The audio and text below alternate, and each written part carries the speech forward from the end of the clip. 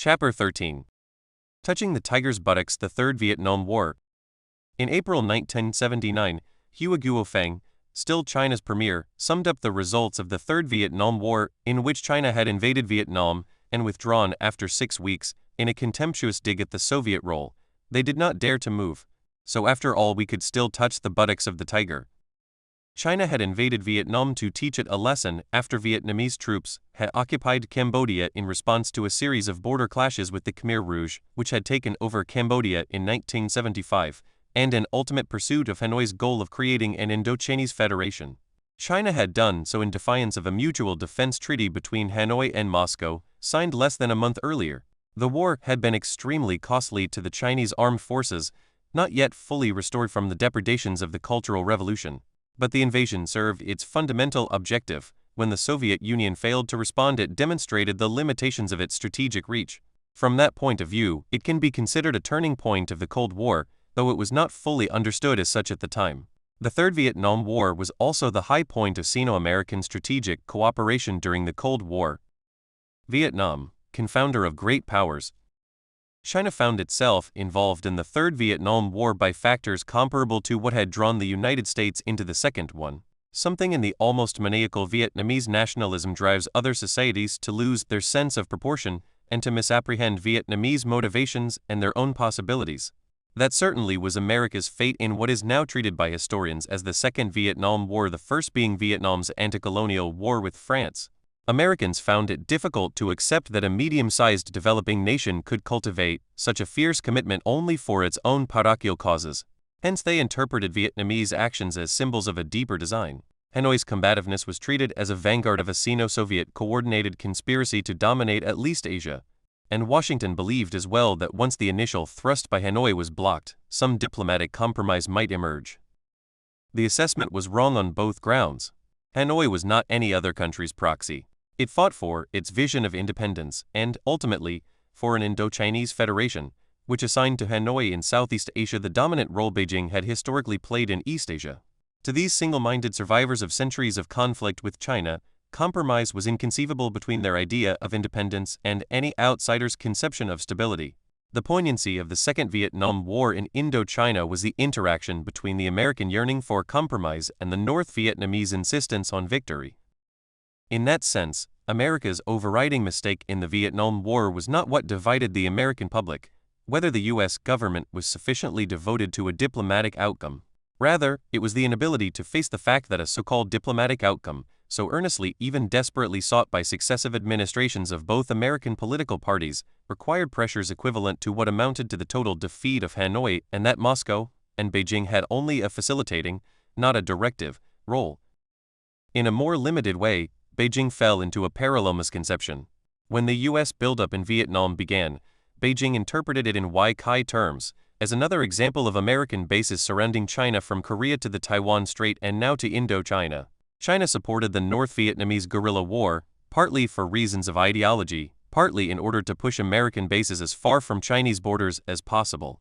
Zhou Enlai told North Vietnamese Prime Minister Pham Van Dong in April 1968 that China supported North Vietnam to prevent the strategic encirclement of China, to which Pham Van Dong gave an equivocal reply, largely because preventing the encirclement of China was not a Vietnamese objective, and Vietnamese objectives were national ones. 2. For a long time, the United States has been half encircling China. Now the Soviet Union is also encircling China.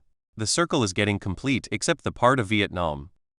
Pham, we are all the more determined to defeat the U.S. imperialists in all of Vietnamese territory. 2. That is why we support you. Pham, that we are victorious will have a positive impact in Asia. Our victory will bring about unforeseeable outcomes. 2. You should think that way. In pursuit of a Chinese strategy from which Pham Van Dong had been careful to stay aloof, China sent over 100,000 non-combat military personnel to support North Vietnamese infrastructure and logistics. The United States opposed North Vietnam as the spearhead of a Soviet-Chinese design. China supported Hanoi to blunt a perceived American thrust to dominate Asia. Both were mistaken. Hanoi fought only for its own national account. And a unified communist-led Vietnam, victorious in its second war in 1975, would turn out to be a far greater strategic threat to China than to the United States. The Vietnamese eyed their northern neighbor with suspicion approaching paranoia.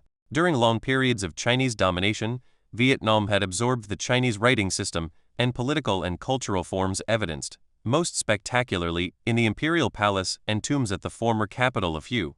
Vietnam had used these Chinese institutions, however, to build a separate state and bolster its own independence. Geography did not allow Vietnam to retreat into isolation as Japan had at a comparable period in its history. From the 2nd century BC through the 10th century, Vietnam was under more or less direct Chinese rule, re-emerging fully as an independent state only with the collapse of the Tang dynasty in the year 907.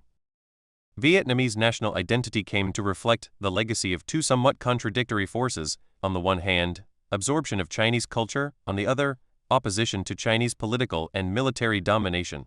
Resistance to China helped produce a passionate pride in Vietnamese independence and a formidable military tradition. Absorption of Chinese culture provided Vietnam with a Chinese-style Confucian elite who possessed something of a regional Middle Kingdom complex of their own vis-à-vis their neighbors. During the Indochina Wars of the 20th century, Hanoi displayed its sense of political and cultural entitlement by availing itself of Lao and Cambodian neutral territory as if by right and, after the war, extending special relationships with the communist movements in each of these countries, amounting to Vietnamese dominance. Vietnam confronted China with an unprecedented psychological and geopolitical challenge. Hanoi's leaders were familiar with Sun Tzu's art of war and employed its principles to significant effect against both France and the United States. Even before the end of the long Vietnam Wars, first with the French seeking to reclaim their colony after World War II, and then with the United States from 1963 to 1975, both Beijing and Hanoi began to realize that the next contest would be between themselves for dominance in Indochina and Southeast Asia. Cultural proximity may account for the relative absence of the sure touch in strategic analysis that usually guided Chinese policy during America's Vietnam War. Ironically, Beijing's long-term strategic interest was probably parallel to Washington's, an outcome in which four Indo-Chinese states North and South Vietnam, Cambodia, and Laos balanced each other. This may explain why Mao, in outlining possible outcomes of the war to Edgar Snow in 1965, listed an outcome preserving South Vietnam as possible and, therefore, presumably acceptable. During my secret trip to Beijing in 1971, Zhu explained China's objectives in Indochina as being neither strategic nor ideological. According to Zhu, Chinese policy in Indochina was based entirely on a historical debt incurred by ancient dynasties. China's leaders probably assumed that America could not be defeated and that the north of a divided Vietnam would come to depend on Chinese support much as North Korea did after the end of the Korean War. As the war evolved, there were several signs that China was preparing itself, albeit reluctantly, for Hanoi's victory. Intelligence noticed Chinese road building in northern Laos that had no relevance to the ongoing conflict with the United States, but would be useful for post-war strategy to balance Hanoi or even a possible conflict over Laos. In 1973, after the Paris Agreement to end the Vietnam War, Zhu and I were negotiating a post-war settlement for Cambodia based on a coalition among Norodom Sihanouk, the exiled former ruler of Cambodia residing in Beijing, the existing Phnom Penh government, and the Khmer Rouge. Its main purpose was to create an obstacle to a takeover of Indochina by Hanoi. The agreement ultimately aborted when the U.S. Congress in effect prohibited any further military role for America in the region, making the American role irrelevant. Hanoi's latent hostility to its then ally was brought home to me on a visit to Hanoi in February 1973 designed to work out the implementation of the Paris Agreement, which had been initialed 2 weeks earlier. Le Duc though took me on a visit to Hanoi's National Museum primarily to show me the sections devoted to Vietnam's historic struggles against China, still formerly an ally of Vietnam. With the fall of Saigon in 1975, the inherent and historic rivalries burst into the open, leading to a victory of geopolitics over ideology. It proved that the United States was not alone in wrongly assessing the significance of the Vietnam War. When the United States had first intervened, China viewed it as a kind of last gasp of imperialism. It had almost routinely cast its lot with Hanoi. It interpreted the American intervention as another step toward the encirclement of China, much as it had viewed the U.S. intervention in Korea a decade earlier. Ironically, from a geopolitical point of view, Beijing's and Washington's long-term interests should have been parallel. Both should have preferred the status quo, which was an Indochina divided among 4 states. Washington resisted Hanoi's domination of Indochina because of the Wilsonian idea of global order, the right of self-determination of existing states, and the notion of a global communist conspiracy. Beijing had the same general objective, but from the geopolitical point of view, because it wanted to avoid the emergence of a Southeast Asia bloc on its southern border. For a while, Beijing seemed to believe that communist ideology would trump a thousand-year history of Vietnamese opposition to Chinese predominance. Or else it did not think it possible that the United States could be brought to total defeat. In the aftermath of the fall of Saigon, Beijing was obliged to face the implications of its own policy, and it recoiled before them. The outcome in Indochina merged with the permanent Chinese fear of encirclement. Preventing an Indochina bloc linked to the Soviet Union became the dominant preoccupation of Chinese foreign policy under Deng, and a link to increased cooperation with the United States. Hanoi, Beijing, Moscow, and Washington were playing a quadripartite game of Wai Kai. Events in Cambodia and in Vietnam would determine who would wind up surrounded and neutralized, Beijing or Hanoi. Beijing's nightmare of encirclement by a hostile power appeared to be coming true. Vietnam alone was formidable enough, but if it realized its aim of an Indo-Chinese federation, it would approach a bloc of 100 million in population and be in a position to bring significant pressure on Thailand and other Southeast Asian states. In this context, the independence of Cambodia as a counterweight to Hanoi became a principal Chinese objective. As early as August 1975, 3 months after the fall of Saigon, Deng Xiaoping told the visiting Khmer Rouge leader Khieu Samphan, "When one superpower, the United States, was compelled to withdraw its forces from Indochina, the other superpower, the Soviet Union, seized the opportunity to extend its evil tentacles to Southeast Asia. In an attempt to carry out expansion there, Cambodia and China," Deng said, "both face the task of combating imperialism and hegemonies.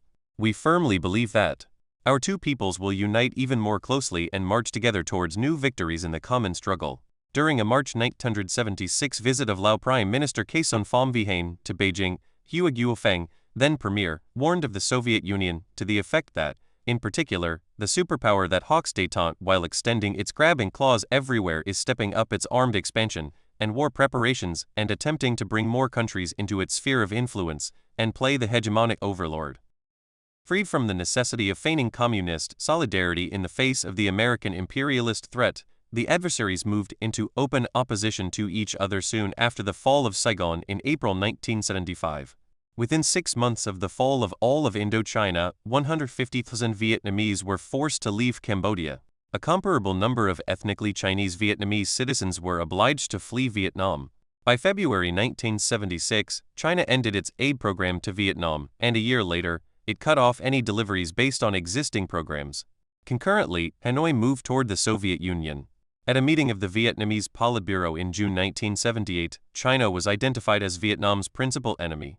The same month, Vietnam joined Comecon, the Soviet-led trade bloc. In November 1978, the Soviet Union and Vietnam signed the Treaty of Friendship and Cooperation, which contained military clauses.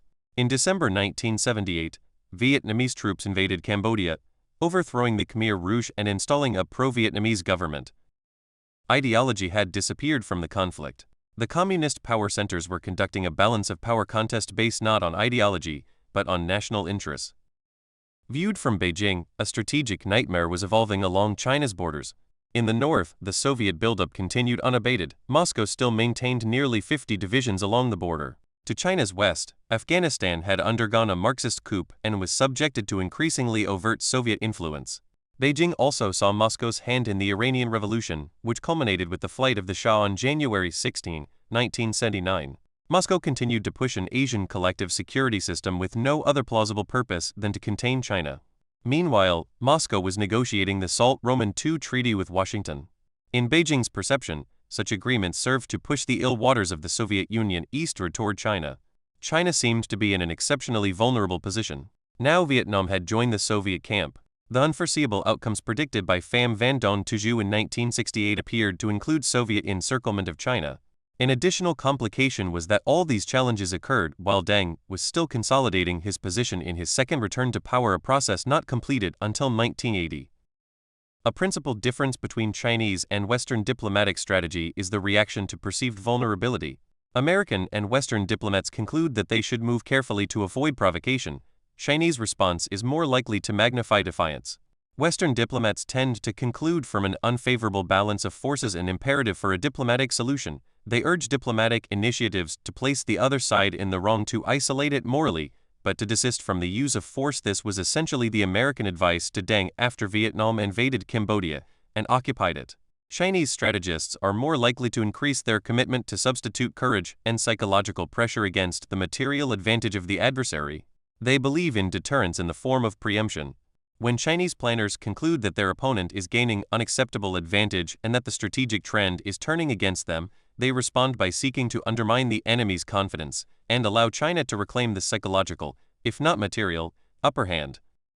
Faced with a threat on all fronts, Deng decided to go on the diplomatic and strategic offensive.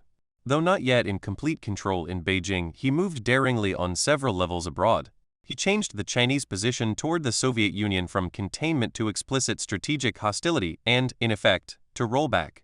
China would no longer confine itself to advising the United States on how to contain the Soviet Union. It would now play an active role in constructing an anti-Soviet and anti-Vietnam coalition, especially in Asia. It would put the pieces in place for a possible showdown with Hanoi. Deng's foreign policy dialogue with America and normalization. When Deng returned from his second exile in 1977, he reversed Mao's domestic policy, but left Mao's foreign policy largely in place. This was because both shared strong national feelings and had parallel views of the Chinese national interest. It was also because foreign policy had set more absolute limits to Mao's revolutionary impulses than domestic policy. There was, however, a significant difference in style between Mao's criticism and Deng's. Mao had questioned the strategic intentions of America's Soviet policy. Deng assumed an identity of strategic interests and concentrated on achieving a parallel implementation. Mao dealt with the Soviet Union as a kind of abstract strategic threat whose menace was no more applicable to China than to the rest of the world. Deng recognized the special danger to China, especially an immediate threat at China's southern border compounding a latent threat in the north. Dialogue, therefore, took on a more operational character. Mao acted like a frustrated teacher, Deng as a demanding partner. In the face of actual peril, Deng ended the ambivalence about the American relationship of Mao's last year. There was no longer any Chinese nostalgia for opportunities on behalf of world revolution. Deng, in all conversations after his return, argued that, in resisting the thrust of Soviet policy toward Europe, China and Japan needed to be brought into a global design. However close the consultation had become between China and the United States, the anomaly continued that America still formally recognized Taiwan as the legitimate government of China and Taipei as the capital of China. China's adversaries along its northern and southern borders might misconstrue the absence of recognition as an opportunity. Normalization of relations moved to the top of the Sino-American agenda as Jimmy Carter took office. The first visit to Beijing of the new Secretary of State, Cyrus Vance, in August 1977 did not turn out well. "I left Washington," he wrote in his memoirs, "believing it would be unwise to take on an issue as politically controversial as normalization with China until the Panama issue, referring to the ratification of the Panama Canal Treaty turning over operation of the canal, was out of the way, unless, and I did not expect it to happen, the Chinese were to accept our proposal across the board. For political reasons, I intended to represent a maximum position to the Chinese on the Taiwan issue. Accordingly, I did not expect the Chinese to accept our proposal, but I felt it wise to make it, even though we might eventually have to abandon it." The American proposal on Taiwan contained a series of ideas involving retention of some limited American diplomatic presence on Taiwan that had been put forward and rejected during the Ford administration. The proposals were rejected again by Deng, who called them a step backward. A year later, the internal American debate ended when President Carter decided to assign high priority to the relationship with China. Soviet pressures in Africa and the Middle East convinced the new president to opt for rapid normalization with China, by what amounted to the quest for a de facto strategic alliance with China. On May 17, 1978, Carter sent his national security advisor, Zbigniew Brzezinski, to Beijing with these instructions. "You should stress that I see the Soviet Union as essentially in a competitive relationship with the United States, though there are also some cooperative aspects. To state it most succinctly, my concern is that the combination of increasing Soviet military power and political short-sightedness, fed by big power ambitions, might tempt the Soviet Union both to exploit local turbulence, especially in the Third World, and to intimidate our friends in order to seek political advantage and eventually even political preponderance." Brzezinski was also authorized to reaffirm the 5 principles enunciated by Nixon to Xu in 1972. Long a strong advocate of strategic cooperation with China, Brzezinski carried out his instructions with enthusiasm and skill. When he visited Beijing in May 1978 in pursuit of normalizing relations, Brzezinski found a receptive audience. Deng was eager to proceed with normalization to enlist Washington more firmly in a coalition to oppose, by means of what he called real, solid, down-to-earth work, Soviet advances in every corner of the globe. The Chinese leaders were deeply aware of the strategic dangers surrounding them, but they presented their analysis less as a national concern than as a broader view of global conditions. Turmoil under heaven, the horizontal line, the three worlds, all represented general theories of international relations, not distinct national perceptions. Foreign Minister Huang Hua's analysis of the international situation displayed a remarkable self-confidence. Rather than appearing as a supplicant in what was, after all, a very difficult situation for China, Huang struck the attitude of a Confucian teacher, lecturing on how to conduct a comprehensive foreign policy. He opened with a general assessment of the contradictions between the two superpowers, the futility of negotiations with the Soviet Union, and the inevitability of a world war. The Soviet Union is the most dangerous source of war. Your Excellency has mentioned that the Soviet Union is confronted with many difficulties. That is true. To strive for world hegemony is the fixed strategic goal of Soviet socialist imperialism. Although it may suffer a lot of setbacks, it will never give up its ambition. Huang raised concerns that also bothered American students of strategy, especially those which tried to relate nuclear weapons to traditional ways of thinking about strategy. Reliance on nuclear weapons would open up a gap between deterrent threats and the willingness to implement them. As for the argument that the Soviet Union would not dare to use conventional arms for fear of nuclear attack from the West, this is only wishful thinking. To base a strategic stance on this thinking is not only dangerous, but also unreliable. In the Middle East, the flank of Europe and a source of energy in a future war, the United States had failed to check Soviet advances. It had issued a joint statement on the Middle East with the Soviet Union inviting regional states to a conference to explore the prospect of a comprehensive Palestinian settlement, thus opening the door wide for the Soviet Union to further infiltrate the Middle East. Washington had left President Anwar Sadat of Egypt, whose bold action had created a situation unfavorable to the Soviet Union, in a dangerous position, and allowed the Soviet Union to seize the chance to raise serious division among the Arab countries. Huang summed up the situation by invoking an old Chinese proverb: appeasement of Moscow, he said, was like giving wings to a tiger to strengthen it. But a policy of coordinated pressure would prevail, since the Soviet Union was only outwardly strong but inwardly weak. It bullies the weak and fears the strong. All this was to supply the context for Indochina. Huang addressed the problem of regional hegemony. America, of course, had trod this path a good 10 years earlier. Vietnam aimed to dominate Cambodia and Laos and establish an Indo-Chinese Federation, and behind that there lies the Soviet Union.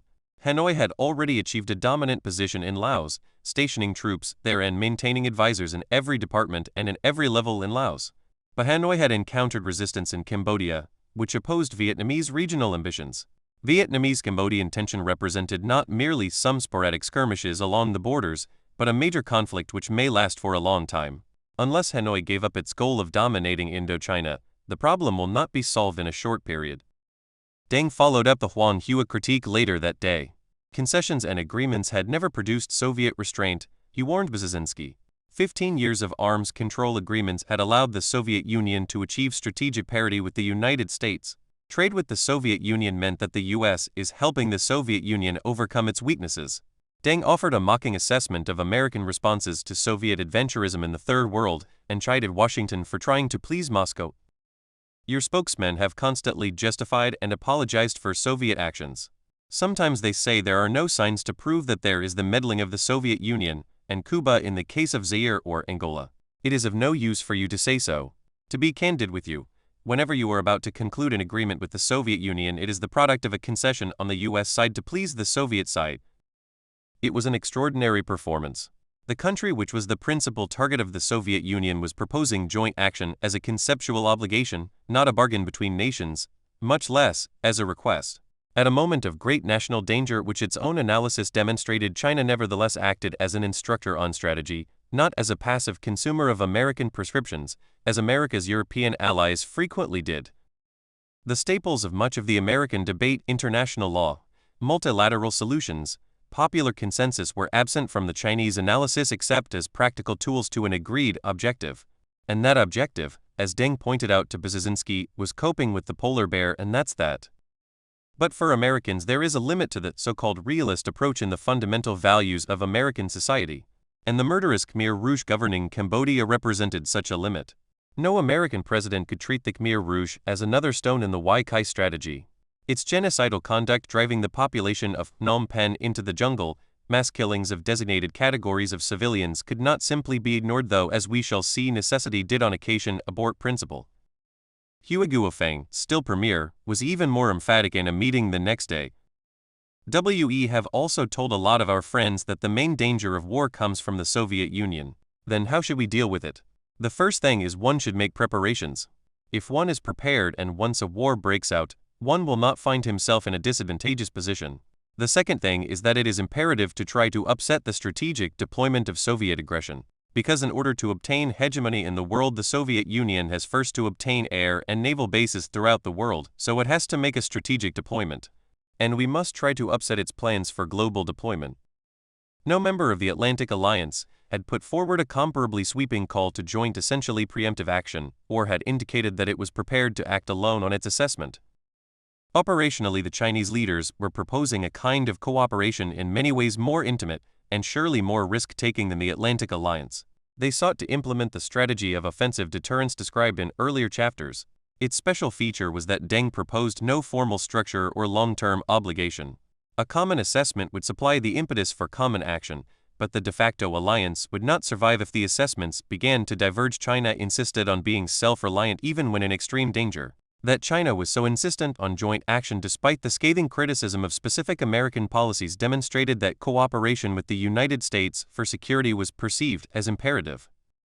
Normalization emerged as a first step toward a common global policy. From the time of the secret visit in July 1971, the Chinese conditions for normalization had been explicit and unchanging: withdrawal of all American forces from Taiwan, ending the defense treaty with Taiwan, and establishing diplomatic relations with China exclusively with the government in Beijing. It had been part of the Chinese position in the Shanghai Communique. Two presidents, Richard Nixon and Gerald Ford, had agreed to these conditions. Nixon had indicated he would realize them in his second term. Both Nixon and Ford had emphasized America's concern for a peaceful solution to the issue, including continuation of some security assistance for Taiwan. They had not been able to fulfill these promises because of the impact of Watergate. In an unusual act of nonpartisan foreign policy, President Carter early in his term reaffirmed all the undertakings regarding Taiwan that Nixon had made to Xi in February 1972. In 1978, he put forward a specific formula for normalization to enable both sides to maintain their established principles, reaffirmation of the principles accepted by Nixon and Ford, an American statement stressing the country's commitment to peaceful change, Chinese acquiescence to some American arms sales to Taiwan. Carter advanced these ideas personally in a conversation with the Chinese ambassador, Chai Zemin, in which he threatened that, in the absence of American arms sales, Taiwan would be obliged to resort to developing nuclear weapons, as if the United States had no influence over Taiwan's plans or actions. In the end, normalization came about when Carter supplied a deadline by inviting Deng to visit Washington. Deng agreed with unspecified arms sales to Taiwan and did not contradict an American declaration that Washington expected the ultimate solution of the Taiwan issue to be peaceful, even though China had established an extended record that it would undertake no formal obligation to that effect. Beijing's position remained, as Deng had stressed to Brzezinski, that the liberation of Taiwan is an internal affair of China in which no foreign country has the right to interfere. Normalization meant that the American embassy would move from Taipei to Beijing.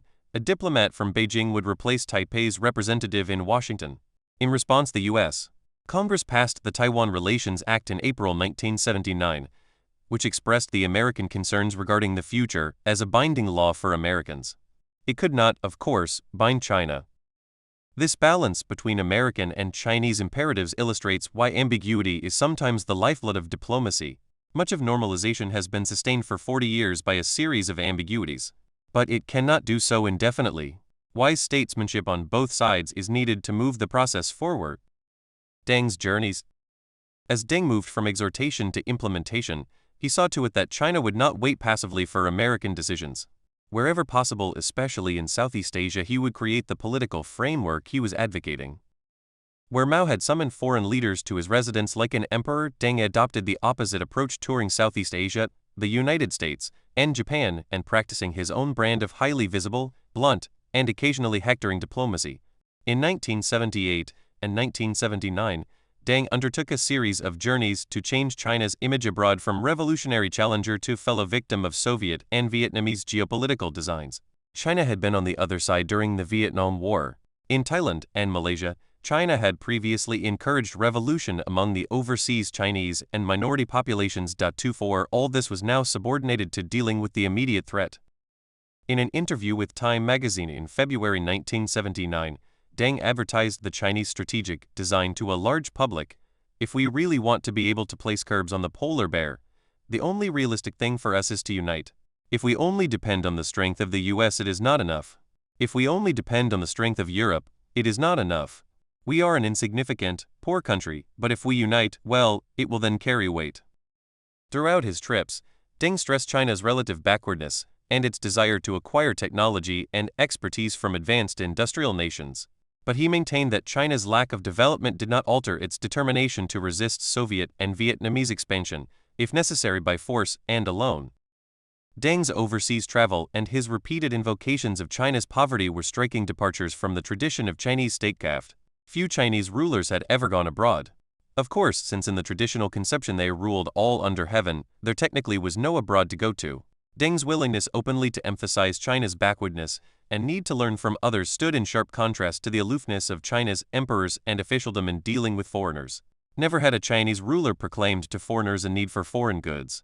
The King Court had accepted foreign innovations in limited doses, for example, in its welcoming attitude to Jesuit astronomers and mathematicians, but had always insisted that foreign trade was an expression of Chinese goodwill, not a necessity for China. Mao, too, had stressed self-reliance, even at the price of impoverishment and isolation.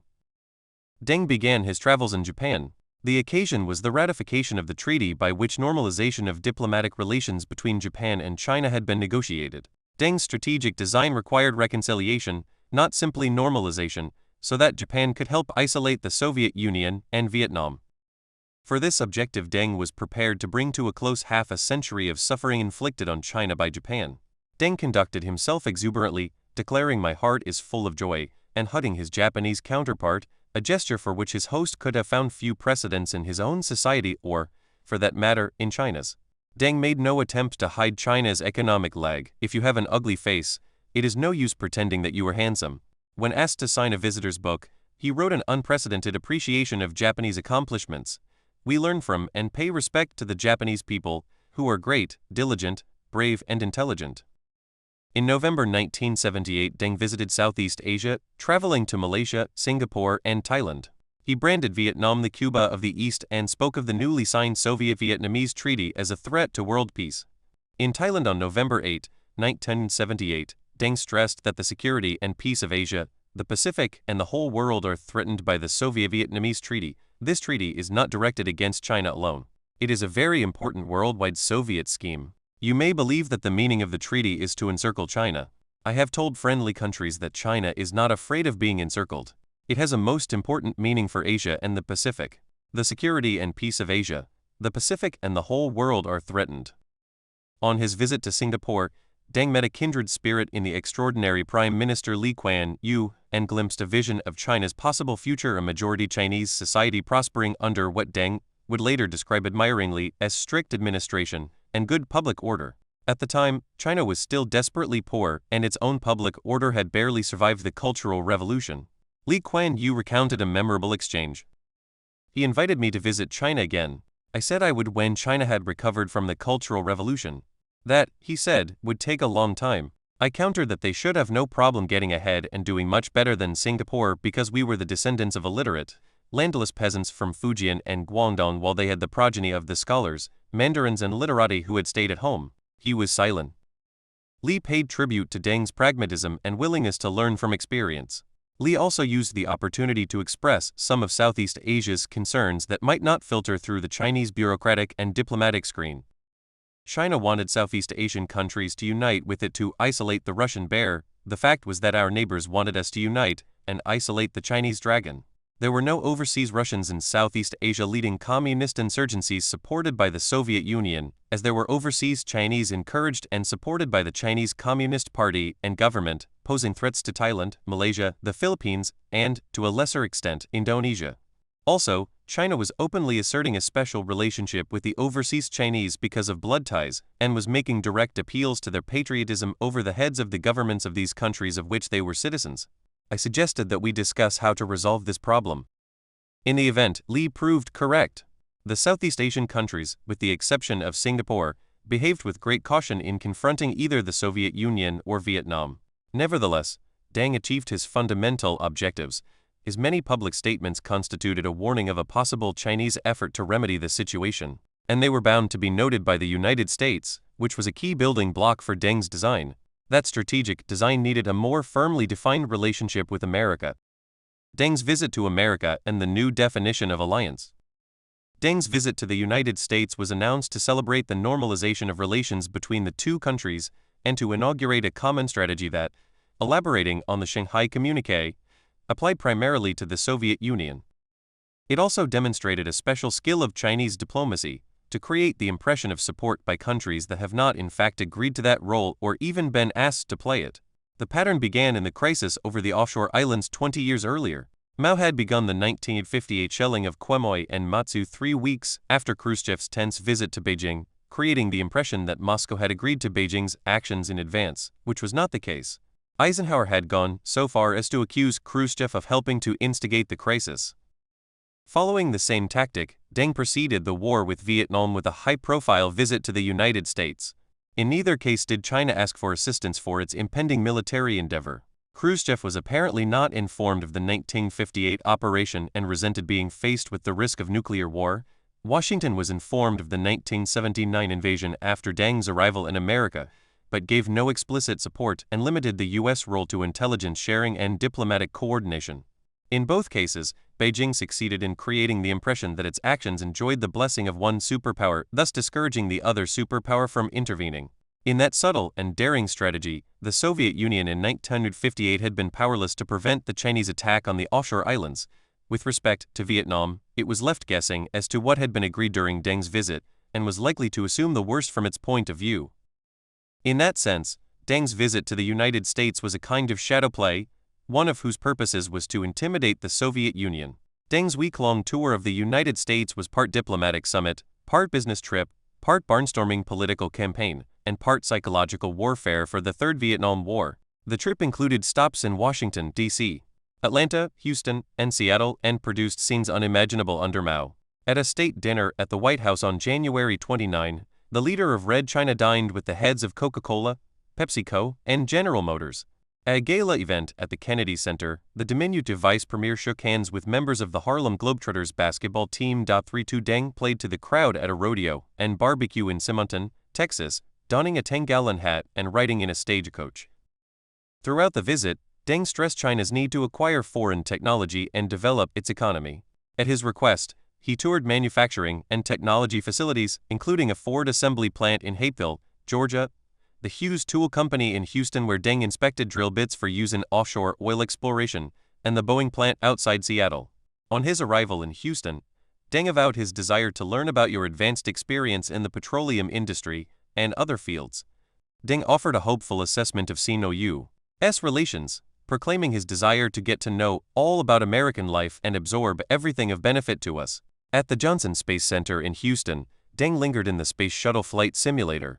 One news report captured the scene.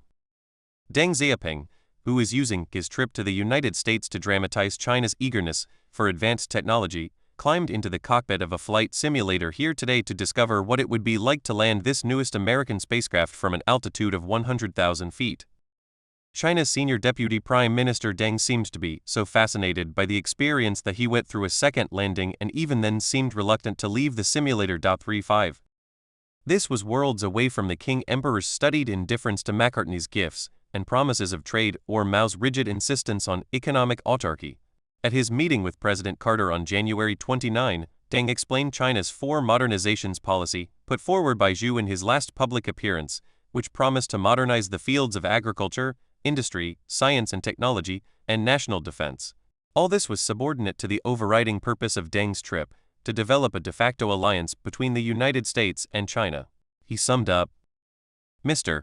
President, you asked for a sketch of our strategy. To realize our four modernizations, we need a prolonged period of a peaceful environment. But even now we believe the Soviet Union will launch a war. But if we act well and properly, it is possible to postpone it. China hopes to postpone a war for 22 years. Under such a premise, we are not recommending the establishment of a formal alliance, but each should act on the basis of our standpoint and coordinate our activities and adopt necessary measures. This aim could be attained. If our efforts are to no avail, then the situation will become more and more empty. To act as allies without forming an alliance was pushing realism to extremes. If all leaders were competent strategists and thought deeply and systematically about strategy, they would all come to the same conclusions. Alliances would be unnecessary. The logic of their analysis would impel parallel directions. But differences of history and geography apart, even similarly situated leaders do not necessarily come to identical conclusions, especially under stress. Analysis depends on interpretation. Judgments differ as to what constitutes a fact, even more about its significance.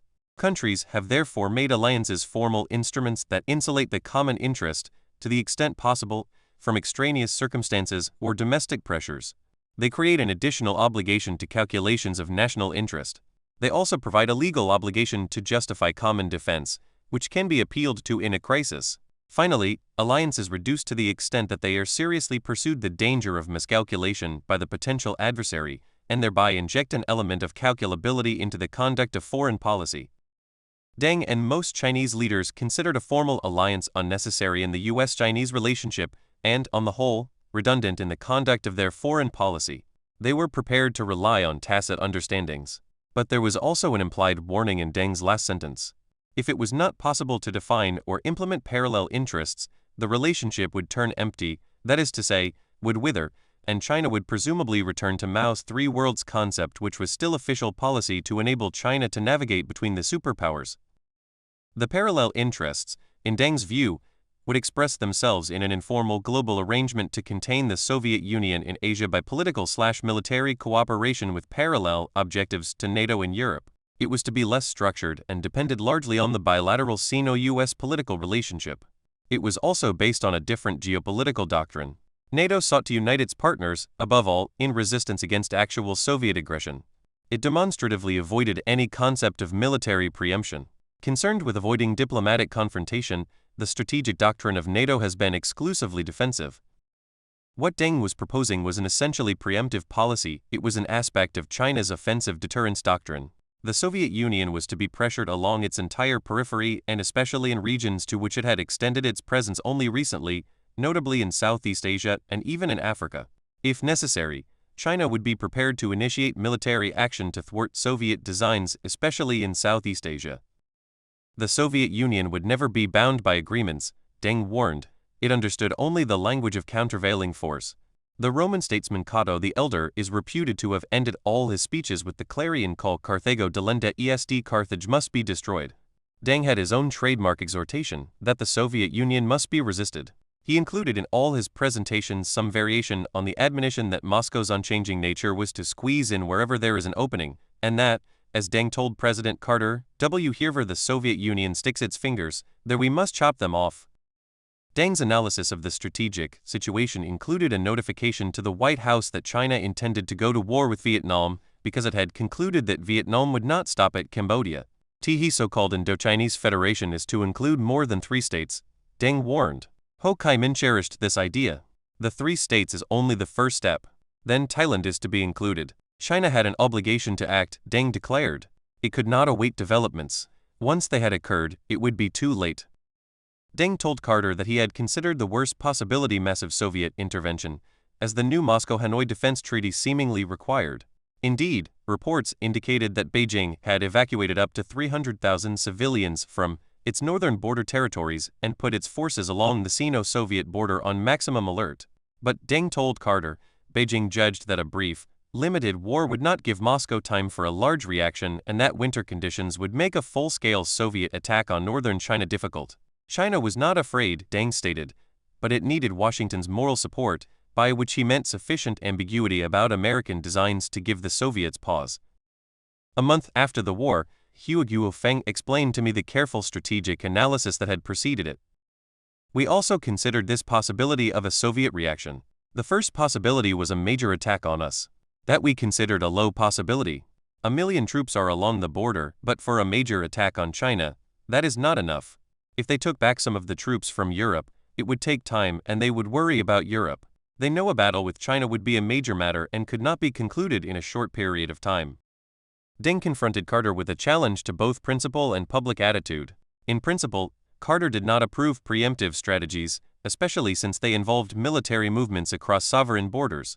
At the same time, he took seriously, even when he did not fully share, National Security Advisor Zbigniew Brzezinski's view of the strategic implications of the Vietnamese occupation of Cambodia, which was parallel to Deng's. Carter resolved his dilemma by invoking principle but leaving scope for adjustment to circumstance. Mild disapproval shaded into vague, tacit endorsement. He called attention to the favorable moral position that Beijing would forfeit by attacking Vietnam. China, now widely considered a peaceful country, would run the risk of being accused of aggression. This is a serious issue. Not only do you face a military threat from the north, but also a change in international attitude. China is now seen as a peaceful country that is against aggression. The ASEAN countries, as well as the UN, have condemned the Soviet Union, Vietnam, and Cuba. I do not need to know the punitive action being contemplated, but it could result in escalation of violence and a change in the world posture from being against Vietnam to partial support for Vietnam. It would be difficult for us to encourage violence. We can give you intelligence briefings. We know of no recent movements of Soviet troops towards your borders. I have no other answer for you. We have joined in the condemnation of Vietnam, but invasion of Vietnam would be a very serious destabilizing action. To refuse to endorse violence but to offer intelligence about Soviet troop movements was to give a new dimension to ambivalence. It might mean that Carter did not share Deng's view of an underlying Soviet threat. Or, by reducing Chinese fears of a possible Soviet reaction, it might be construed as an encouragement to invasion. The next day, Carter and Deng met alone, and Carter handed Deng a note as yet unpublished summarizing the American position. According to Brzezinski, the president himself drafted by hand a letter to Deng, moderate in tone and sober in content, stressing the importance of restraint and summarizing the likely adverse international consequences. I felt that this was the right approach, for we could not collude formally with the Chinese in sponsoring what was tantamount to overt military aggression. Informal collusion was another matter. According to a memorandum recounting the private conversation, at which only an interpreter was present, Deng insisted that strategic analysis overrode Carter's invocation of world opinion. Above all, China must not be thought of as pliable. China must still teach Vietnam a lesson. The Soviet Union can use Cuba, Vietnam, and then Afghanistan will evolve into a proxy for the Soviet Union. The PRC is approaching this issue from a position of strength. The action will be very limited. If Vietnam thought the PRC soft, the situation will get worse. Deng left the United States on February 4, 1979. On his return trip from the United States, he completed placing the last Weikai piece on the board. He stopped off in Tokyo for the second time in 6 months, to assure himself of Japanese support for the imminent military action and to isolate the Soviet Union further. To Prime Minister Masayoshi Ohira, Deng reiterated China's position that Vietnam had to be punished for its invasion of Cambodia, and he pledged to uphold the long-term prospects of international peace and stability.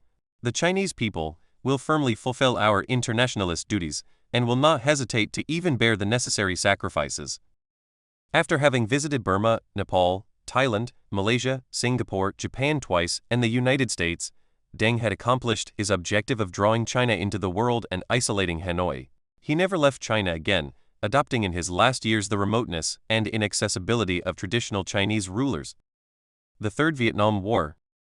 On February 17, China mounted a multi-pronged invasion of northern Vietnam from southern China's Guangxi and Yunnan provinces. The size of the Chinese force reflected the importance China attached to the operation. It has been estimated to have numbered more than 200,000 and perhaps as many as 400,000 PLA soldiers. One historian has concluded that the invasion force, which included regular ground forces, militia, and naval and air force units, was similar in scale to the assault with which China made such an impact on its entry into the Korean War in November 1950.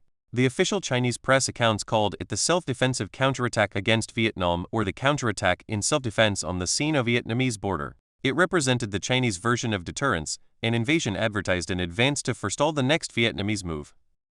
The target of China's military was a fellow communist country, recent ally, and longtime beneficiary of Chinese economic and military support. The goal was to preserve the strategic equilibrium in Asia, as China saw it. Further, China undertook the campaign with the moral support, diplomatic backing, and intelligence cooperation of the United States, the same imperialist power that Beijing had helped eject from Indochina 5 years earlier. The stated Chinese war aim was to put a restraint on the wild ambitions of the Vietnamese and to give them an appropriate limited lesson. Appropriate meant to inflict sufficient damage to affect Vietnamese options and calculations for the future. Limited implied that it would be ended before outside intervention or other factors drove it out of control. It was also a direct challenge to the Soviet Union. Deng's prediction that the Soviet Union would not attack China was borne out. The day after China launched its invasion, the Soviet government released a lukewarm statement that, while condemning China's criminal attack, emphasized that the heroic Vietnamese people is capable of standing up for itself this time again. The Soviet military response was limited to sending a naval task force to the South China Sea, undertaking a limited arms airlift to Hanoi, and stepping up air patrols along the Sino-Soviet border. The airlift was constrained by geography but also by internal hesitations. In the end, the Soviet Union gave as much support in 1979 to its new ally, Vietnam, as it had extended 20 years earlier to its then ally, China, in the Taiwan Strait crises. In neither case would the Soviet Union run any risks of a wider war. Shortly after the war, Hua Guofeng summed up the outcome in a pithy phrase contemptuous of Soviet leaders. As for threatening us, they did that by maneuvers near the border, sending ships to the South China Sea. But they did not dare to move. So after all, we could still touch the buttocks of the tiger. Deng sarcastically rejected American advice to be careful. During a late February 1979 visit of Treasury Secretary Michael Blumenthal to Beijing, Blumenthal called for Chinese troops to withdraw from Vietnam as quickly as possible because Beijing ran risks that were unwarranted. Deng demurred. Speaking to American reporters just before his meeting with Blumenthal, Deng displayed his disdain for equivocation, mocking some people who were afraid of offending the Cuba of the Orient. As in the Sino-Indian War, China executed a limited punitive strike followed immediately by a retreat. It was over in 29 days. Shortly after the PLA captured and reportedly laid waste to the capitals of the 3 Vietnamese provinces along the border, Beijing announced that Chinese forces would withdraw from Vietnam, save for several disputed pieces of territory. Beijing made no attempt to overthrow the Hanoi government or to enter Cambodia in any overt capacity.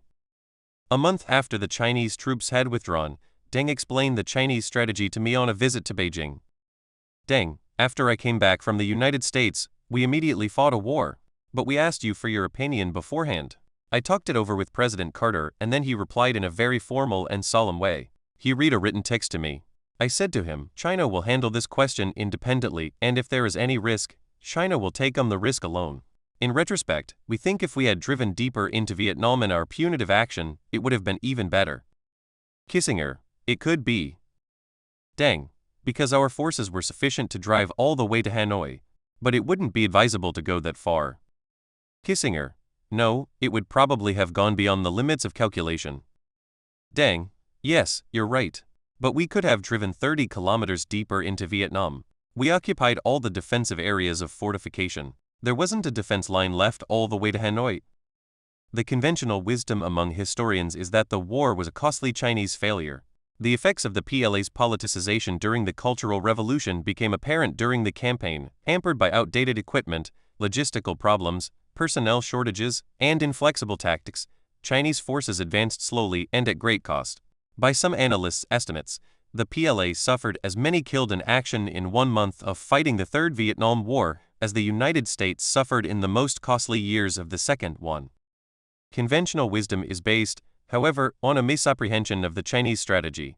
Whatever the shortcomings of its execution, the Chinese campaign reflected a serious long-term strategic analysis. In the Chinese leadership's explanations to their American counterparts, they described the consolidation of Soviet-backed Vietnamese power in Indochina as a crucial step in the Soviet Union's worldwide strategic deployment. The Soviet Union had already concentrated troops in Eastern Europe and along China's northern border. Now, the Chinese leaders warned Moscow was beginning to get bases in Indochina, Africa, and the Middle East. If it consolidated its position in these areas, it would control vital energy resources and be able to block key sea lanes, most notably the Malacca Strait connecting the Pacific Ocean and the Indian Ocean. This would give Moscow the strategic initiative in any future conflict. In a broader sense, the war resulted from Beijing's analysis of Sun Tzu's concept of the trend and potential energy of the strategic landscape.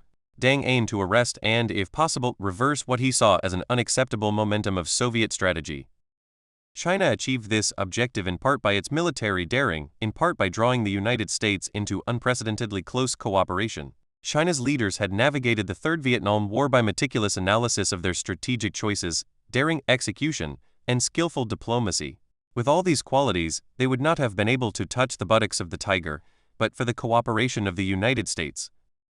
The Third Vietnam War ushered in the closest collaboration between China and the United States for the period of the Cold War. 2 trips to China by American emissaries established an extraordinary degree of joint action.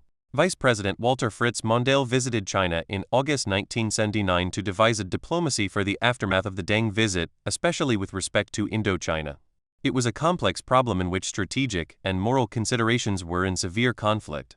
The United States and China agreed that it was in each country's national interest to prevent the emergence of an Indochinese federation under Hanoi's control. But the only part of Indochina that was still contested was Cambodia, which had been governed by the execrable Pol Pot, who had murdered millions of his compatriots. The Khmer Rouge constituted the best organized element of Cambodia's anti-Vietnam resistance. Carter and Mondale took a long and dedicated record of devotion to human rights into government. Indeed, they had, in their presidential campaign, attacked Ford on the ground of insufficient attention to the issue of human rights. Deng had first raised the issue of aid to the Cambodian guerrilla resistance against the Vietnamese invaders during the private conversation with Carter about the invasion of Vietnam. According to the official report, the president asked if the Thais could accept and relay it to the Cambodians. Deng said yes, and that he has in mind light weapons. The Thais are now sending a senior officer to the Thai-Cambodian border to keep communications more secure. 56. The de facto cooperation between Washington and Beijing on aid to Cambodia through Thailand had the practical effect of indirectly assisting the remnants of the Khmer Rouge. American officials were careful to stress to Beijing that the United States cannot support Pol Pot and welcomed China's assurances that Pol Pot no longer exercised full control over the Khmer Rouge. This sop to conscience did not change the reality that Washington provided material and diplomatic support to the Cambodian resistance in a manner that the administration must have known would benefit the Khmer Rouge. Carter's successors in Ronald Reagan's administration followed the same strategy. America's leaders undoubtedly expected that if the Cambodian resistance prevailed, they or their successors would oppose the Khmer Rouge element of it in the aftermath, which is what in effect happened after the Vietnamese withdrawal over a decade later. American ideals had encountered the imperatives of geopolitical reality. It was not cynicism, even less hypocrisy, that forged this attitude. The Carter administration had to choose between strategic necessities and moral conviction. They decided that for their moral convictions to be implemented, ultimately they needed first to prevail in the geopolitical struggle. The American leaders faced the dilemma of statesmanship. Leaders cannot choose the options history affords them, even less that they be unambiguous. The visit of Secretary of Defense Harold Brown marked a further step toward Sino-American cooperation unimaginable only a few years earlier. Deng welcomed him. "Your coming here itself is of major significance," he noted to Brown, "because you are the Secretary of Defense." A few veterans of the Ford administration understood this hint about the invitation to Secretary Schlesinger, aborted when Ford dismissed him. The main agenda was to define the United States' military relationship with China. The Carter administration had come to the conclusion that an increase in China's technological and military capacity was important for global equilibrium and American national security. Washington had drawn a distinction between the Soviet Union and China, Secretary Brown explained, and was willing to transfer some military technology to China that it would not make available to the Soviets. 58 Further, the United States was willing to sell military equipment to China such as surveillance equipment and vehicles, though not arms. It would not, moreover, interfere in decisions by NATO allies to sell arms to China. As President Carter explained in his instructions to Brzezinski, the United States does not object to the more forthcoming attitude which our allies are adopting in regard to trade with China in technology-sensitive areas. We have an interest in a strong and secure China, and we recognize and respect this interest. In the end, China was not able to rescue the Khmer Rouge or force Hanoi to withdraw its troops from Cambodia for another decade. Perhaps recognizing this, Beijing framed its war aims in much more limited terms. However, Beijing did impose heavy costs on Vietnam. Chinese diplomacy in Southeast Asia before, during, and after the war worked with great determination and skill to isolate Hanoi. China maintained a heavy military presence along the border, retained several disputed pieces of territory, and continued to hold out the threat of a second lesson to Hanoi. For years afterward, Vietnam was forced to support considerable forces on its northern border to defend against another possible Chinese attack. as Deng had told Mondale in August 1979. For a country of that size to keep a standing force of more than 1 million, where will you find enough workforce? A standing force of 1 million needs a lot of logistical support. Now they depend on the Soviet Union. Some estimates say they are getting $2 million a day from the Soviet Union. Some estimates say $2.5 million. It will increase difficulties, and this burden on the Soviet Union will grow heavier and heavier. Things will become more difficult. In time, the Vietnamese will come to realize that not all their requests to the Soviet Union can be met. In those circumstances, perhaps a new situation will emerge. That situation did, in fact, occur over a decade later when the collapse of the Soviet Union and of Soviet financial support brought about a retrenchment in Vietnamese deployment in Cambodia. Ultimately, over a time period more difficult to sustain for democratic societies, China achieved a considerable part of its strategic objectives in Southeast Asia. Deng achieved sufficient maneuvering room to meet his objective of thwarting Soviet domination of Southeast Asia and the Malacca Strait. The Carter administration performed a tightrope act that maintained an option toward the Soviet Union via negotiations over the limitations of strategic arms while basing its Asian policy on the recognition that Moscow remained the principal strategic adversary. The ultimate loser in the conflict was the Soviet Union, whose global ambitions had caused alarm around the world. A Soviet ally had been attacked by the Soviet Union's most vocal and strategically most explicit adversary, which was openly agitating for a containment alliance against Moscow, all this within a month of the conclusion of the Soviet-Vietnamese alliance. In retrospect, Moscow's relative passivity in the Third Vietnam War can be seen as the first symptom of the decline of the Soviet Union. One wonders whether the Soviets' decision a year later to intervene in Afghanistan was prompted in part by an attempt to compensate for their ineffectuality in supporting Vietnam against the Chinese attack. In either case, the Soviets' miscalculation in both situations was in not realizing the extent to which the correlation of global forces had shifted against them. The Third Vietnam War may thus be counted as another example in which Chinese statesmen succeeded in achieving long-term, big-picture strategic objectives without the benefit of a military establishment comparable to that of their adversaries. Though providing breathing space for the remnants of the Khmer Rouge can hardly be counted as a moral victory, China achieved its larger geopolitical aims vis-à-vis the Soviet Union and Vietnam, both of whose militaries were better trained and equipped than China's. Equanimity in the face of materially superior forces has been deeply ingrained in Chinese strategic thinking, as is apparent from the parallels with China's decision to intervene in the Korean War. Both Chinese decisions were directed against what Beijing perceived to be a gathering danger: a hostile powers consolidation of bases at multiple points along the Chinese periphery. In both cases, Beijing believed that if the hostile power were allowed to complete its design, China would be encircled and thus remain in a permanent state of vulnerability. The adversary would be in a position to launch a war at a time of its choosing, and knowledge of this advantage would allow it to act, as Hua Guofeng told President Carter when they met in Tokyo, without scruples. 62 Therefore, a seemingly regional issue in the first case, the American rebuff of North Korea, in the second case, Vietnam's occupation of Cambodia, was treated as the focus of the struggles in the world, as Xu described Korea.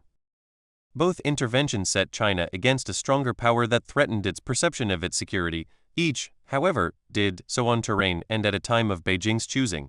As Vice Premier Zhang Bao later told Brzezinski, the Soviet Union's support for Vietnam is a component of its global strategy. It is directed not just at Thailand, but at Malaysia, Singapore, Indonesia, and the Straits of Malacca. If they succeeded, it would be a fatal blow to ASEAN and would also interdict the lines of communications for Japan and the United States. We are committed to do something about this. We may have no capability to cope with the Soviet Union, but we have the capability to cope with Vietnam. These were not elegant affairs. China threw troops into immensely costly battles and sustained casualties on a scale that would have been unacceptable in the Western world. In the Sino-Vietnam War, the PLA seems to have pursued its task with many shortcomings, significantly increasing the scale of Chinese losses. But both interventions achieved noteworthy strategic goals. At two key moments in the Cold War, Beijing applied its doctrine of offensive deterrence successfully. In Vietnam, China succeeded in exposing the limits of the Soviet defense commitment to Hanoi and, more important, of its overall strategic reach. China was willing to risk war with the Soviet Union to prove that it refused to be intimidated by the Soviet presence on its southern flank. Singapore's Prime Minister Lee Kuan Yew has summed up the ultimate result of the war. The Western press wrote off the Chinese punitive action as a failure. I believe it changed the history of East Asia. Chapter 14. Reagan and the Advent of Normalcy.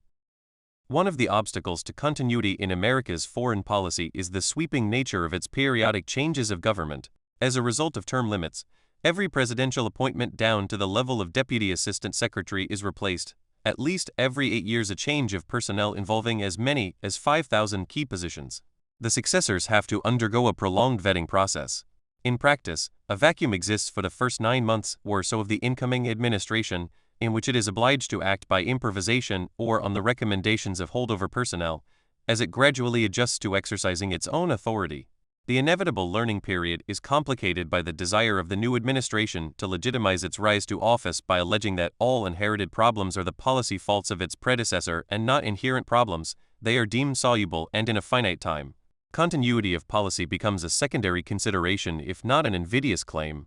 Since new presidents have just won an election campaign, they may also overestimate the range of flexibility that objective circumstances permit or rely excessively on their persuasive power. For countries relying on American policy, the perpetual psychodrama of democratic transitions is a constant invitation to hedge their bets. These tendencies were a special challenge to the relationship with China. As these pages show, the early years of rapprochement between the United States and the People's Republic of China involved a period of mutual discovery, but later decades depended importantly on the two countries' ability to develop parallel assessments of the international situation. Harmonizing intangibles becomes especially difficult when leadership is in constant flux, and both China and the United States witnessed dramatic leadership changes in the decade of the 1970s. The Chinese transitions have been described in earlier chapters. In the United States, the president who opened relations with China resigned 18 months later, but the key foreign policy remained in place. The Carter administration represented the first change in political parties for the Chinese leadership. They had observed statements by Carter as a candidate promising a transformation of American foreign policy to embrace a new openness and emphasis on human rights. He had said little about China. There was some concern in Beijing whether Carter would maintain the anti-hegemony dimension of the established relationship. As it turned out, Carter and his top advisors reaffirmed the basic principles of the relationship, including those with respect to Taiwan personally affirmed by Nixon during his visit to Beijing. At the same time, the advent of Deng and the collapse of the Gang of Four gave the dialogue between China and the United States a new pragmatic dimension. The most intense strategic dialogue between the United States and China had barely been established when another change of administrations brought in a new Republican president with a landslide win. For China, the new president was an unsettling prospect. Ronald Reagan was difficult to analyze even for China's meticulous researchers.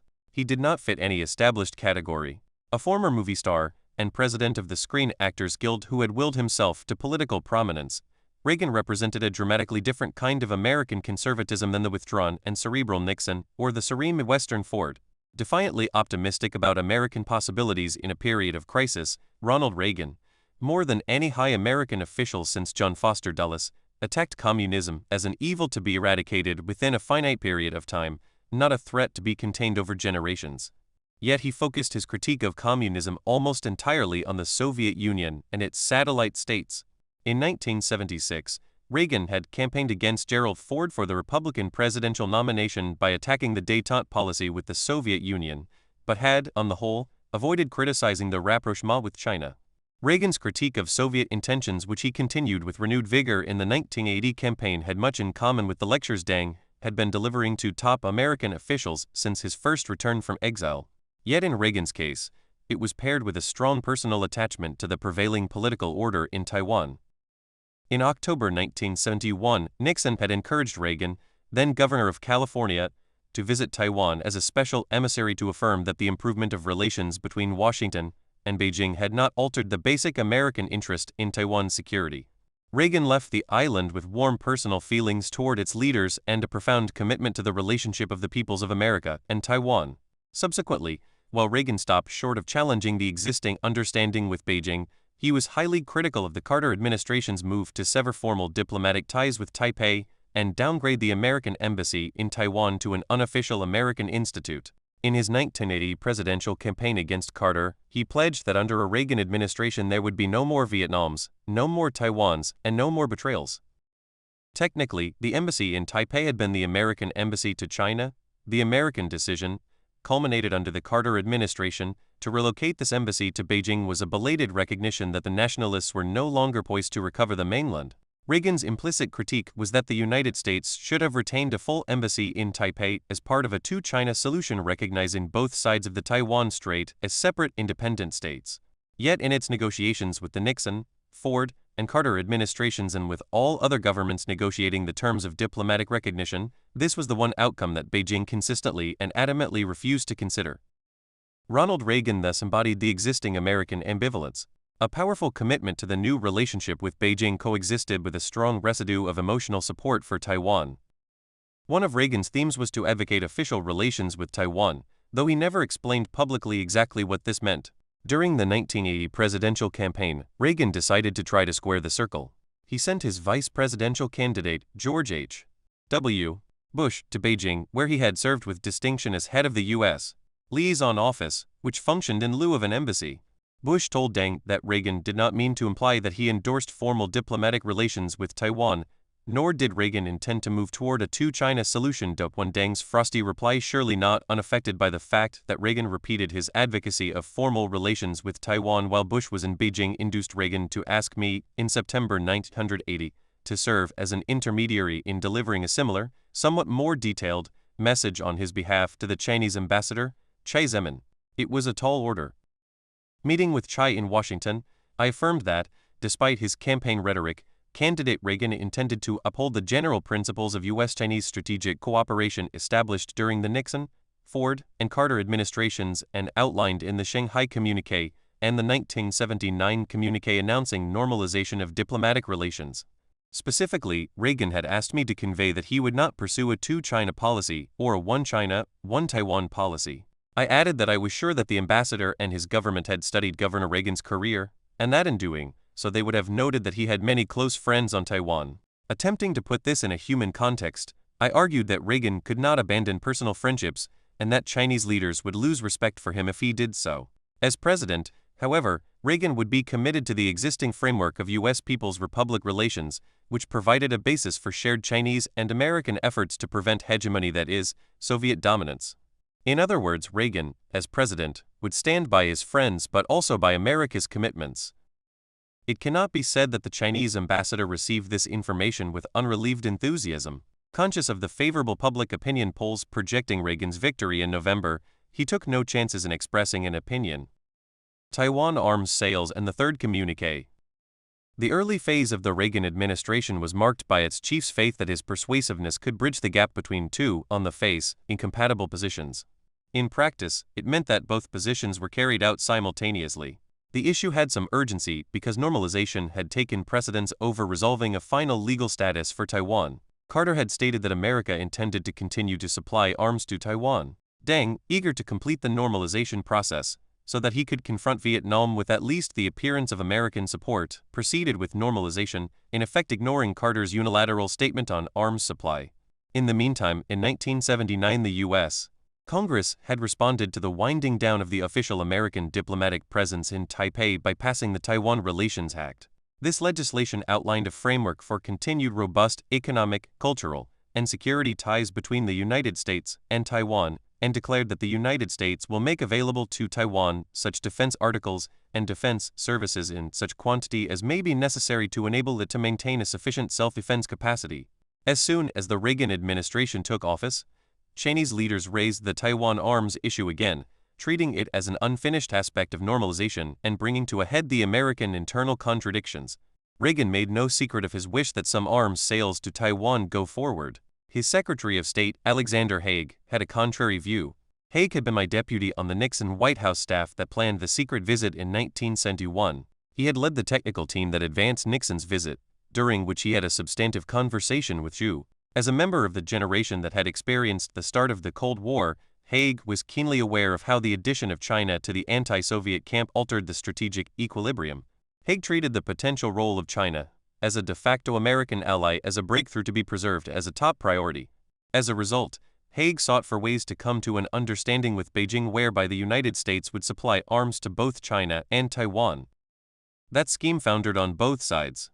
Reagan would not agree to formal arms sales to China, and Beijing would not consider a deal that implied a trade of principle for military hardware. Matters threatened to get out of hand. Haig, conducting arduous negotiations both within the U.S. government and with his counterparts in Beijing, achieved an agreement that permitted both sides to postpone a final resolution while establishing a roadmap for the future. That Deng acquiesced in so indefinite and partial an outcome demonstrates the importance he attached to maintaining close relations with the United States as well as his confidence in Hague. The so-called Third Communiqué of August 17, 1982, has become part of the basic architecture of the U.S.-China relationship, regularly reaffirmed as part of the sacramental language of subsequent high-level dialogues and joint communiques. It is odd that the Third Communiqué should have achieved such a status together with the Shanghai Communiqué of Nixon's visit and the Normalization Agreement of the Carter period. For the communiqué is quite ambiguous, hence a difficult roadmap for the future. Each side, as before, restated its basic principles.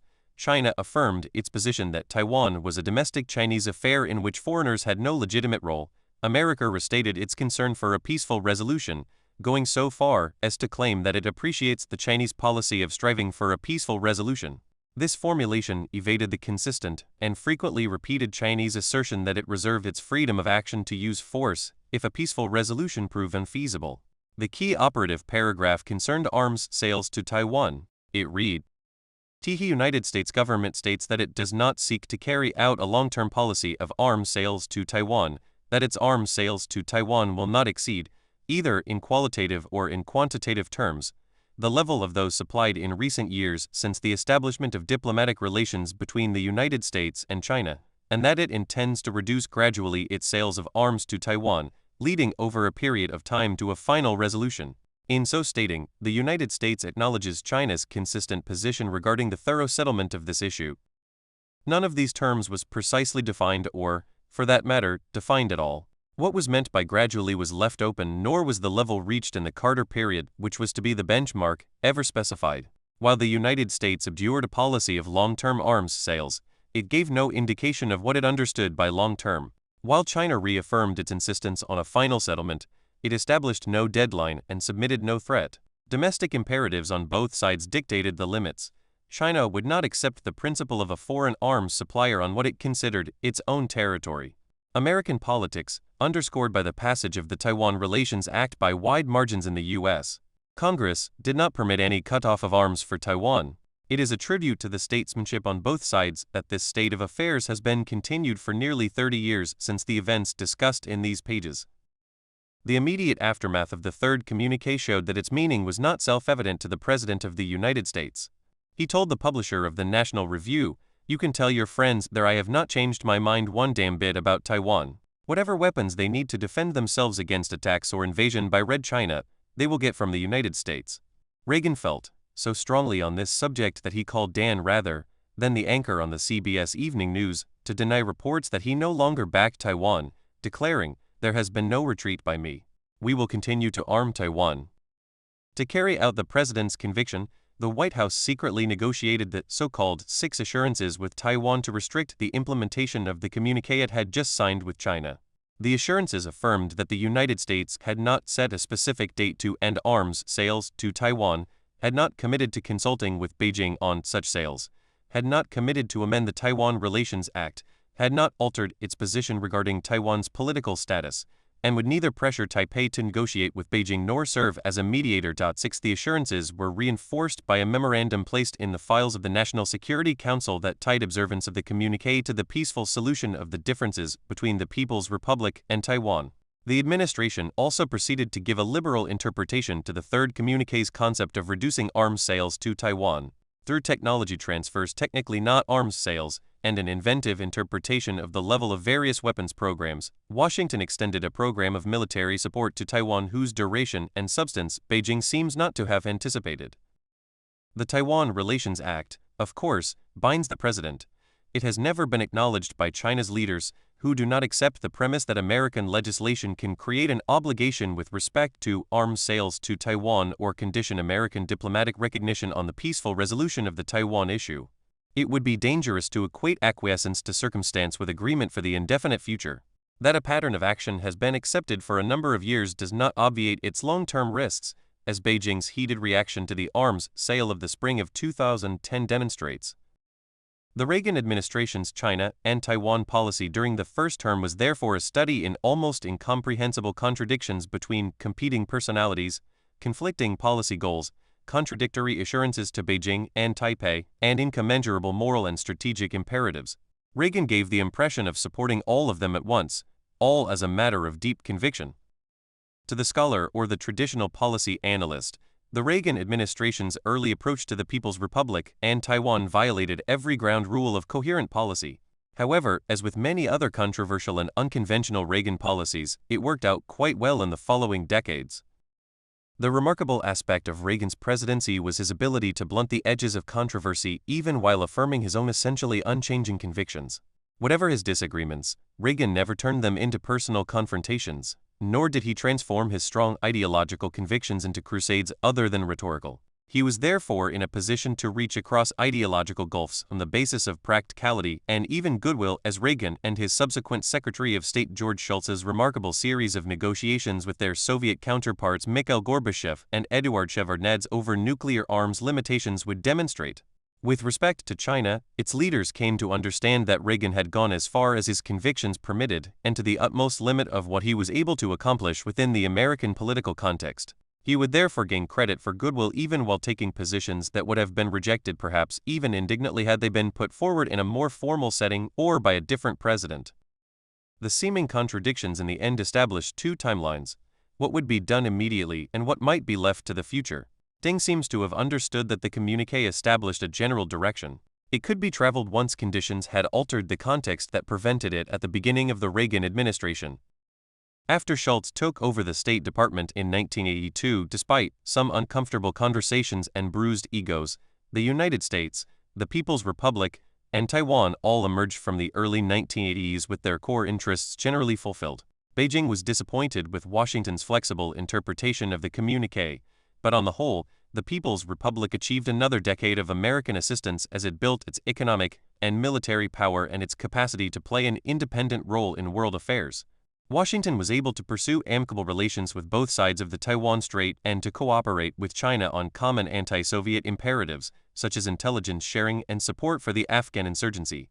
Taiwan obtained a bargaining position from which to negotiate with Beijing.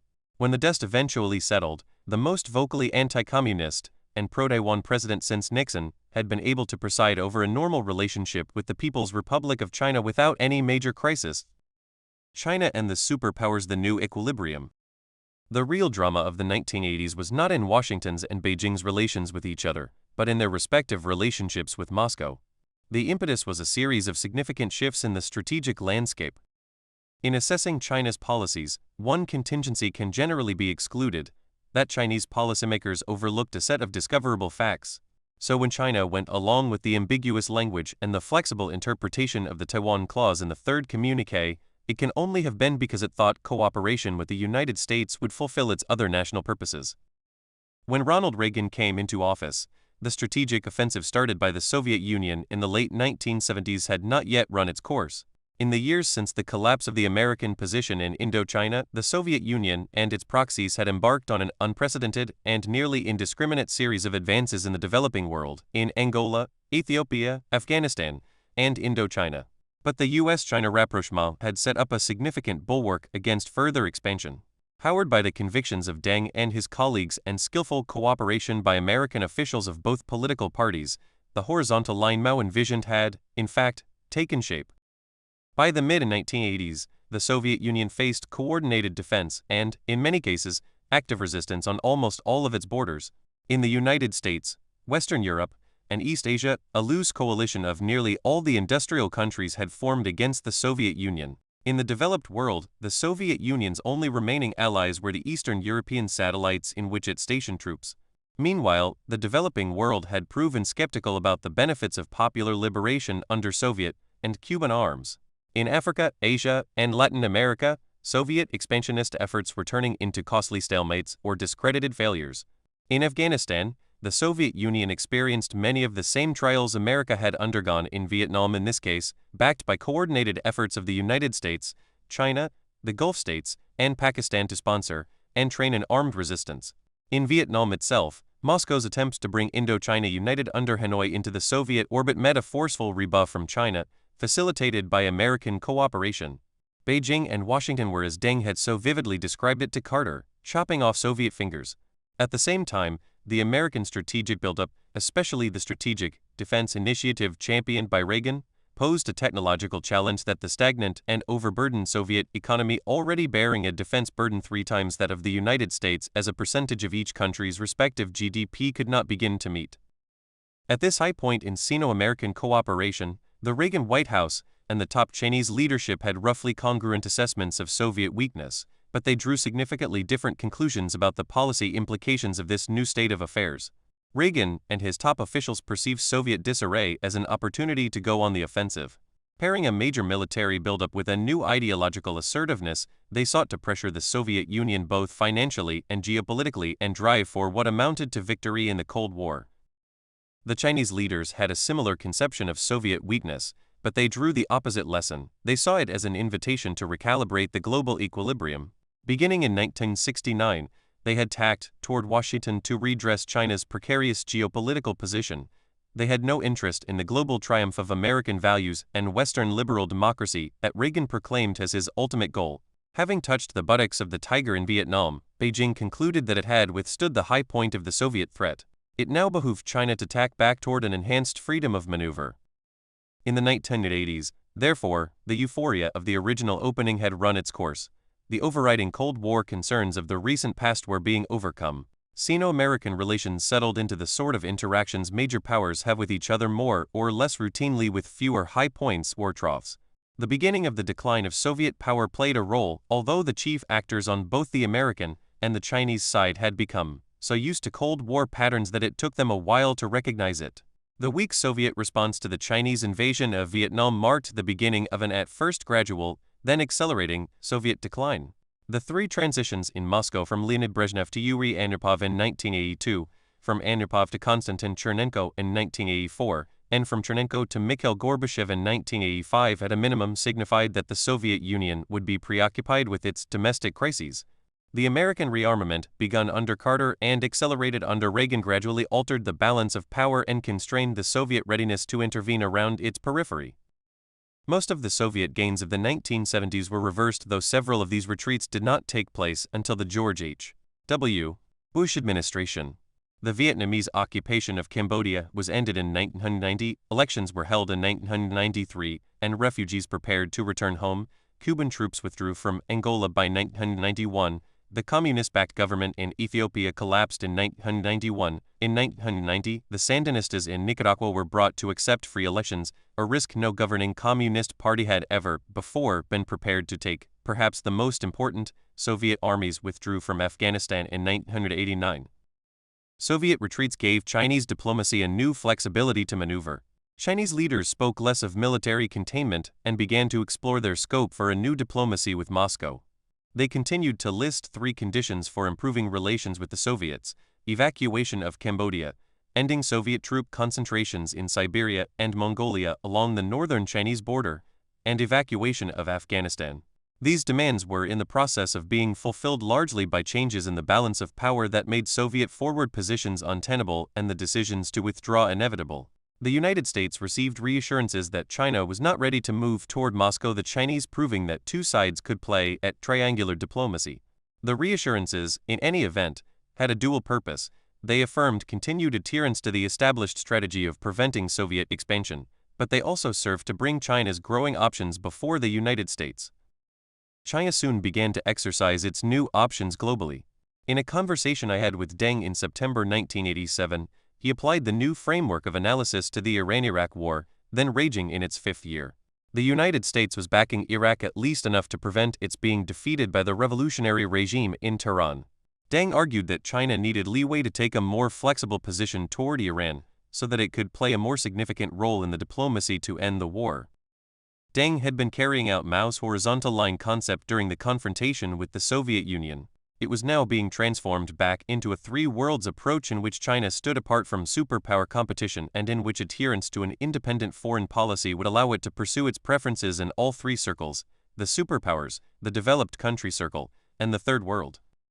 Hu Yaobang, a Deng, protege, and party secretary, outlined the prevailing Chinese foreign policy concept to the Communist Party's 12th National Congress in September 1982. Its key provision was a reprise of Mao's "China has stood up. China never attaches itself to any big power or group of powers, and never yields to pressure from any big power." 8. Who began with a tour de horizon outlining China's critical assessment of American and Soviet foreign policies, and a list of demands for actions by which each power could demonstrate its good faith. The failure to resolve the Taiwan issue meant that a cloud has all along hung over the relations between China and the United States. Relations would develop soundly only if the United States ceased interfering in what China regarded as its purely internal affair. Meanwhile, Hu commented loftily, "We note that Soviet leaders have expressed more than once the desire to improve relations with China. But deeds, rather than words, are important." China, for its part, was solidifying its position in the Third World, standing apart from and to some degree against both superpowers. The main forces jeopardizing peaceful coexistence among nations today are imperialism, hegemonism, and colonialism. The most important task for the people of the world today is to oppose hegemonism and safeguard world peace.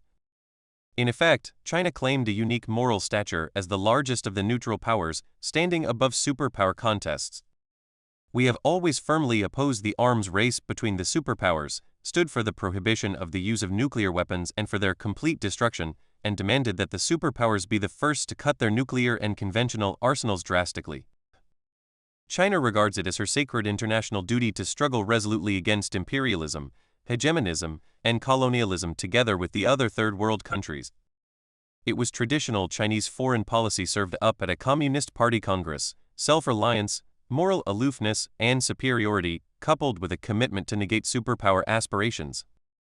A 1984 State Department memorandum sent to President Reagan explained that China had positioned itself both to support the American military buildup against Soviet expansionism and to attack superpower rivalry as the major cause of global tension. As a result, China is able to pursue parallel strategic interests with the US and, at the same time, to strengthen its relations with what it perceives to be an ascendant Third World bloc.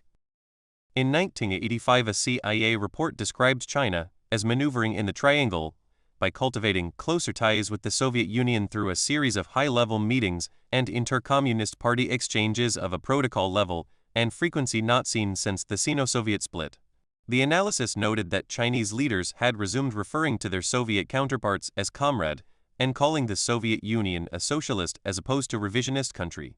Top Chinese and Soviet officials had held substantive consultations on arms control, an unthinkable concept in the previous 2 decades, and during a week-long 1985 visit by the Chinese Vice Premier Yao Yelin to Moscow, the two sides signed a landmark agreement on bilateral trade and economic cooperation. The notion of overlapping circles was more or less what Mao had been advancing toward the end of his life. But the practical consequence was limited. The Third World defined itself by its distinction from the two superpowers. It would lose this status if it shifted definitively to one side or another, even in the guise of admitting a superpower to its ranks. As a practical matter, China was on the way to becoming a superpower, and it was acting like one even now when it was just beginning its reforms. The Third World, in short, would exercise major influence only if one of the superpowers joined, and then, by definition, it would stop being a Third World. So long as the Soviet Union was a nuclear superpower and relations with it were precarious, China would have no incentive to move away from the United States. After the Soviet Union's collapse, there were only 2 circles left, and the question would be whether China would step into the place vacated by the Soviet Union as a challenger or opt for cooperation with the United States. The Sino-American relationship of the 1980s was, in short, in transition from a Cold War pattern to a global, international order that created new challenges for China-US partnership. All this assumed that the Soviet Union remained the basic security threat. The architect of the opening to China, Richard Nixon, understood the world in the same way. In a memorandum to President Reagan after a private visit to China in late 1982, Nixon wrote, "I believe it is very much in our interest to encourage the Chinese to play a greater role in the Third World. The more successful they are, the less successful the Soviet Union will be." What brought us together primarily in 1972 was our common concern about the threat of Soviet aggression. While that threat is far greater today than it was in 1972, the major unifying factor which will draw us closer together in the next decade could well be our economic interdependence. Nixon went on to urge that, for the next decade, the United States, its Western allies, and Japan should work jointly to speed the economic development of China. He had a vision of an entirely new international order emerging based essentially on using China's influence to build the Third World into an anti-Soviet coalition.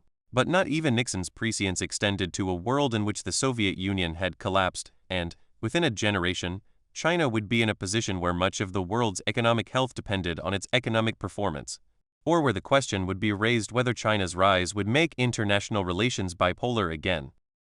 George Shultz, Reagan's redoubtable Secretary of State and a trained economist, came up with another, American conception of concentric circles, which placed the Sino-US relationship into a context beyond the Soviet-American conflict. He argued that overemphasis on China's indispensability for dealing with the Soviet threat gave China an excessive bargaining advantage. Relations with it should be on the basis of strict reciprocity. In such a diplomacy, China would play its role for its own national reasons. Chinese goodwill should result from common projects in the joint interest. The purpose of China policy should be to elaborate these common interests.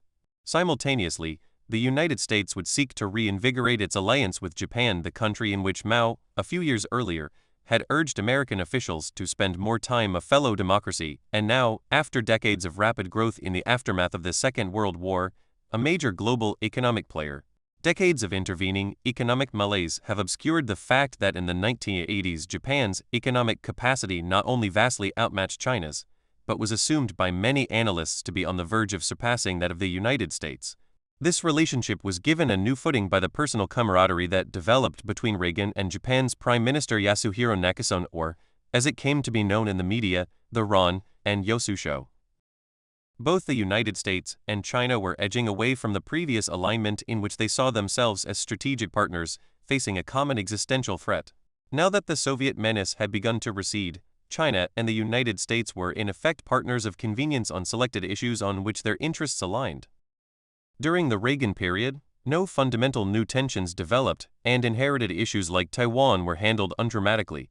Reagan performed with characteristic vitality during a 1984 state visit to China at several points, even conjuring up phrases from classical Chinese poetry and the ancient divination manual, the I Ching, or Book of Changes, to describe the cooperative relationship between the United States and China. Attempting more Mandarin Chinese than any of his predecessors, Reagan even invoked the Chinese idioms Tong Lai Hizuo, connect strength, work together, and Hu Jing Hu Hui, mutual respect, mutual benefit, to describe the US-China relationship. Yet Reagan never developed a record of close exchanges with any Chinese counterpart, as he had with Nakasone for that matter. No American president did with his Chinese counterpart, and his visit was given no major issues to settle and confined itself to a review of the world situation. When Reagan criticized a certain unnamed major power for massing troops on China's borders and threatening its neighbors, this portion of his speech was omitted from the Chinese broadcast.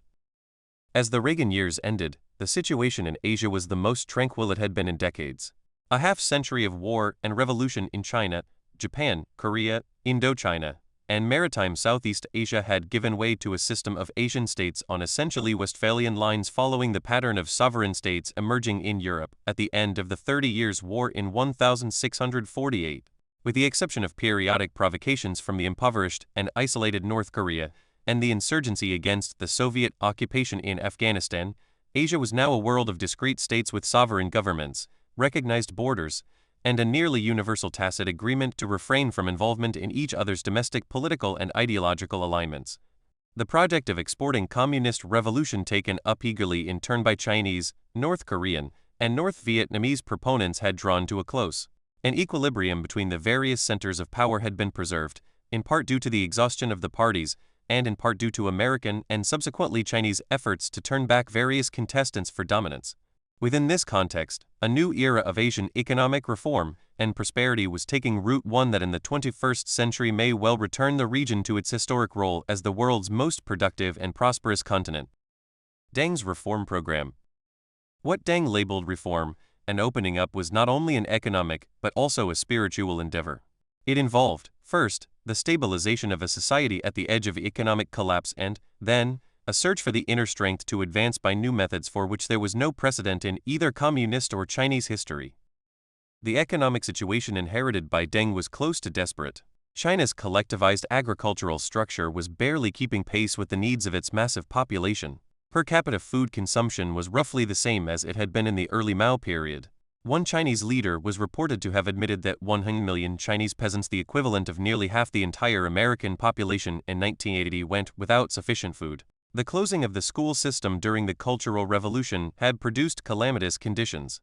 In 1982, 34% of China's workforce had only a primary school education, and 28% were considered illiterates or semi-illiterates.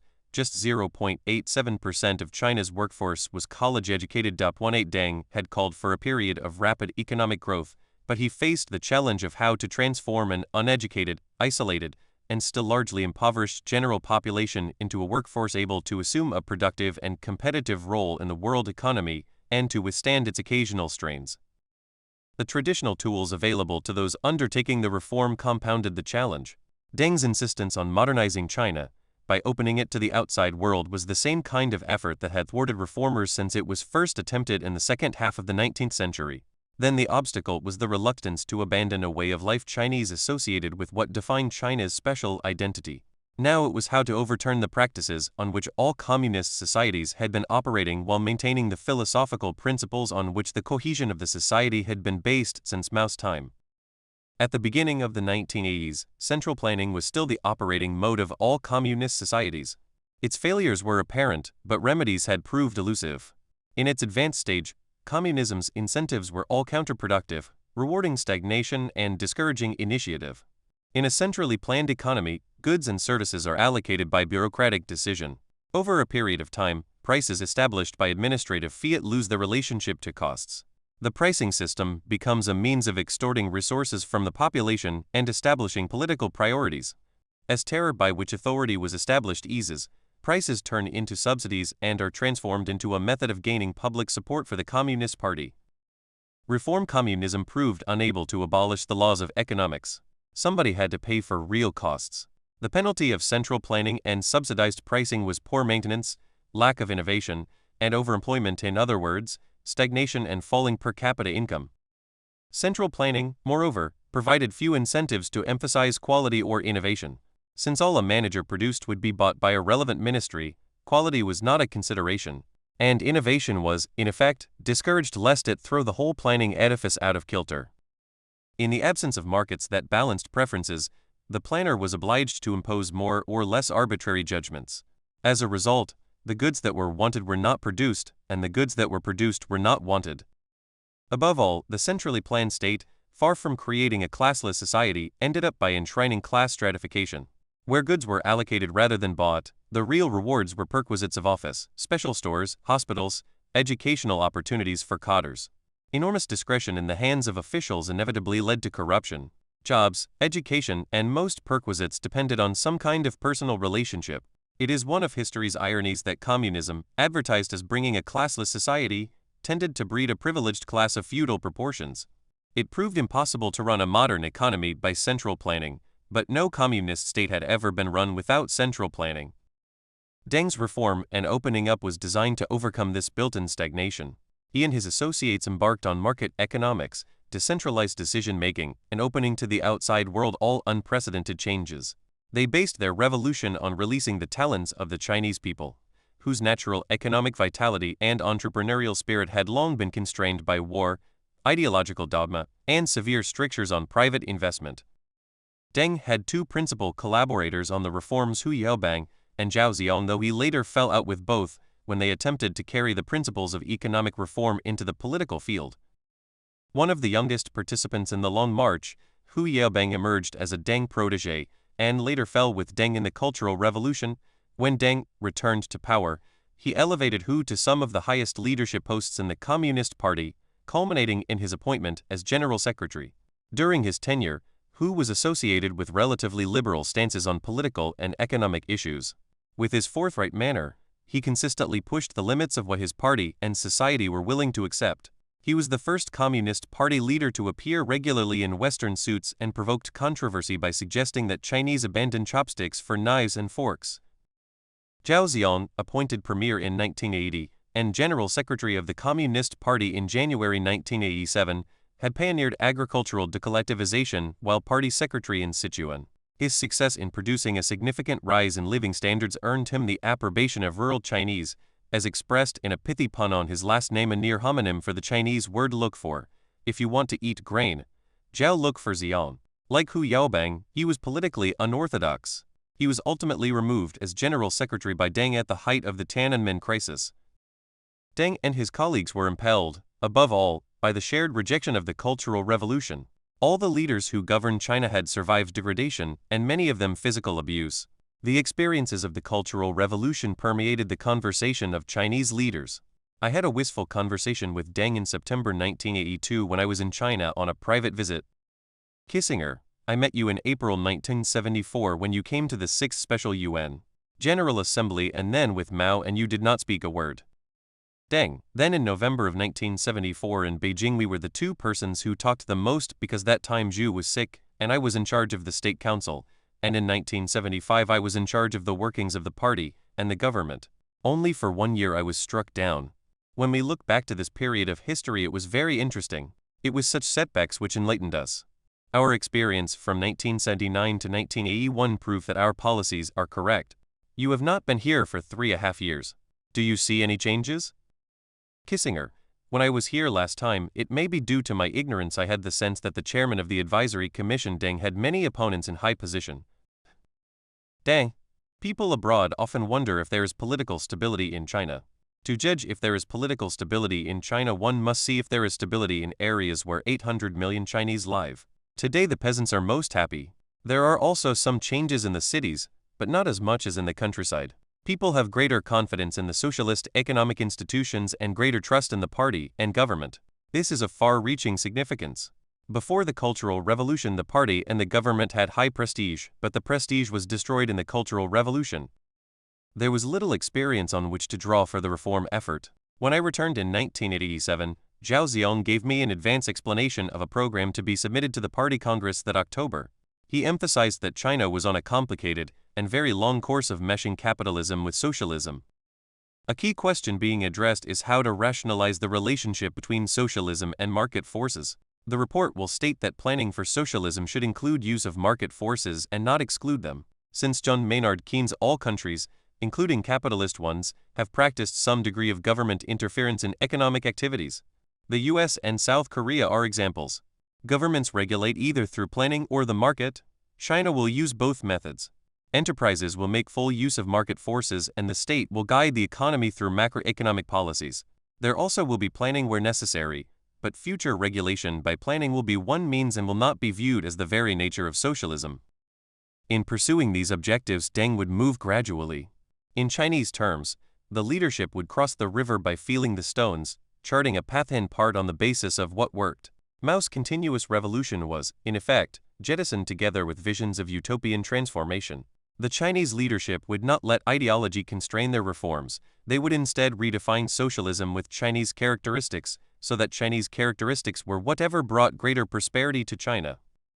To facilitate the process, China welcomed foreign investment, in part through special economic zones on the coast, where enterprises were given wider latitude and investors were granted special conditions. Given China's previous negative experience with foreign investors on its coast in the 19th century, and the prominent role this experience played in the Chinese nationalist narrative, this was an act of considerable boldness. It also showed a willingness to some degree unprecedented to abandon the centuries-old vision of Chinese economic self-sufficiency by joining an international economic order.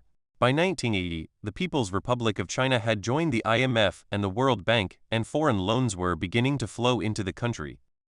Systematic decentralization followed. Agricultural communes were abandoned by encouraging the so-called responsibility centers, which, in practice, amounted to family farming. For other enterprises, a distinction was elaborated between ownership and management. Ownership would remain in the hands of the state. Management would be left largely to managers. Agreements between the authorities and the managers would define the function of each, with substantial latitudes for managers. The results of these changes were spectacular. Between 1978, the year the first economic reforms were promulgated, and 1984, the income of Chinese peasants doubled. The private sector, driven by the renewal of individual economic incentives, rose to constitute nearly 50% of the gross industrial output in an economy that had been ordered almost entirely by government fiat. China's gross domestic product grew at an average rate of over 9% annually throughout the 1980s, an unprecedented and nearly uninterrupted period of economic growth, continues as of this rating. An effort of such scope depended, above all, on the quality of the officials charged with carrying out the reforms. This was the subject of an exchange with Deng in 1982. In response to my question as to whether the rejuvenation of personnel was moving in the desired direction, Deng replied, "Deng, yes, I think I can say so. But it is not over yet. We have to continue. The agricultural problem has not been solved. We have to be patient. 2 years ago we put Premier Xiao Ziyang and Hu Yaobang in jobs of the first line. Perhaps you have noticed that 60% of the members of the party committee are below age 60 and many are about 40. Kissinger, I have noticed this. Deng, this is not enough. We have to make arrangements for return of old comrades. That is how we set up the advisory commission.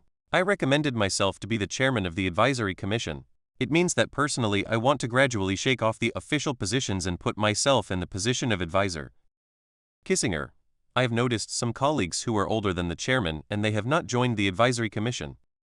Deng, that is because our party is very old, and it is necessary to keep some old people in the first line. But this problem will be gradually solved. Kissinger, I was told that the problem of the Cultural Revolution was that many people became cadres who did not have the same high level of education that is customary. Is that a problem and will you be able to deal with it? Deng, yes. Our criteria to select those to be responsible cadres are as follows. They must be revolutionaries. They must be younger, better educated, professionally competent. As I said, the 12th Party Congress has not only shown the continuity of the new policies, but also ensured continuity, and the personnel arrangements have also assured continuity. 5 years later, Deng was still concerned with how to rejuvenate the party. In September 1987, he gave me a preview of what he was planning for the upcoming party congress scheduled for October. Tanned rested, and at 83 displaying undiminished vigor, Deng said that he would like to entitle the forthcoming congress a conference of reform, an opening to the outside world. Zhao Ziyang would be given the key position of General Secretary of the Communist Party, replacing Hu Yaobang and necessitating the selection of a new premier. Hu Yaobang had made some errors, Deng said, presumably in letting a set of 1986 student protests go too far, but he would remain in the Politburo. A distinction from previous periods when individuals removed from high office would also be removed from the policy process. No member of the Standing Committee, the Executive Committee of the Communist Party, would retain a dual position, speeding up the transition to the next generation of top officials. Other senior people would retire.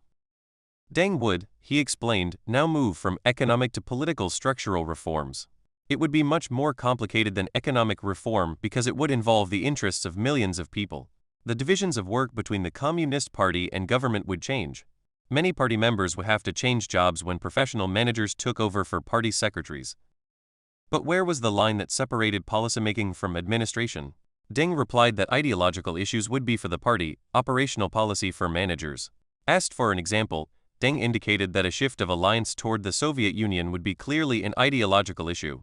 From my many conversations with him, I concluded that this would not be a frequent subject. On further reflection, I wonder whether, by merely broaching such a previously unthinkable concept, Deng was not serving notice that China was weighing tacking back to greater freedom of diplomatic maneuver. What Deng was proposing politically had no precedent in communist experience. The Communist Party, he seemed to suggest, would maintain an overall supervisory role in the nation's economy and political structure, but it would steadily withdraw from its previous position of controlling the detailed aspects of Chinese daily life. The initiatives of individual Chinese would be given wide scope. These sweeping reforms, Deng maintained, would be carried out in an orderly manner. China was stable now and must remain so if it is to develop. Its government and people recalled the chaos of the Cultural Revolution, and they would never allow it to recur. China's reforms were unprecedented. This would inevitably mean that some mistakes will be made. The vast majority of people supported the current reforms, he said, but courage and prudence would be required to ensure their success. As it turned out, these were not abstract issues. Deng would soon be forced to confront the tensions inherent in his program of orderly reform. While most of the world was marveling at the surging Chinese economic growth rate, the tens of thousands of students being sent abroad, and the changes in the standard of living inside the country, there emerged significant indications that new currents were churning within. The early stages of the reform process tended to merge the problems of planning with those of the market. The attempts to make prices reflect real costs inevitably led to price increases, at least in the short term. Price reform caused a run on savings to buy up goods before prices went even higher, creating a vicious cycle of hoarding and greater inflation. In a September 1987 meeting, Zhao Ziong outlined a shift toward reliance on market forces for about 50% of GDP. Beyond the technical economic issues, this required a substantial recasting of the command system. There was to be greater emphasis, as in European states, on indirect control of the economy through manipulation of the money supply and intervention to forestall depression. Many central institutions in China would have to be dismantled and the functions of others redefined. To facilitate this process, a review of party membership and a streamlining of the bureaucracy was ordered. Since this involved 30 million individuals and was carried out by the very people whose activities needed to be modified, the review faced many obstacles. The relative success of economic reform produced constituencies at the core of the later discontent, and the government would face declining loyalty from the political cadres whose jobs the reforms threatened. Administering a two-price system opened many avenues for corruption and nepotism. The shift to market economics actually increased opportunities for corruption, at least for an interim period. The fact that two economic sectors coexisted, a shrinking, but still very large public sector and a growing market economy, produced two sets of prices. Unscrupulous bureaucrats and entrepreneurs were thus in a position to shift commodities back and forth between the two sectors for personal gain. Undoubtedly, some of the profits in the private sector in China were the result of widespread graft and nepotism. Nepotism is a special problem, in any event, in a culture as family-oriented as the Chinese. In times of turmoil, Chinese turn to their families. In all Chinese societies, whether it is mainland China, Taiwan, Singapore, or Hong Kong, ultimate reliance is placed on family members, who in turn benefit in ways determined by family criteria rather than abstract market forces. The marketplace created its own discontent. A market economy will, in time, enhance general well-being, but the essence of competition is that somebody wins and somebody loses. In the early stages of a market economy, the winnings are likely to be disproportionate. The losers are tempted to blame the system rather than their own failure. Often they are right. On the popular level, economic reform had raised Chinese expectations about living standards and personal liberties, while at the same time creating tensions and inequities that many Chinese felt could only be redressed by a more open and participatory political system. The Chinese leadership was also increasingly divided about China's political and ideological course. The example of Gorbachev's reforms in the Soviet Union raised the stakes of the debate. To some in the Chinese leadership, glasnost and perestroika were dangerous heresies, akin to Khrushchev's throwing away the sword of Stalin. To others, including many in China's younger generation of students and party officials, Gorbachev's reforms were a possible model for China's own path. The economic reforms overseen by Deng, Hu, and Zhao had transformed the face of Chinese daily life. At the same time, the reappearance of phenomena eradicated during the Mao years, income disparities, colorful and even provocative clothing, and an open celebration of luxury items prompted traditional communist cadres to complain that the People's Republic was succumbing to the dreaded peaceful evolution to capitalism once projected by John Foster Dulles. While Chinese officials and intellectuals often framed this debate in terms of Marxist dogma, such as a high-profile campaign against the threat of bourgeois liberalization, the split ultimately went back to the questions that had divided China since the 19th century. By turning outward, was China fulfilling its destiny, or was it compromising its moral essence? What, if anything, should it aim to learn from Western social and political institutions? In 1988, the debate crystallized around a seemingly esoteric television miniseries. Broadcast on Chinese Central Television, the six-part documentary River Elegy adopted the metaphor of China's turbid, slow-moving Yellow River to argue that Chinese civilization itself had grown insular and stagnant. Blending indictments of traditional Confucian culture with a veiled critique of more recent political developments, the film suggested that China needed to renew itself by looking outward to the blue ocean of the outside world, including Western culture. The series catalyzed a national debate, including discussion at the highest levels of China's government. Traditional communists considered the film counter-revolutionary and succeeded in having it banned, albeit after it had first been broadcast. The generations-long debate over China's destiny and its relationship with the West was active again. Shocking our accompanying security people, who had been trained to treat Mao suits as enemy uniforms. On the journey, the team was also able to test some of their research, practice aspects of their conduct, and collect information about their visitors' personal characteristics for their premiere. The team had been selected by Zhu 2 years earlier when the idea of opening with the United States first was mooted in the aftermath of the report of the four marshals. It included 3 members of the Foreign Ministry one of whom, Tang Longbin, later was part of the protocol team for the Nixon visit. Another was Jiang Wenjin, a former ambassador and specialist in what the Chinese termed West European, American, and Oceania affairs and, as it turned out, an awesome linguist. Two younger members of the delegation, in effect, represented Mao and reported directly to him. They were Wang Herong, his grandniece, and Nancy Tang, an exceptionally capable Brooklyn-born interpreter whose family had emigrated to China to join the revolution and who also acted as a kind of political advisor. All this we learned later, as well as the fact that, when first approached, the foreign ministry officials reacted like the marshals had. They needed Zhu's personal reassurance that the assignment represented a Mao directive rather than a test of their revolutionary loyalty. Marshal Yi Jianying, the vice chairman of the military commission, one of the four marshals who had been seconded by Mao to analyze China's strategic options, welcomed us at the Beijing airport when we landed at noon, a symbol of the support of the People's Liberation Army for the new Sino-US diplomacy. The marshal took me in a long Chinese-made limousine with drawn blinds to Diaoyutai, the state guesthouse in a walled-off park in the western part of the city. The compound had formerly served as an imperial fishing lake. Yi suggested that the delegation take a rest until Premier Zhu would come to the guesthouse 4 hours later to welcome us and for a first round of discussions. Yu's coming to call on us was a gesture of considerable courtesy.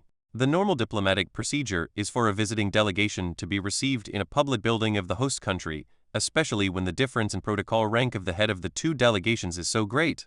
In contrast to Zhu, the premier, my protocol rank as National Security Advisor was equivalent to that of a Deputy Cabinet Secretary, 3 levels down. We soon discovered that our Chinese hosts had designed an almost improbably leisurely schedule, as if to signal that after surviving more than 2 decades of isolation, they were in no particular hurry to conclude a substantive agreement now. We were scheduled to be in Beijing for almost exactly 48 hours. We could not extend our stay because we were expected in Paris for talks on Vietnam, nor did we control the schedule of the presidential plane of Pakistan, which had taken us to Beijing. When we saw our program, we realized that, in addition to this pause before Zhu's arrival, a 4-hour visit to the Forbidden City had been planned. Thus 8 hours of the available 48 hours had been provided for. As it turned out, Zhu would be unavailable for the next evening, which had been reserved for a visit by a North Korean Politburo member, which could not be rescheduled or perhaps was not as a cover for the secret trip. If one allowed for 16 hours for 2 nights' rest, there would be less than 24 hours left for the first dialogue between countries that had been at war, near war, and without significant diplomatic contact for 20 years. In fact, only 2 formal negotiating sessions were available, 7 hours on the day of my arrival, from 4:30 p.m. to 11:20 p.m., and 6 hours on the next, from noon until about 6:30 p.m. The first meeting was at the State Guesthouse, the United States acting as host by the conceit of Chinese protocol. The second was at the Great Hall of the People, where the Chinese government would receive us. It could be argued that the apparent Chinese nonchalance was a form of psychological pressure. To be sure, had we left without progress, it would have been a major embarrassment to Nixon, who had not shared my mission with any other cabinet member. But if the calculations of 2 years of China diplomacy were correct, the exigencies that had induced Mao to extend the invitation might turn unmanageable by a rebuff of an American mission to Beijing. Confrontation made no sense for either side. That is why we were in Beijing. Nixon was eager to raise American sights beyond Vietnam. Mao's decision had been for a move that might force the Soviets to hesitate before taking on China militarily. Neither side could afford failure. Each side knew the stakes. In a rare symbiosis of analyses, both sides decided to spend most of the time on trying to explore each other's perception of the international order. Since the ultimate purpose of the visit was to start the process of determining whether the previously antagonistic foreign policies of the two countries could be aligned, a conceptual discussion at some point sounding more like a conversation between two professors of international relations than a working diplomatic dialogue was, in fact, the ultimate form of practical diplomacy. When the premier arrived, our handshake was a symbolic gesture, at least until Nixon could arrive in China for a public repetition, since Secretary of State John Foster Dulles had refused to shake hands with Zhu at the Geneva Conference in 1954, a slight that rankled, despite the frequent Chinese protestations that it made no difference. We then repaired to a conference room in the guest house and faced each other across a green baize table. Here the American delegation had its first personal experience with the singular figure who had worked by Mao's side through nearly a half-century of revolution, war, upheaval, and diplomatic maneuver. Zhu Enlai. In some 60 years of public life, I have encountered no more compelling figure than Zhu Enlai. Short, elegant, With an expressive face framing luminous eyes, he dominated by exceptional intelligence and capacity to intuit the intangibles of the psychology of his opposite number. When I met him, he had been premier for nearly 22 years and an associate of Mao for 40. He had made himself indispensable as the crucial mediator between Mao and the people who formed the raw material for the chairman's vast agenda, translating Mao's sweeping visions into concrete programs. At the same time, he had earned the gratitude of many Chinese for moderating the excesses of these visions, at least wherever Mao's fervor gave scope for moderation. The difference between the leaders was reflected in their personalities. Mao dominated any gathering, Zhu suffused it. Mao's passion strove to overwhelm opposition, Zhu's intellect would seek to persuade or outmaneuver it. Mao was sardonic, Zhu penetrating. Mao thought of himself as a philosopher, Zhu saw his role as an administrator or a negotiator. Mao was eager to accelerate history, Zhu was content to exploit its currents. A saying he often repeated was the helmsman must ride with the waves. When they were together, there was no question of the hierarchy, not simply in the formal sense, but in the deeper aspect of Zhu's extraordinarily deferential conduct. Later on, Zhu was criticized for having concentrated on softening some of Mao's practices rather than resisting them. When the American delegation met Zhu, China had just undergone the Cultural Revolution, of which he was as a cosmopolitan, foreign-educated advocate for pragmatic engagement with the West an obvious target. Was he its enabler or a brake on it? Surely Zhu's methods of political survival involved lending his administrative skill to the execution of policies that he may well have found personally distasteful? Perhaps, because of this, however, he was spared the purges that were the fate of most of his contemporary leaders in the 1960s until he eventually came under increasing attack and was in effect removed from office in late 1973. The advisor to the prince occasionally faces the dilemma of balancing the benefits of the ability to alter events against the possibility of exclusion, should he bring his objections to any one policy to a head. How does the ability to modify the prince's prevailing conduct weigh against the moral onus of participation in his policies? How does one measure the element of nuance over time against the claims of absolutes in the immediate? What is the balance between the cumulative impact of moderating trends against that of a grand and probably doomed gesture? Deng Xiaoping cut to the heart of these dilemmas in his subsequent assessment of Zhu's role in the Cultural Revolution, in which Deng and his family suffered considerably. Without the premier, the Cultural Revolution would have been much worse. And without the premier, the Cultural Revolution wouldn't have dragged on for such a long time. Publicly at least, Deng resolved these issues on behalf of Zhu. In an interview Deng gave to the Italian journalist Oriana Fallaci in 1980, after his return from exile, he stated, "Premier Zhu was a man who worked hard and uncomplainingly all his life. He worked 12 hours a day, and sometimes 16 hours or more, throughout his life. We got to know each other quite early, that is, when we were in France on a work-study program during the 1920s. I have always looked upon him as my elder brother.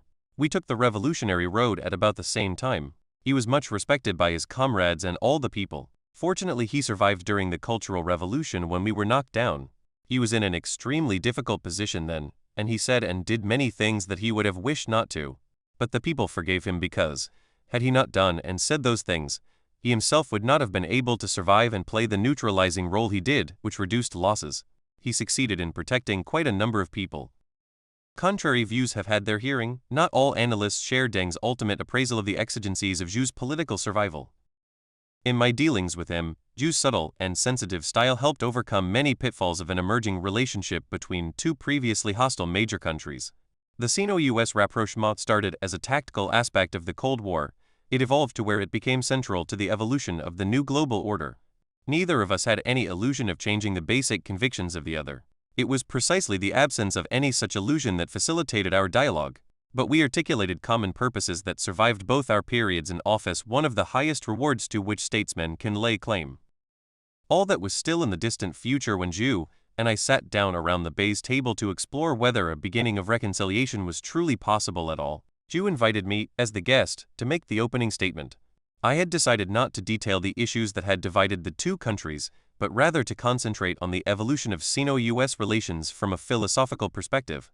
My opening remarks included the somewhat florid phrase, "Many visitors have come to this beautiful and, to us, mysterious land." At this point, Zhu interrupted, "You will find it not mysterious. When you have become familiar with it, it will not be so mysterious as before." Unraveling each other's mysteries was a good way of defining our challenge, but Zhu went further. In his first comments to an American envoy in 20 years, he stated that restoring friendship was one of the principal goals of the emerging relationship, a point he had already made when he met with the American ping pong team. On my second visit 3 months later, Zhu greeted my delegation as if the friendship were already an established fact. So it's only the second meeting, and I am saying what I want to you. You and Mr. Winston Lord are familiar with this, but not Miss Diane Matthews, my secretary, and our new friend, referring to Commander John Howe, my military assistant. You probably thought the Chinese Communist Party has 3 heads and 6 arms. But lo and behold, I am like you, someone you can talk reason with and talk honestly. In February 1973, Mao made the same point. The United States and China had once been 2 enemies. He offered in welcoming me to his study, but I know we call the relationship between ourselves a friendship. It was, however, a hard-headed, unsentimental perception of friendship. The Chinese communist leadership retained some of the traditional approach to barbarian management. In it, the other side is flattered by being admitted to the Chinese club as an old friend, a posture that makes disagreement more complicated and confrontations painful. When they conduct Middle Kingdom diplomacy, Chinese diplomats maneuver to induce their opposite numbers to propose the Chinese preference, so that acquiescence can appear as the granting of a personal favor to the interlocutor. At the same time, the emphasis on personal relationships goes beyond the tactical. Chinese diplomacy has learned from millennia of experience that, in international issues, each apparent solution is generally an admission ticket to a new set of related problems. Hence, Chinese diplomats consider continuity of relationships an important task and perhaps more important than formal documents. By comparison, American diplomacy tends to segment issues into self-contained units to be dealt with on their own merits. In this task, American diplomats also prize good personal relations. The difference is that Chinese leaders relate the friendship less to personal qualities and more to long-term cultural, national, or historic ties. Americans stress the individual qualities of their counterparts. Chinese protestations of friendship seek durability for long-term relationships through the cultivation of intangibles. American equivalents attempt to facilitate ongoing activities by emphasis on social contact. And Chinese leaders will pay some, though not unlimited, price for the reputation of standing by their friends. For example, Mao's invitation to Nixon shortly after his resignation, when he was being widely ostracized. The same gesture was made to former Prime Minister Kakuei Tanaka of Japan when he retired due to a scandal in 1974. A good illustration of the Chinese emphasis on intangibles is an exchange I had with Zhu during my October 1971 visit. I presented the proposals of our advance team for the presidential visit with the reassurance that, since we had so many substantive issues to deal with, technical problems would not be permitted to stand in the way. Zhu replied by turning my operational point into a cultural paradigm. Right. Mutual trust and mutual respect. These 2 points. I had emphasized functionality. Zhu stressed context.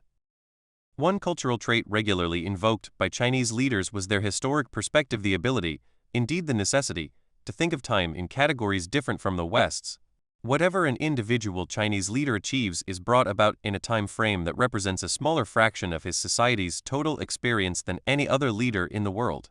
The duration and scale of the Chinese past allow Chinese leaders to use the mantle of an almost limitless history to evoke a certain modesty in their opposite numbers, even if, in the retelling, what is presented as history is occasionally defined by a metaphorical interpretation. The foreign interlocutor can be made to feel that he is standing against the way of nature, and that his actions are already destined to be written as a footnoted aberration in the grand sweep of Chinese history. In those first exchanges with us on our arrival in Beijing, Zhu made a valiant effort to confer on America a history longer than China's as a kind of welcoming present.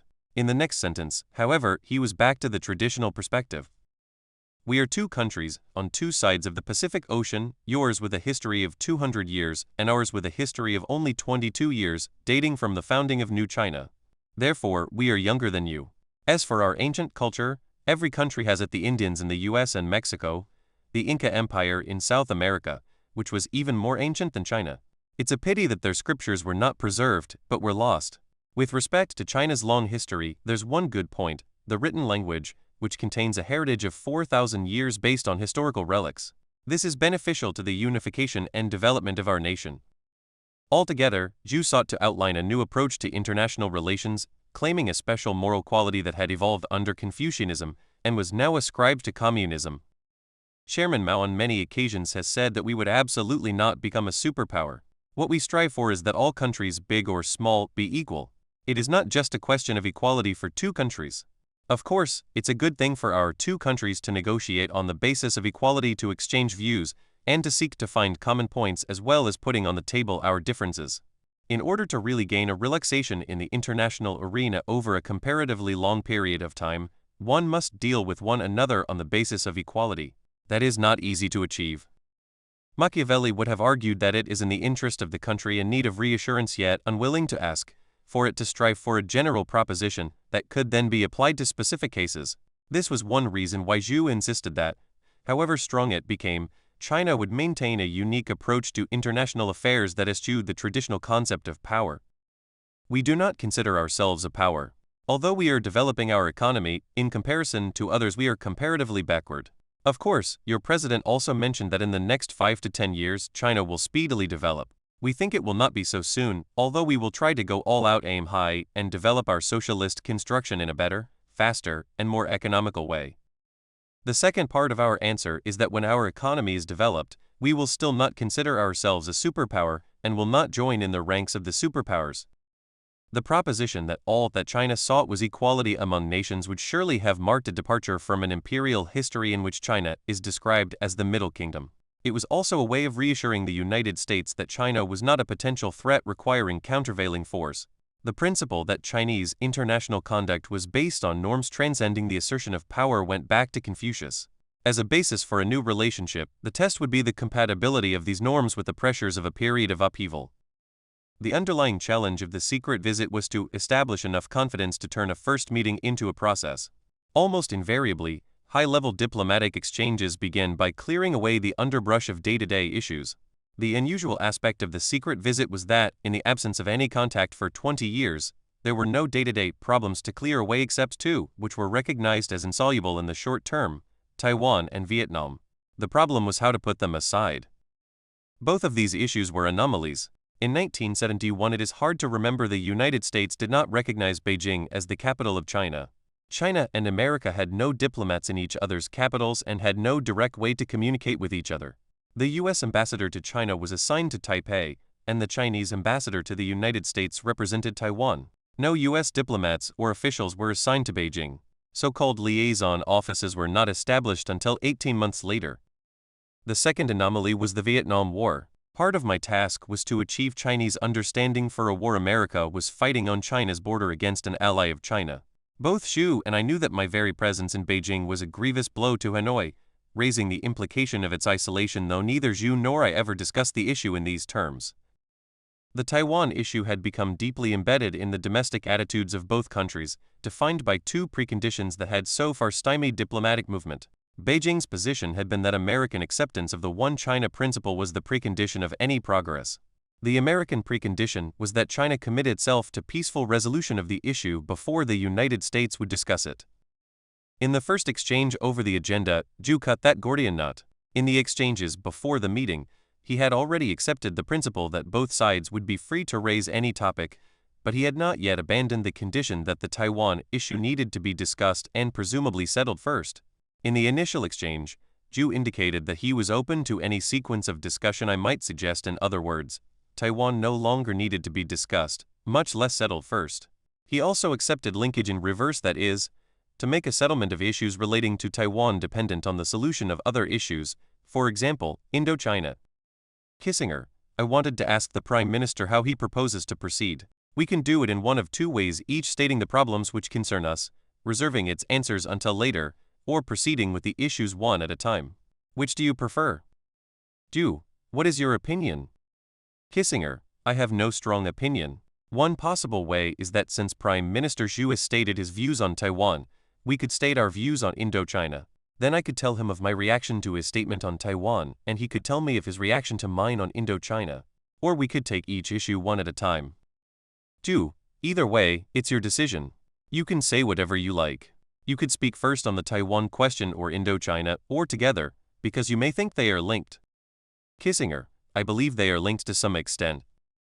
In the event, we made the withdrawal of our military forces from Taiwan conditional on the settlement of the Indochina War. Zhu's substantive position on Taiwan, which he articulated during the long opening discussion on the first day, was familiar. We had heard it at 136 Warsaw meetings.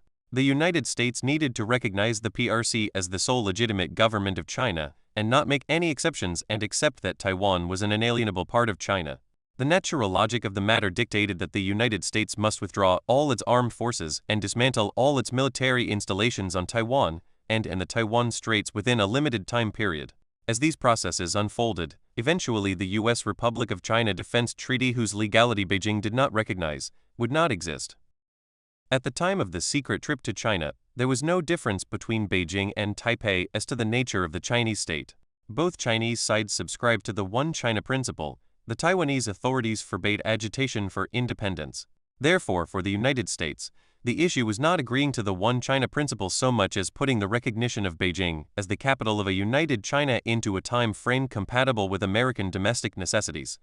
The secret trip began the delicate process by which the United States has step by step accepted a One China concept, and China has been extremely flexible about the timing of its implementation. Successive American presidents of both parties have skillfully pursued a balancing act. They have progressively deepened relations with Beijing while creating conditions in which Taiwan's economy and democracy have flourished. Successive Chinese leaders, while vigorously insisting on their perception of One China, have not pushed it to a showdown. Zhu followed the same pattern on Vietnam that I had on Taiwan in the sense of avoiding any immediate commitment, but also any sense of urgency. Zhu listened to my presentation and asked penetrating questions, yet he stopped far short of even moral pressure, much less threats. Whatever support China gave Vietnam had a historical, not an ideological or strategic, origin, he explained. The debt we owe them was incurred by our ancestors. We have since liberation no responsibility because we overthrew the old system. Yet we still feel a deep and full sympathy for them. Sympathy, of course, was not the same as political or military support. It was a delicate way to convey that China would not become involved militarily or press us diplomatically. At lunch on the second day, at the Great Hall of the People, Zhu suddenly raised the issue of the Cultural Revolution. We had undoubtedly observed it from outside, he said, but he wanted his guests to understand the road that had led China, however circuitously, to where Chinese and American leaders could now meet. Mao had sought to purify the Communist Party and break through the bureaucratic structures, Zhu explained. To this end, he had created the Red Guards as an institution outside the party and the government, whose task was to return the system to the true ideology and ideological purity. The decision turned out to produce turmoil, as various Red Guard units pursued increasingly autonomous and incompatible policies. Indeed, a point was reached, according to Zhu's account, where various organizations or even regions created their own Red Guard units to protect themselves in the spreading chaos. The spectacle of these splinter Red Guard units fighting each other was truly shocking for a people brought up on the universal truth of communist beliefs and faith in China's unity. At that point, Chairman Mao had asked the PLA to restore order after the country on the whole had made progress in defeating bureaucracy and clarifying its convictions. Zhu was in a delicate position in presenting this account, which he must have been instructed to do by Mao. He clearly sought to distinguish himself from the Cultural Revolution and yet remain loyal to Mao, who would read the transcript. At the time, I tried to sum up Zhu's main point to myself as indicating a measure of disassociation from Mao by means of an expression of qualified support as follows. There was much chaos during the Cultural Revolution. At one point, the Red Guards locked Zhu up in his own office. On the other hand, Zhu had not been as far-sighted as Chairman Mao, who saw the need to inject new vigor into the revolution. Why present such a narrative to an American delegation on the first visit from the United States in 2 decades? Because the objective was to go beyond normalization to what our interlocutors called friendship, but which would be more accurately described as strategic cooperation. For that, it was important to define China as a country that had overcome its turmoil and was therefore reliable. Having navigated the Cultural Revolution, Zhu implied it was able to face any foreign foe as a united country and was therefore a potential partner against the Soviet threat. Zhu made the theme explicit in the formal session that immediately followed.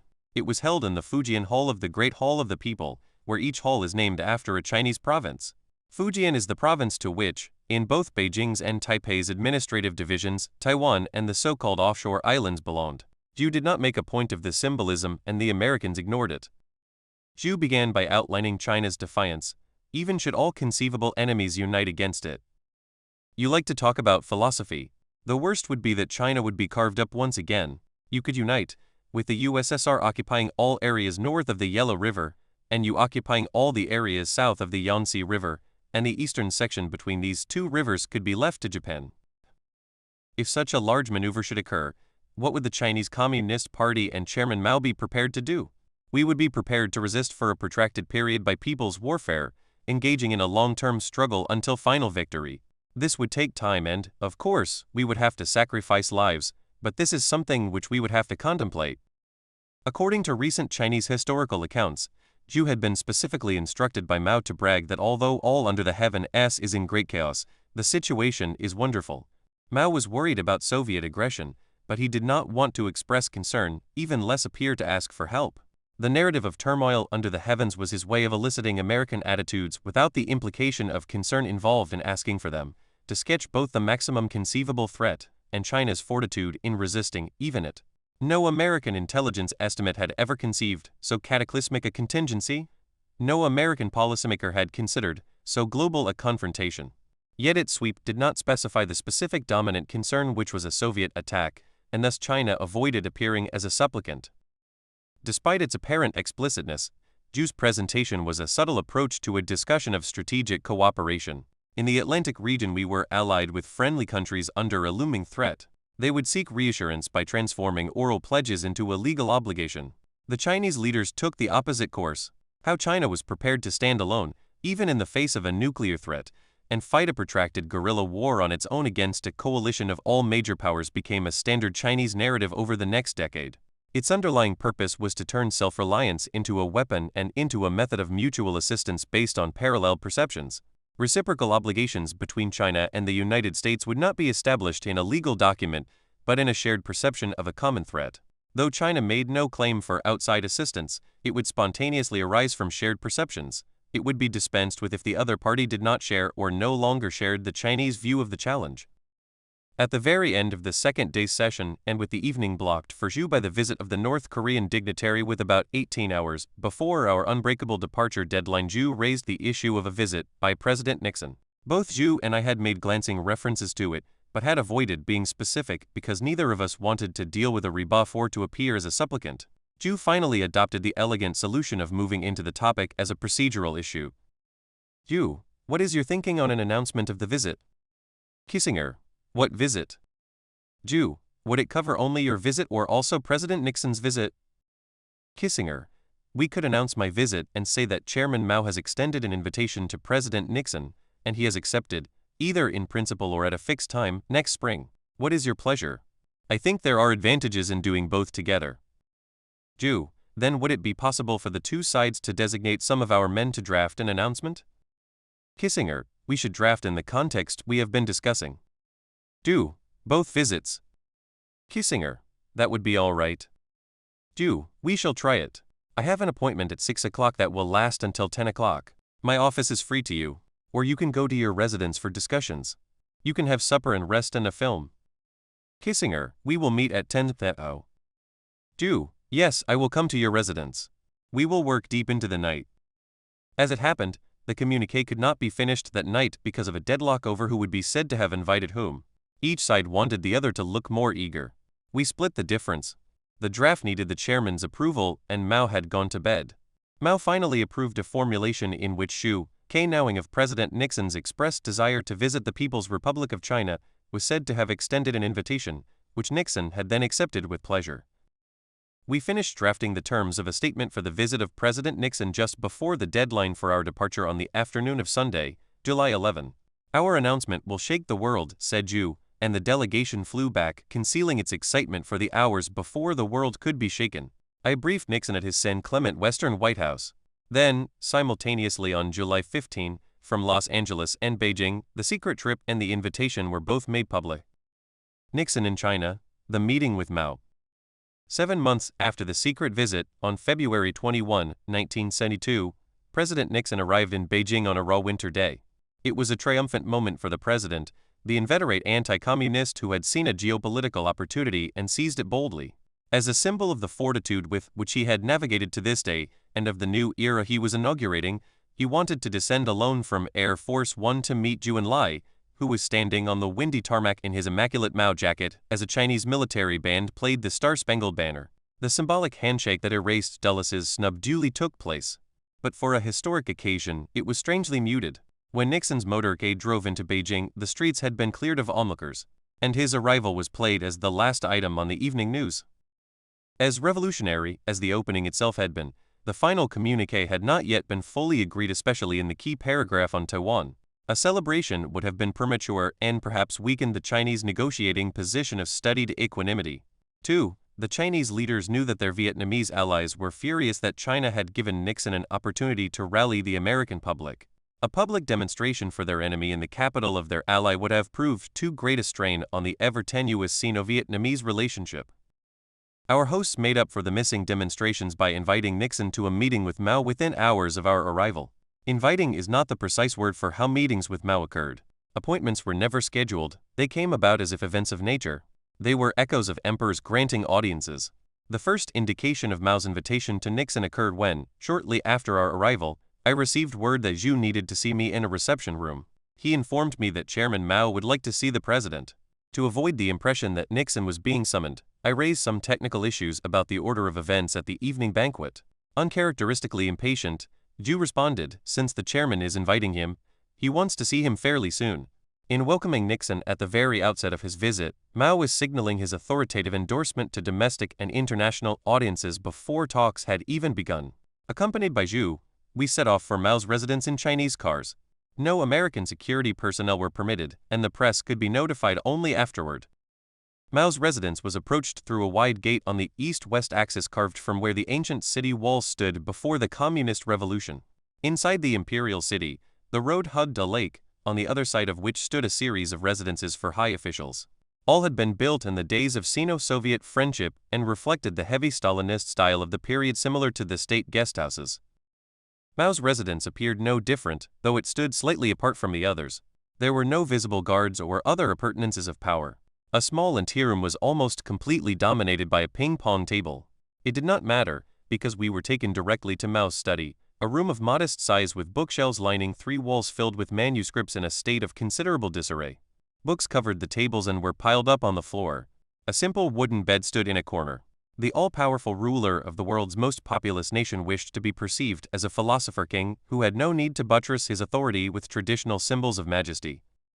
Mao rose from an armchair in the middle of a semicircle of armchairs with an attendant close by to steady him if necessary.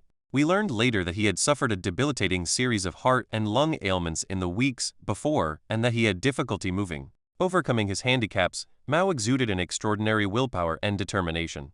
He took Nixon's hands in both of his and showered his most benevolent smile on him. The picture appeared in all Chinese newspapers. The Chinese were skillful in using Mao photographs to convey a mood and a direction of policy. When Mao scowled, storms were approaching. When he was photographed wagging a finger at a visitor, it indicated reservations of a somewhat put-upon teacher.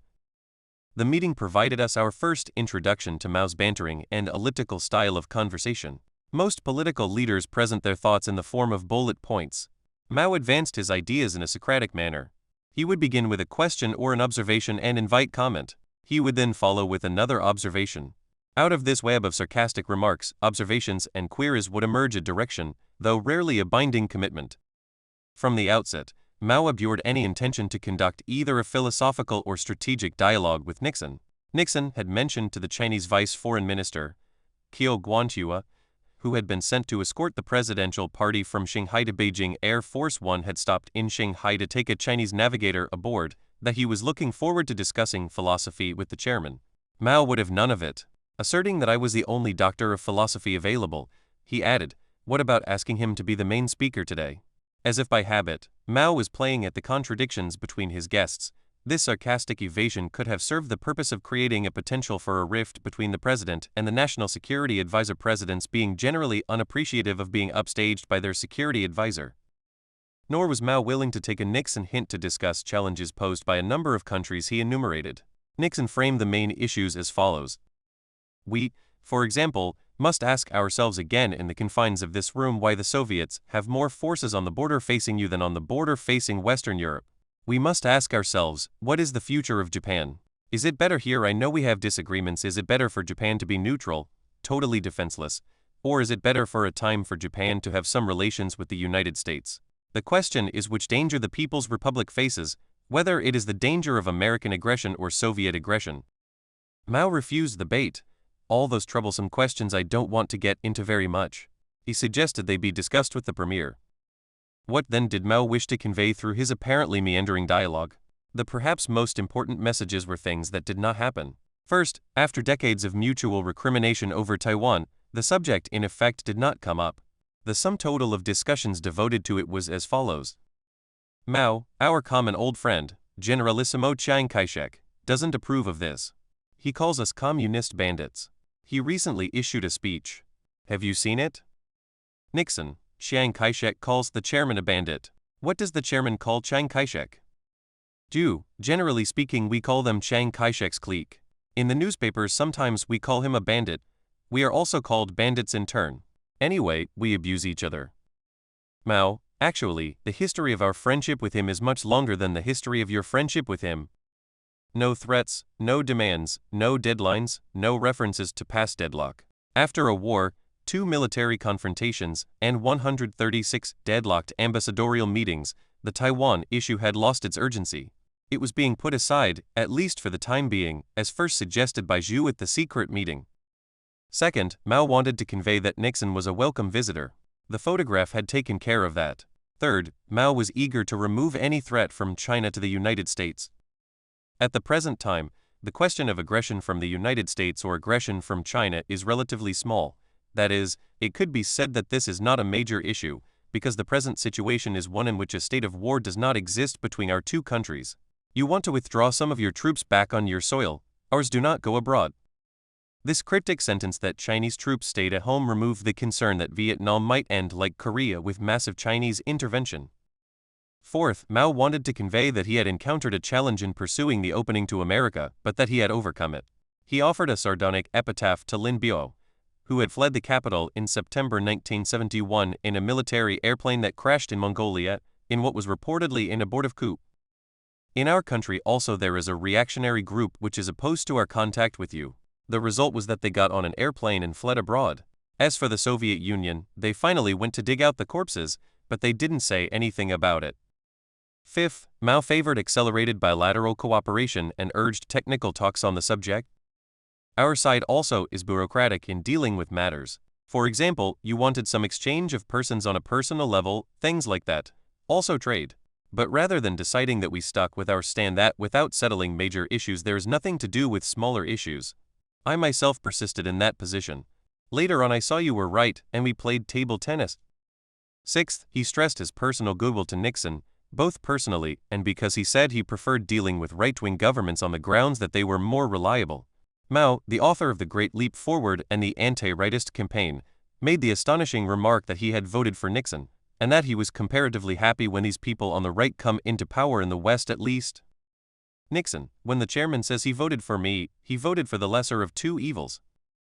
Mao, I like rightists. People say you are rightists, that the Republican Party is to the right, that Prime Minister Heath is also to the right. Nixon, and General de Gaulle. Mao, de Gaulle is a different question. They also say the Christian Democratic Party of West Germany is also to the right. I am comparatively happy when these people on the right come into power. Nevertheless, he warned that if the Democrats gained power in Washington, China would establish contacts with them too. At the beginning of the Nixon visit, Mao was prepared to commit himself to the direction it implied, though not yet to the details of the specific negotiations about to begin. It was not clear whether a formula on Taiwan could be found, all other issues having been essentially settled.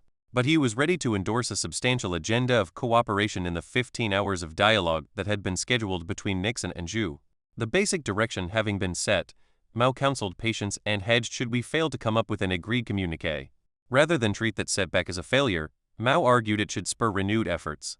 The impending strategic design overrode all other concerns, even deadlock over Taiwan. Mao advised both sides not to stake too much on one set of negotiations. It is all right to talk well and also all right if there are no agreements, because what use is there if we stand in deadlock? Why is it that we must be able to reach results? People will say, if we fail the first time, then people will talk, why are we not able to succeed the first time?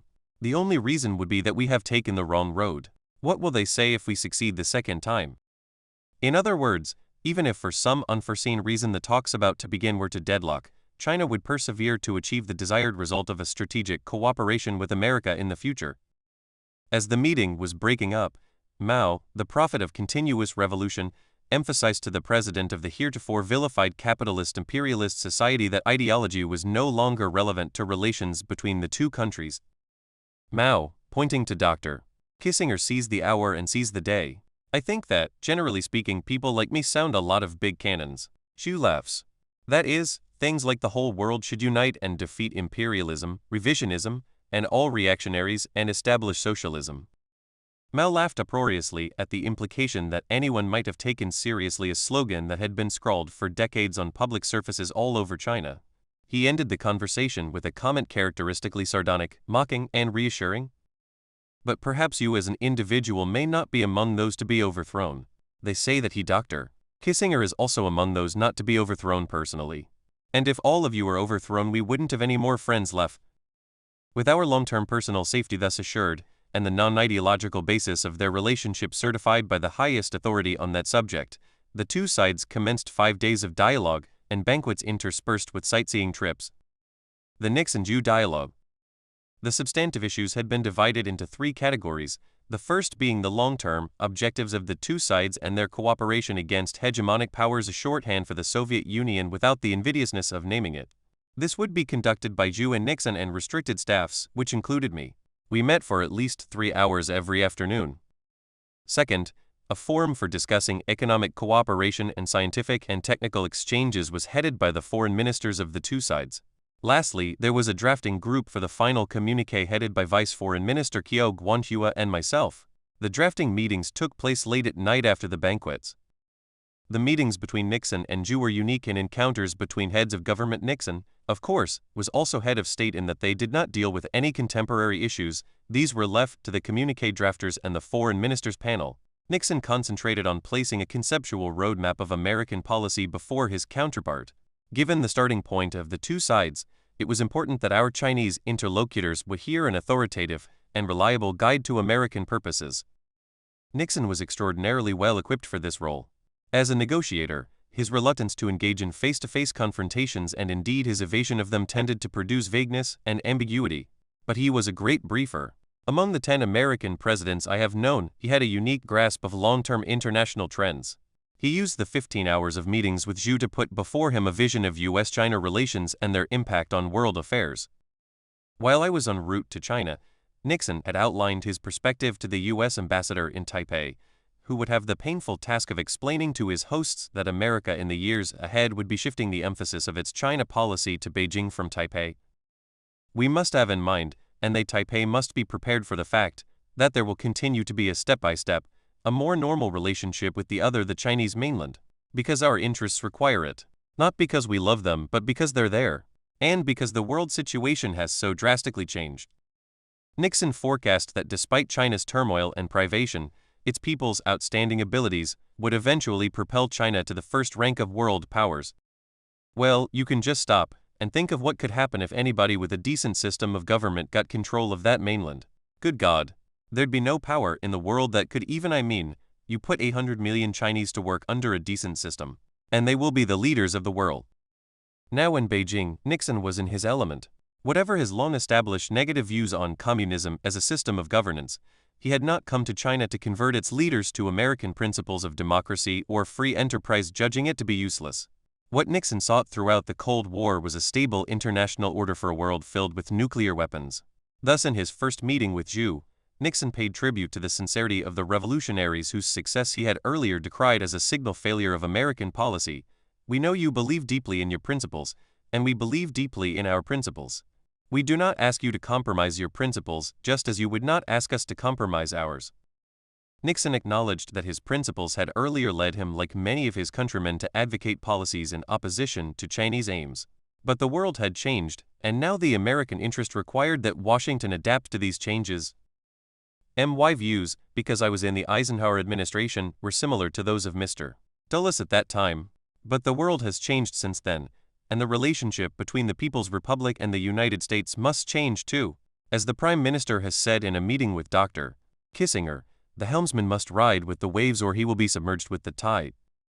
Nixon proposed to base foreign policy on the reconciliation of interests, provided the national interest was clearly perceived and that it took into account the mutual interest in stability, or at least in avoiding catastrophe. This would introduce predictability into Sino-US relations. Speaking here, the Prime Minister knows, and I know, that friendship, which I feel we do have on a personal basis, cannot be the basis on which an established relationship must rest, not friendship alone. As friends, we could agree to some fine language, but unless our national interests would be served by carrying out agreements set forward in that language, it would mean very little. For such an approach, candor was the precondition of genuine cooperation. As Nixon told you, it is important that we develop complete candor and recognize that neither of us would do anything unless we considered it was in our interests. Nixon's critics often decried these and similar statements as a version of selfishness. Yet Chinese leaders reverted to them frequently as guarantors of American reliability because they were precise, calculable, and reciprocal. On this basis, Nixon put forward a rationale for an enduring American role in Asia, even after the withdrawal of the bulk of U.S. forces from Vietnam. What was unusual about it was that he presented it as being in the mutual interest. For decades, Chinese propaganda had assailed the American presence in the region as a form of colonialist oppression and called upon the people to rise up against it. But Nixon in Beijing insisted that geopolitical imperatives transcended ideology. His very presence in Beijing testified to that. With 1 million Soviet troops on China's northern border, Beijing would no longer be able to base its foreign policy on slogans about the need to strike down American imperialism. He had stressed America's essential world role to me before the trip. We cannot be too apologetic about America's world role. We cannot, either in the past, or in the present, or in the future.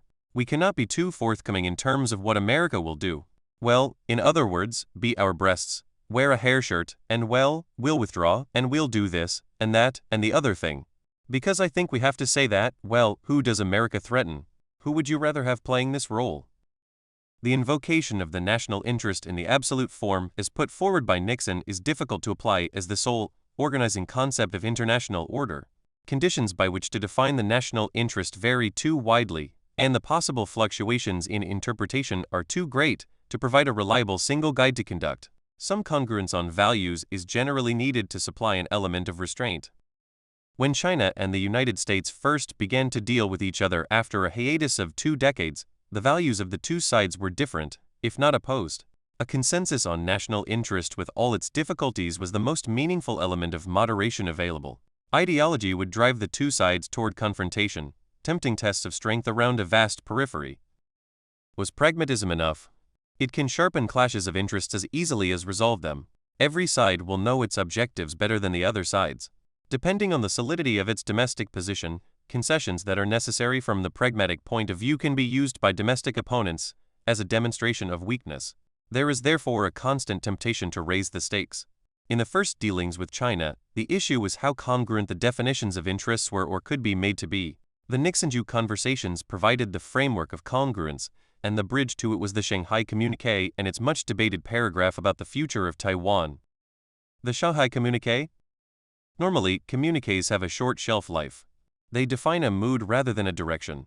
This was not the case with the communiqué that summed up Nixon's visit to Beijing.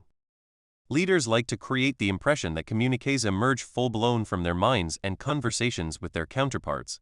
The popular idea that the leaders write and agree on every comma is not one they discourage.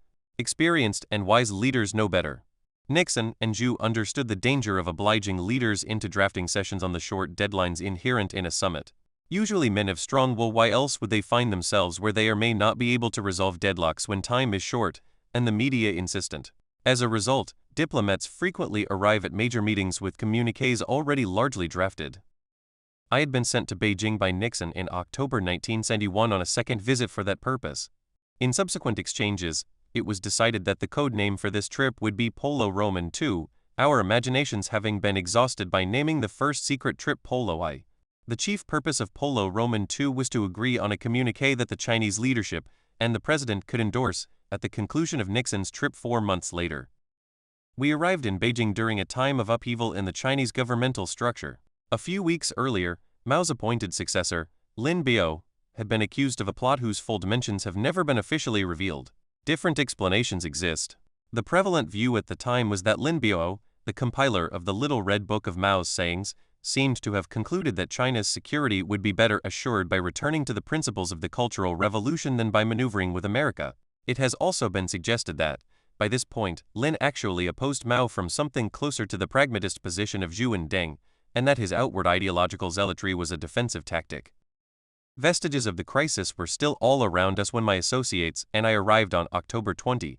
On the way from the airport, we passed posters that proclaimed the familiar slogan "Down with American imperial capitalism" and its running dogs. Some of the posters were in English. Leaflets with similar themes had been left in our rooms at the state guest house. I asked my staff assistant to collect and return them to the Chinese protocol officer, saying that they had been left behind by a previous occupant. The next day, the acting foreign minister escorting me to a meeting with Zhu at the Great Hall of the People took note of the potential embarrassment. He called my attention to a wall poster that had replaced an offending one, which said in English, "Welcome to the Afro-Asian Ping Pong Tournament." All other posters we passed had been painted over. Zhu mentioned, as if in passing, that we should observe China's actions, not its empty cannons of rhetoric, a foreigner of what Mao would say to Nixon a few months later. The discussion on the communiqué began conventionally enough. I tabled a draft communiqué that my staff and I had prepared and Nixon had approved. In it, both sides affirmed their devotion to peace and pledged cooperation on outstanding issues. The section on Taiwan was left blank. Zhu accepted the draft as a basis for discussion and promised to present Chinese modifications and alternatives the next morning. All this was conventional communiqué drafting. What happened next was not. Mao intervened by telling Zhu to stop the drafting of what he called a bullshit communiqué. He might call his exhortations of communist orthodoxy empty cannons. He was not prepared to abandon them as guidelines for communist codders. He instructed Zhu to produce a communiqué that would restate communist orthodoxies as the Chinese position. Americans could state their view as they chose. Mao had based his life on the proposition that peace could emerge only out of struggle, not as an end in itself. China was not afraid to avow its differences with America. Zhu's draft and mine was the sort of banality the Soviets would sign, but neither mean nor implement. Zhu's presentation followed his instructions from Mao. He put forward a draft communiqué that stated the Chinese position in uncompromising language. It left blank pages for our position, which was expected to be comparably strong. To the contrary, there was a final section for common positions. At first, I was taken aback. But as I reflected, the unorthodox format appeared to solve both sides' problem. Each could reaffirm its fundamental convictions, which would reassure domestic audiences and uneasy allies. The differences had been known for 2 decades. The contrast would highlight the agreements being reached, and the positive conclusions would be far more credible. Without the ability to communicate with Washington in the absence of diplomatic representation or adequate secure communication, I was confident enough of Nixon's thinking to proceed.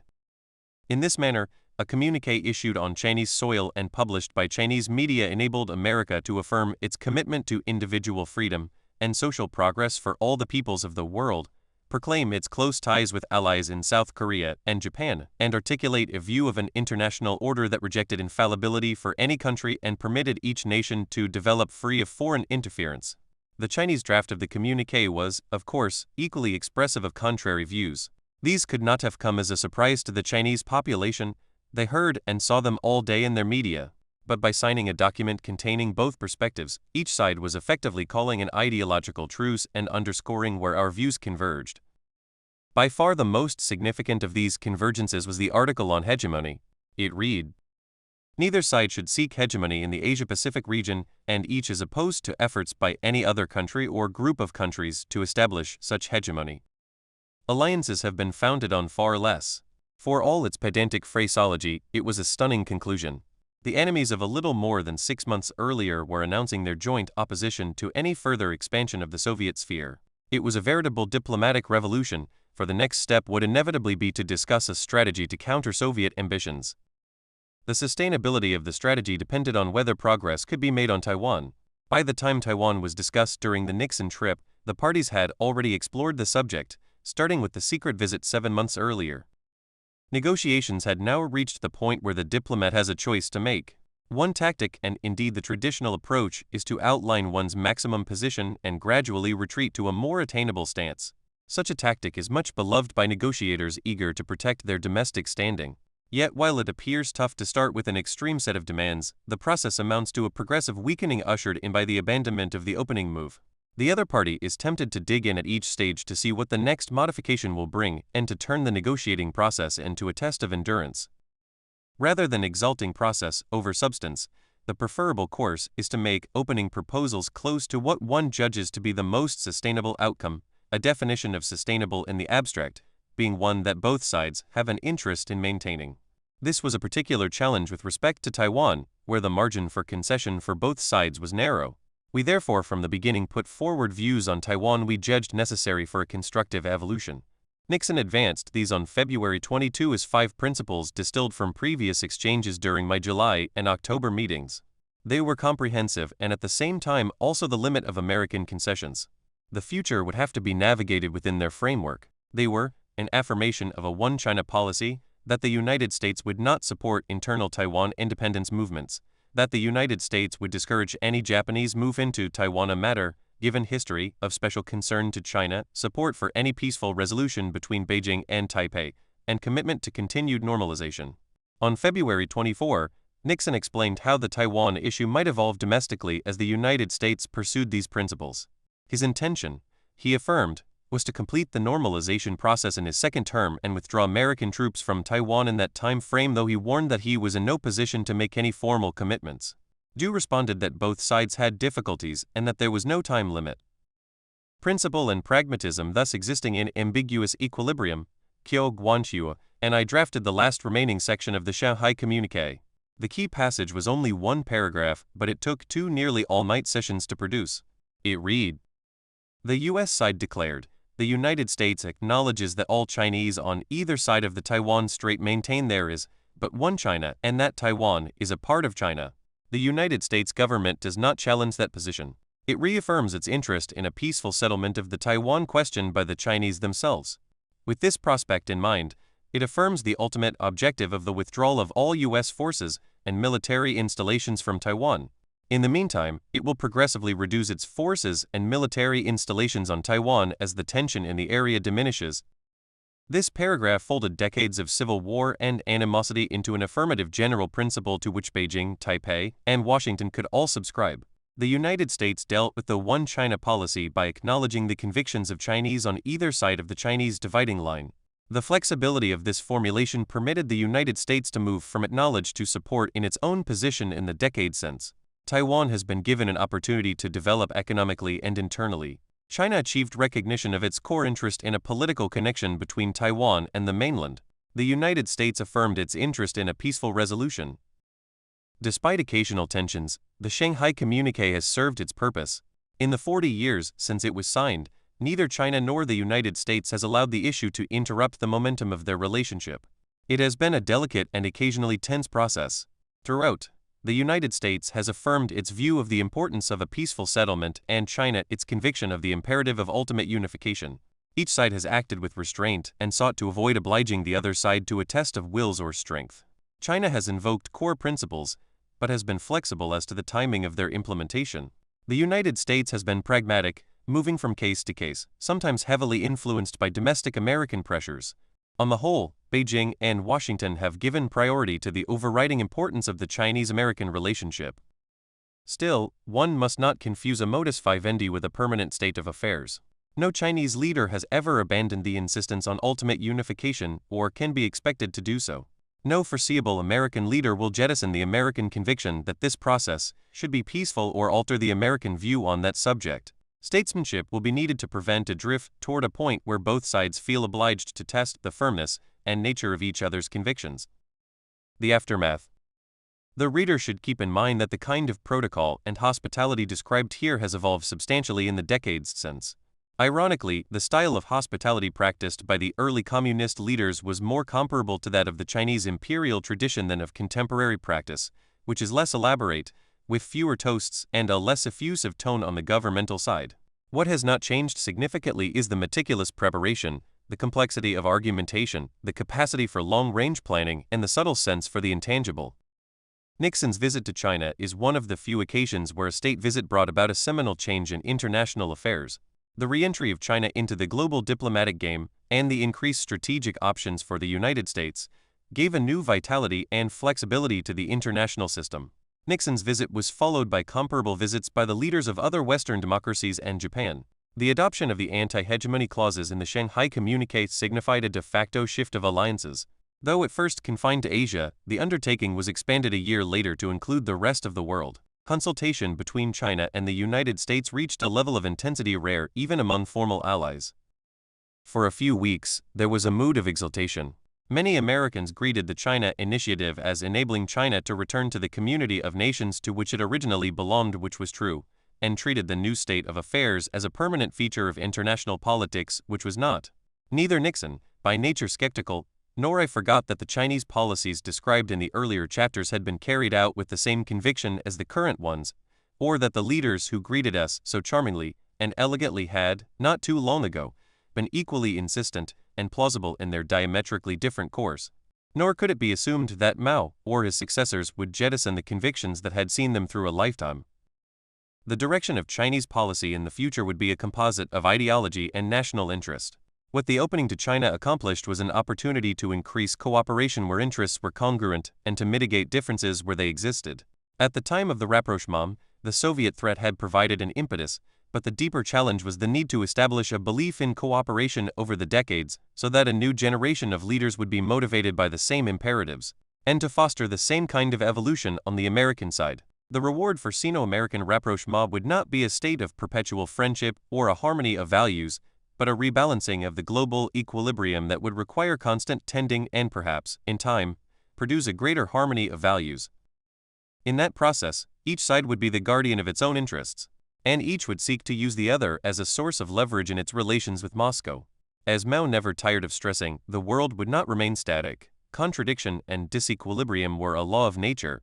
Reflecting this view, the Chinese Communist Party's Central Committee issued a document describing Nixon's visit as an instance of China utilizing contradictions, dividing up enemies, and enhancing ourselves. Would the interests of the two sides ever be truly congruent?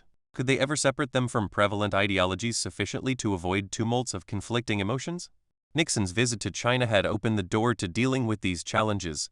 They are with us still. The Chinese strategy. Though few observers noticed it at the time, starting in 1965, Mao began slightly altering his tone toward America, and given his nearly divine status, even a nuance had vast implications. One of Mao's favorite vehicles for conveying his thinking to the United States was through interviews with the American journalist Edgar Snow. The two had met in the communist base area of Yan'an in the 1930s.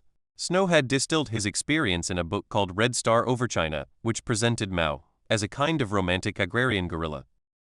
In 1965, during the preliminaries of the Cultural Revolution, Mao invited Snow to Beijing and made some startling comments, or they would have been startling had anyone in Washington paid attention to them.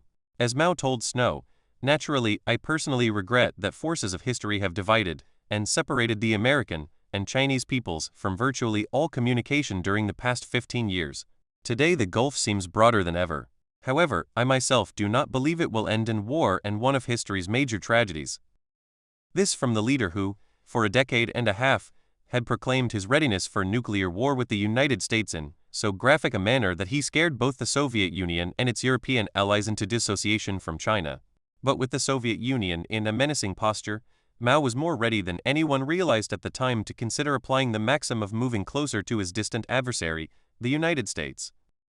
At the time of the Snow interview, an American army was being built up on China's borders in Vietnam. Though the challenge was comparable to the one Mao had faced in Korea a decade and a half earlier, this time he opted for restraint. Limiting itself to non-combat support, China supplied material, strong moral encouragement, and some 100,000 Chinese logistical troops to work on communications and infrastructure in North Vietnam. To Snow, Mao was explicit that China would fight the United States only in China, not in Vietnam. "We are not going to start the war from our side. Only when the United States attacks shall we fight back. As I've already said, please rest assured that we won't attack the United States." Lest the Americans miss the point, Mao reiterated that, as far as China was concerned, the Vietnamese had to cope with their situation by their own efforts. The Chinese were very busy with their internal affairs. Fighting beyond one's own borders was criminal. Why should the Chinese do that? The Vietnamese could cope with their situation. Mao went on to speculate on various possible outcomes of the Vietnam War in the manner of a scientist analyzing some natural event, not as a leader dealing with military conflict along his borders. The contrast with Mao's reflections during the Korean War, when he consistently linked Korean and Chinese security concerns, could not have been more marked. Among the possible outcomes seemingly acceptable to the chairman was that a conference might be held, but United States troops might stay around Saigon, as in the case of South Korea. In other words, a continuation of two Vietnam states. 7 Every American president dealing with the Vietnam War would have been willing to settle for such an outcome. There is no evidence that the interview with Snow was ever the subject of high-level policy discussions in the Johnson administration, or that the historical tensions between China and Vietnam were considered relevant in any of the administrations, including Nixon's, that pursued the Vietnam War. Washington continued to describe China as a threat even greater than the Soviet Union. In 1965, George Bundy, who was President Johnson's national security advisor, made a statement typical of American views of China in the 1960s. Communist China is quite a different problem from the Soviet Union, and both her nuclear explosion, a reference to China's first nuclear test in October 1964, and her aggressive attitudes toward her neighbors make her a major problem for all peaceful people. On April 7, 1965, Johnson justified American intervention in Vietnam primarily on the grounds of resisting a combined design of Beijing and Hanoi. Over this war and all Asia is another reality, the deepening shadow of Communist China. The rulers in Hanoi are urged on by Peking. The contest in Vietnam is part of a wider pattern of aggressive purposes. Secretary of State Dean Rusk repeated the same theme before the House Foreign Relations Committee a year later. What Mao had described to Snow was a kind of resignation from the traditional communist doctrine of world revolution. Wherever there is revolution, we will issue statements and hold meetings to support it. This is exactly what imperialists resent. We like to say empty words and fire empty cannons, but we will not send in troops. When reviewing Mao's statements in retrospect, one wonders whether taking them seriously might have affected the Johnson administration's strategy on Vietnam. On the other hand, Mao never translated them into formal official policy, partly because to do so would have required reversing a decade and a half of ideological indoctrination at a moment when ideological purity was his domestic battle cry, and the conflict with the Soviet Union was based on a rejection of Khrushchev's policy of peaceful coexistence. Mao's words to Snow were almost certainly a tentative reconnaissance, but Snow was not an ideal vehicle for such a sortie. He was trusted in Beijing at least as far as any American could be, but in Washington, Snow was considered a propagandist for Beijing. The normal Washington instinct would have been, as it was again 5 years later, to wait for some more concrete evidence of a Chinese shift in policy. By any sober strategic calculations, Mao had maneuvered China into great peril. If either the United States or the Soviet Union attacked China, the other might stand aside. Logistics favored India in the two countries' border dispute, since the Himalayas were far from China's centers of strength. The United States was establishing a military presence in Vietnam. Japan, with all its historical baggage, was unfriendly and economically resurgent. It was one of the few periods in which Mao seemed uncertain about his options on foreign policy issues. In a November 1968 meeting with the Australian Communist leader E.F. Hill, he displayed perplexity rather than his customary assurance in the guise of homilies. Since Mao's maneuvers were always complex, it is also possible that one of his targets was the rest of the leadership who would read the transcript, and that he wanted to convey to them that he was exploring new options. Mao seemed concerned that since a longer period had passed since the end of the Second World War than in the interwar period between the first two world wars, some global catastrophe might be imminent. All in all, now there is neither war nor revolution. Such a situation will not last long. He posed a question: do you know what the imperialists will do? I mean, are they going to start a world war? Or maybe they will not start the war at this moment, but will start it after a while. According to your experience in your own country and in other countries, what do you feel? In other words, does China have to choose now, or is waiting on developments the wiser course? Above all, what is the significance, Mao wanted to know, of what he later called turmoil under the heavens? We must take people's consciousness into our consideration. When the United States stopped bombing North Vietnam, American soldiers in Vietnam were very glad, and they even cheered. This indicates that their morale is not high. Is the morale of American soldiers high? Is the morale of Soviet soldiers high? Is the morale of the French, British, German, and Japanese soldiers high? The student strike is a new phenomenon in European history. Students in the capitalist countries usually do not strike, but now, all under the heaven is great chaos. What, in short, was the balance of forces between China and its potential adversaries? Did the queries about the morale of American and European soldiers imply doubts about their capacities to perform the role assigned to them in Chinese strategy, paradoxically very similar to their role in American strategy to contain Soviet expansionism? But if American troops were demoralized and student strikes a symptom of a general political collapse of will, the Soviet Union might emerge as the dominant world power. Some in the Chinese leadership were already arguing for an accommodation with Moscow. Whatever the outcome of the Cold War, perhaps the low morale in the West proved that revolutionary ideology was at last prevailing. Should China rely on a revolutionary wave to overthrow capitalism, or should it concentrate on manipulating the rivalry of the capitalists? It was highly unusual for Mao to ask questions that did not imply either that he was testing his interlocutor or that he knew the answer, but had chosen not to reveal it yet. After some more general talk, he concluded the meeting with the query that was haunting him. Let me put forward a question, I will try to answer it, and you will try to answer it. I will consider it, and I ask you also to consider it. This is an issue with worldwide significance. This is the issue about war. The issue about war and peace. Will we see a war, or will we see a revolution? Will the war give rise to revolution, or will revolution prevent war? 16. If war was imminent, Mao needed to take a position. Indeed, he might be its first target. But if revolution would sweep the world, Mao had to implement his life's convictions, which was revolution. Until the end of his life, Mao never fully resolved his choice. A few months later, Mao had chosen his course for the immediate future. His doctor reported a conversation from 1969. Mao presented me with a riddle. Think about this, he said to me one day. We have the Soviet Union to the north and the west, India to the south, and Japan to the east. If all our enemies were to unite, attacking us from the north, south, east, and west, what do you think we should do? When Mao's interlocutor responded with perplexity, the chairman continued, think again. Beyond Japan is the United States. Didn't our ancestors counsel negotiating with faraway countries while fighting with those that are near? Mao tiptoed into the reversal of 2 decades of communist governance by 2 acts, one symbolic, the other practical. He used Nixon's inaugural address on January 20, 1969, as an opportunity to hint to the Chinese public that new thinking about America was taking place. On that occasion, Nixon had made a subtle reference to an opening to China, paraphrasing the language of his earlier Foreign Affairs article. Let all nations know that during this administration our lines of communication will be open. We seek an open world open to ideas, open to the exchange of goods and people, a world in which no people, great or small, will live in angry isolation. The Chinese response hinted that Beijing was interested in ending its isolation, but was in no hurry to abandon its anger. Chinese newspapers reprinted Nixon's speech. Since the communist takeover, no speech of an American president had received such attention. That did not soften the invective. An article in the People's Daily of January 27 mocked the American president. Although at the end of his rope, Nixon had the cheek to speak about the future.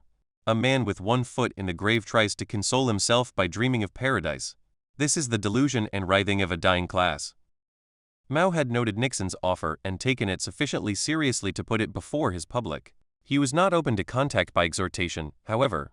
Something more substantive would be needed, especially since a Chinese move toward America might escalate the weekly military clashes along the Sino-Soviet border into something far more menacing. Almost at the same time, Mao started to explore the practical implications of his general decision by recalling 4 PLA marshals Chen Yi, Nai Rongzhen, Zhu Zhangqian, and Yi Jianying, who had been purged during the Cultural Revolution and assigned to investigation and study at factories in the provinces, a euphemism for manual labor. Mao asked the marshals to undertake an analysis of China's strategic options. It required reassurance from Zhu Enlai to convince the marshals that this was not a maneuver to make them indict themselves, as part of the self-rectification campaign of the Cultural Revolution. After a month, they demonstrated how much China had lost by depriving itself of their talents. They produced a thoughtful assessment of the international situation. Reviewing the capabilities and intentions of key countries, they summed up China's strategic challenge as follows. For the US imperialists and the Soviet revisionists, the real threat is the one existing between themselves. For all other countries, the real threat comes from US imperialists and Soviet revisionists. Covered by the banner of opposing China, US imperialists and Soviet revisionists collaborate with each other while at the same time fighting against each other. The contradictions between them, however, are not reduced because of the collaboration between them. Rather, their hostilities toward each other are more fierce than ever before. This might mean an affirmation of existing policy. Mao would be able to continue to challenge both superpowers simultaneously. The marshals argued that the Soviet Union would not dare to invade because of the difficulties it would face: lack of popular support for a war, long supply lines, insecure rear areas, and doubts about the attitude of the United States. The marshals summed up the American attitude in a Chinese proverb of sitting on top of the mountain to watch a fight between 2 tigers. But a few months later, in September, they modified this judgment to one reached nearly simultaneously by Nixon. In the marshals' new view, the United States, in the event of a Soviet invasion, would not be able to confine its role to that of a spectator. It would have to take a stand, The last thing the US imperialists are willing to see is a victory by the Soviet revisionists in a Sino-Soviet war, as this would allow the Soviets to build up a big empire more powerful than the American empire in resources and manpower. In other words, contact with the United States, however much assailed in Chinese media at the moment, was needed for the defense of the country. The astute analysis ended with what reads like a rather cautious conclusion. In substance, though, it was daring in terms of its challenge to the basic premises of Chinese foreign policy during the Cultural Revolution. The marshals urged, in March 1969, that China should end its isolation and that it should discourage Soviet or American adventurism by adopting a military strategy of active defense and a political strategy of active offense, actively carrying out diplomatic activities, and expanding the international united front of anti-imperialism and anti-revisionism. These general suggestions that Mao allow China to re-enter international diplomacy proved insufficient for his larger vision. In May 1969, Mao sent the marshals back to the drawing board for further analysis and recommendations. By now, clashes along the Sino-Soviet border had multiplied. How was China to respond to the growing peril? A later account by Xing Xianghui, a veteran intelligence operative and diplomat assigned by Mao to serve as the marshal's private secretary, recorded that the group deliberated the question of whether, from a strategic perspective, China should play the American card in case of a large-scale Soviet attack on China. Searching for precedents for such an unorthodox move, Chen Yi suggested that the group study the modern example of Stalin's non-aggression pact with Hitler. Yi Jianing proposed a far older precedent from China's own Three Kingdoms period, when, following the collapse of the Han Dynasty, the empire split into three states striving for dominance. The states' contests were recounted in a 14th-century epic novel, The Romance of the Three Kingdoms, then banned in China. Yi cited the strategy pursued by one of its central characters as a template. We can consult the example of Zhu Ziyang's strategic guiding principle, when the three states of Wei, Chu, and Wu confronted each other. Ally with Wu in the east to oppose Wei in the north. After decades of vilifying China's past, Mao was invited by the purged marshals to look to China's ancestors for strategic inspiration by means of a strategy amounting to a reversal of alliances. The marshals went on to describe potential relations with the United States as a strategic asset. To a large extent, the Soviet revisionists' decision to launch a war of aggression against China depends on the attitude of the US imperialists. In a move that was intellectually brave and politically risky, the marshals recommended the resumption of the deadlocked ambassadorial talks with the United States. Though they made a bow to established doctrine, which treated both superpowers as equal threats to peace, the marshals' recommendation left little doubt that they considered the Soviet Union the principal danger. Marshal Chen Yi submitted an addendum to the views of his colleagues. He pointed out that while the United States had in the past rejected Chinese overtures, the new president, Richard Nixon, seemed eager to win over China. He proposed what he called wild ideas, to move the US-China ambassadorial dialogue to a higher level, at least ministerial, and perhaps higher. Most revolutionary was the proposal to drop the precondition that the return of Taiwan had to be settled first. First, when the meetings in Warsaw the ambassadorial talks are resumed, we may take the initiative in proposing to hold Sino-American talks at the ministerial or even higher levels, so that basic and related problems in Sino-American relations can be solved. Second, a Sino-American meeting at higher levels holds strategic significance. We should not raise any prerequisite. The Taiwan question can be gradually solved by talks at higher levels. Furthermore, we may discuss with the Americans other questions of strategic significance.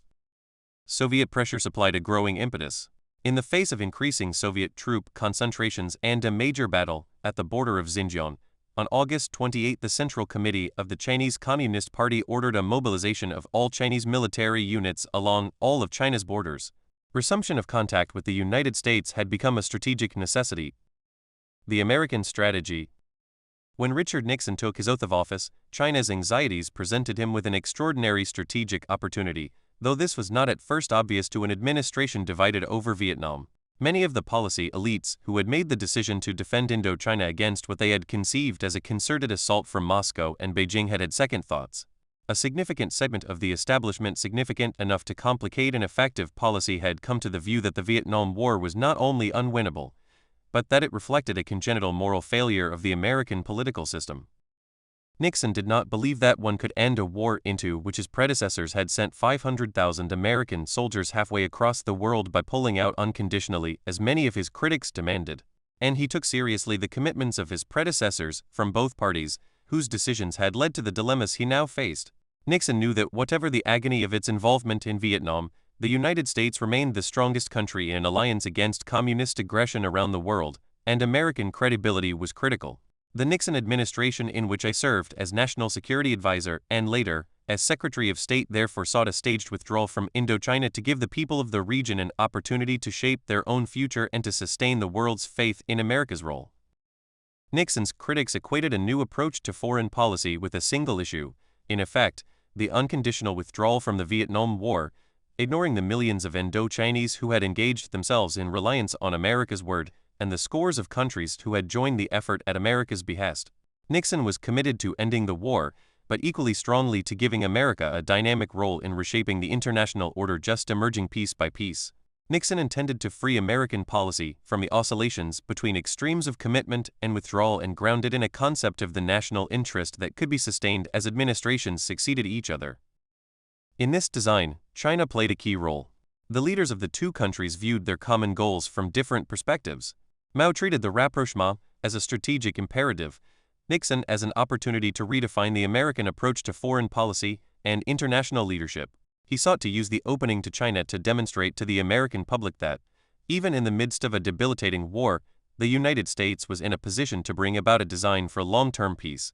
He and his associates strove to re-establish contact with one-fifth of the world's population to place in context and ease the pain of an inevitably imperfect withdrawal from a corner of Southeast Asia.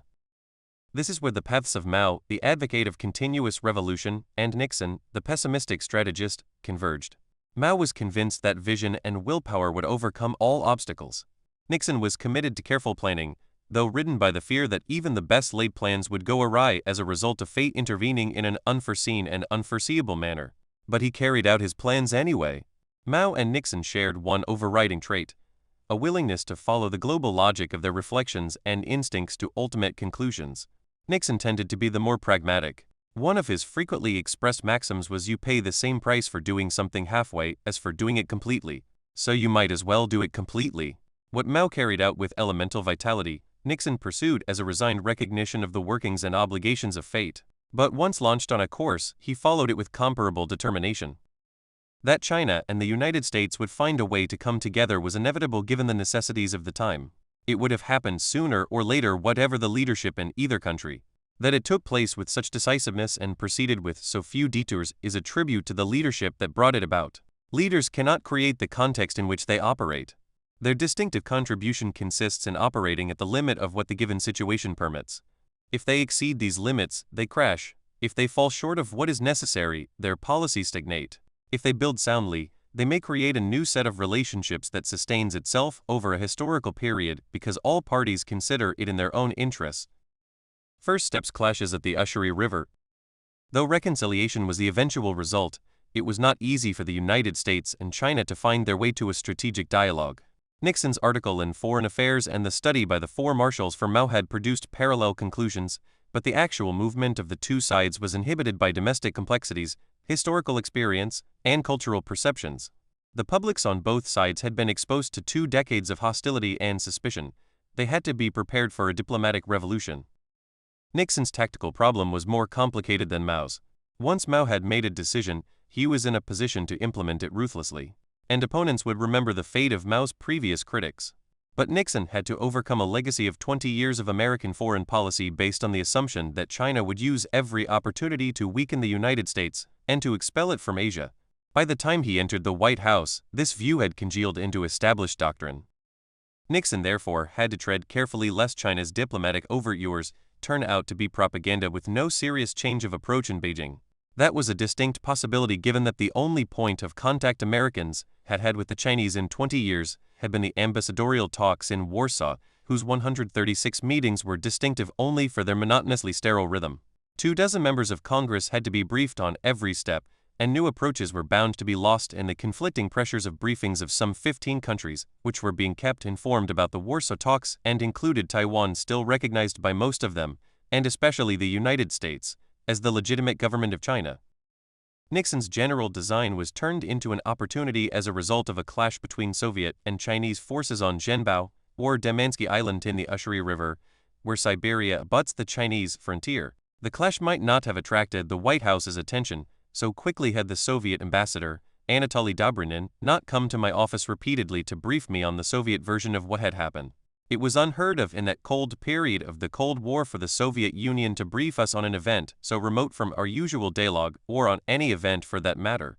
We drew the conclusion that the Soviet Union was the probable aggressor and that the briefing, less than a year after the occupation of Czechoslovakia, hid a larger design.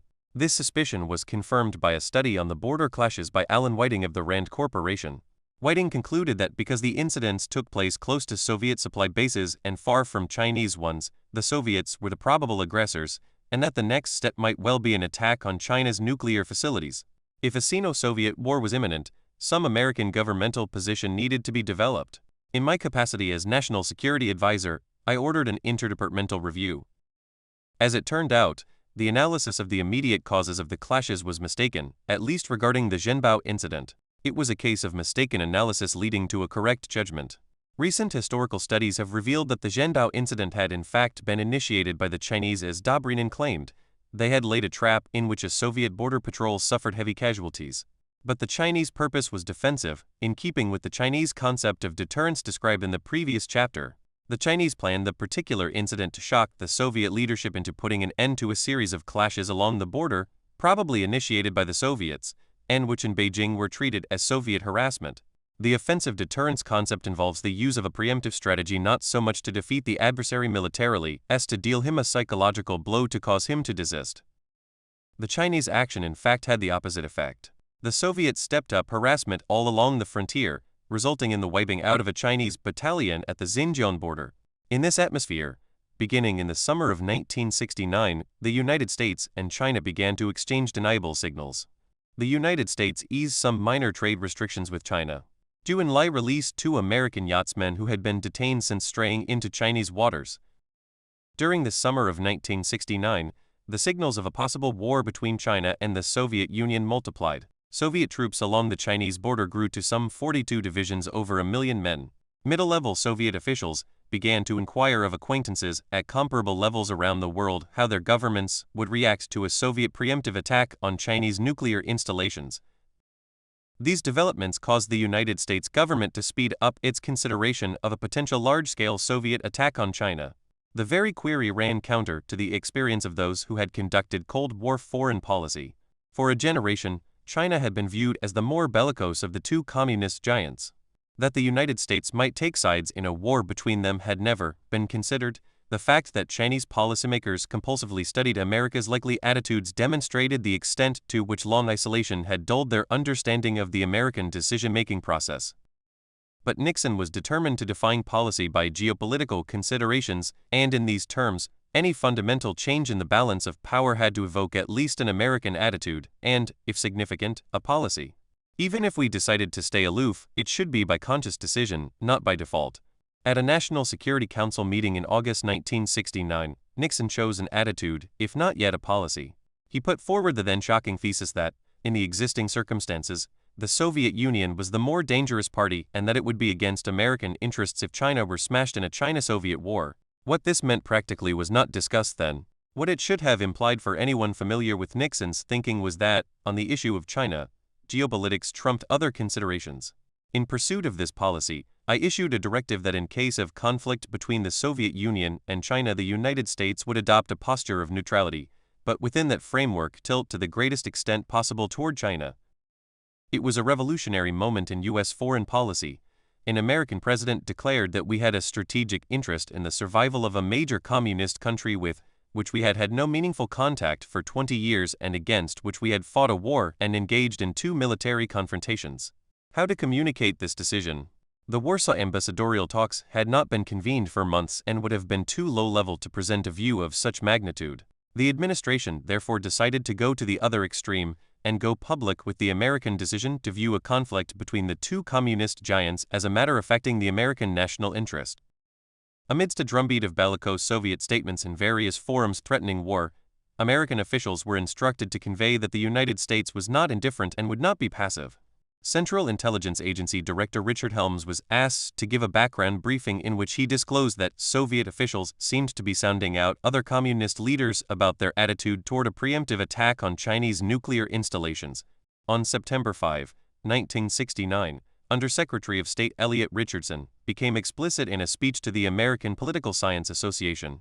Ideological differences between the two communist giants are not our affair. We could not fail to be deeply concerned, however, with an escalation of this quarrel into a massive breach of international peace and security. In the code of the Cold War, Richardson's statement warned that, whatever course the United States adopted, it would not be indifference, that it would act according to its strategic interests.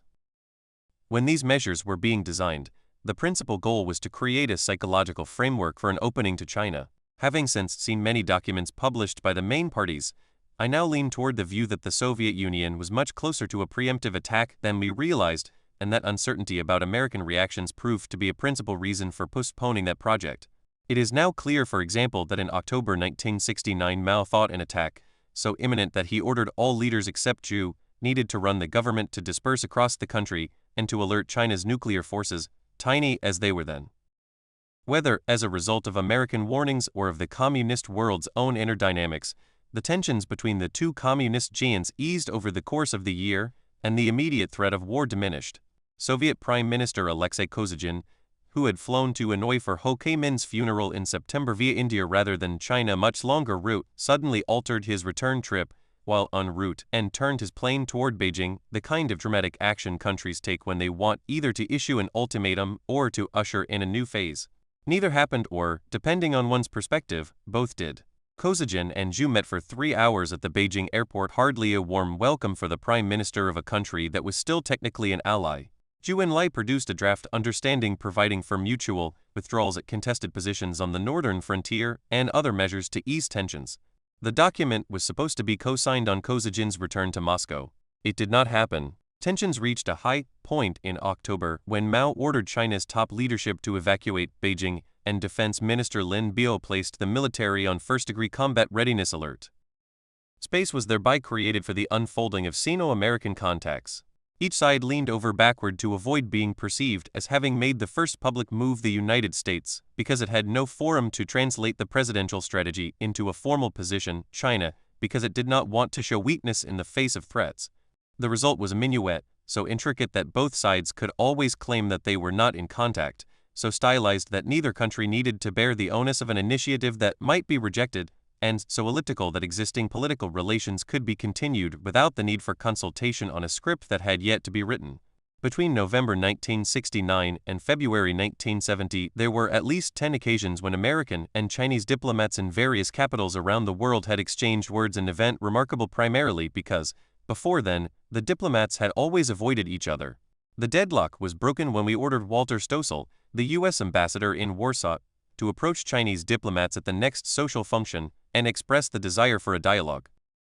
The setting for this encounter was a Yugoslav fashion show in the Polish capital. The Chinese diplomats in attendance, who were without instructions, fled the scene. The Chinese attaché's account of the incident shows how constrained relations had become. Interviewed years later, he recalled seeing 2 Americans talking and pointing at the Chinese contingent from across the room. This prompted the Chinese to stand up and leave, lest they be drawn into conversation. The Americans, determined to carry out their instructions, followed the Chinese. When the desperate Chinese diplomats speeded up, the Americans started running after them, shouting in Polish, the only mutually intelligible language available, "We are from American Embassy. We want to meet your ambassador." President Nixon said he wanted to resume his talk with Chinese. 35. 2 weeks later, the Chinese ambassador in Warsaw invited Stossel to a meeting at the Chinese embassy to prepare for a resumption of the Warsaw talks. Reopening the forum inevitably raised the fundamental issues. What were the two sides going to talk about? And to what end? This brought into the open the differences in negotiating tactics and style between the Chinese and American leadership, at least with the American diplomatic establishment that had supervised the Warsaw talks through over 100 abortive meetings. The differences had been obscured. So long as both sides believed deadlock served their purposes, the Chinese would demand the return of Taiwan to Chinese sovereignty. The Americans would propose a renunciation of force over what was presented as a dispute between 2 Chinese parties. Now that both sides sought progress, the difference in negotiating style became important. Chinese negotiators used diplomacy to weave together political, military, and psychological elements into an overall strategic design. Diplomacy to them is the elaboration of a strategic principle. They ascribe no particular significance to the process of negotiation as such, nor do they consider the opening of a particular negotiation a transformational event. They do not think that personal relations can affect their judgments, though they may invoke personal ties to facilitate their own efforts. They have no emotional difficulty with deadlocks, they consider them the inevitable mechanism of diplomacy. They prize gestures of goodwill only if they serve a definable objective or tactic, and they patiently take the long view against impatient interlocutors, making time their ally. The attitude of the American diplomat varies substantially. The prevalent view within the American body politic sees military force and diplomacy as distinct, in essence separate, phases of action. Military action is viewed as occasionally creating the conditions for negotiations, but once negotiations begin, they are seen as being propelled by their own internal logic. This is why, at the start of negotiations, the United States reduced military operations in Korea and agreed to a bombing halt in Vietnam, in each case substituting reassurance for pressure and reducing material incentives on behalf of intangible ones. American diplomacy generally prefers the specific over the general, the practical over the abstract. It is urged to be flexible, it feels an obligation to break deadlocks with new proposals, unintentionally inviting new deadlocks to elicit new proposals. These tactics often can be used by determined adversaries in the service of a strategy of procrastination. In the case of the Warsaw talks, American proclivities had the opposite effect. China had returned to the Warsaw talks because Mao had made a strategic decision to follow the four marshals' recommendations to seek a high-level dialogue with the United States. But American diplomats, in contrast to their president, did not envisage or even imagine such a breakthrough, or rather, they defined a breakthrough as breathing life into a process they had been nursing through 134 meetings to date. On that journey, they had developed an agenda reflecting the pragmatic issues that had accumulated between the two countries, settlement of financial claims the two sides had against each other, prisoners held in each other's jails, trade, arms control, cultural exchanges. The negotiators' idea of a breakthrough was China's readiness to discuss this agenda. A dialogue of the depth developed at the two meetings of the resumed Warsaw talks on February 20 and March 20, 1970. As National Security Advisor in the White House, I had urged the negotiating team to repeat what our envoys had tried to say to the fleeing Chinese diplomats, that the United States would be prepared to consider sending a representative to Peking for direct discussions with your officials, or receiving a representative from your government to Washington. Chinese negotiators formally repeated the standard position on Taiwan, albeit in a mild form. But wrapped inside the formulaic response on Taiwan was an unprecedented move. China was willing to consider talks outside the Warsaw channels at the ambassadorial level or through other channels to reduce tensions between China and the U.S. and fundamentally improve relations. 36. It did not make such talks conditional on the settlement of the Taiwan issue. The American negotiators in Warsaw sought to avoid this broader approach.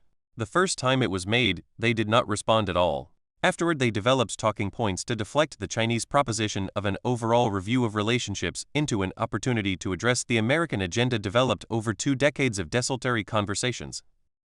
Nixon was no less impatient with this approach than Mao must have been. "They will kill this baby before it is born," Nixon said when confronted with a plan put forward by the negotiating team.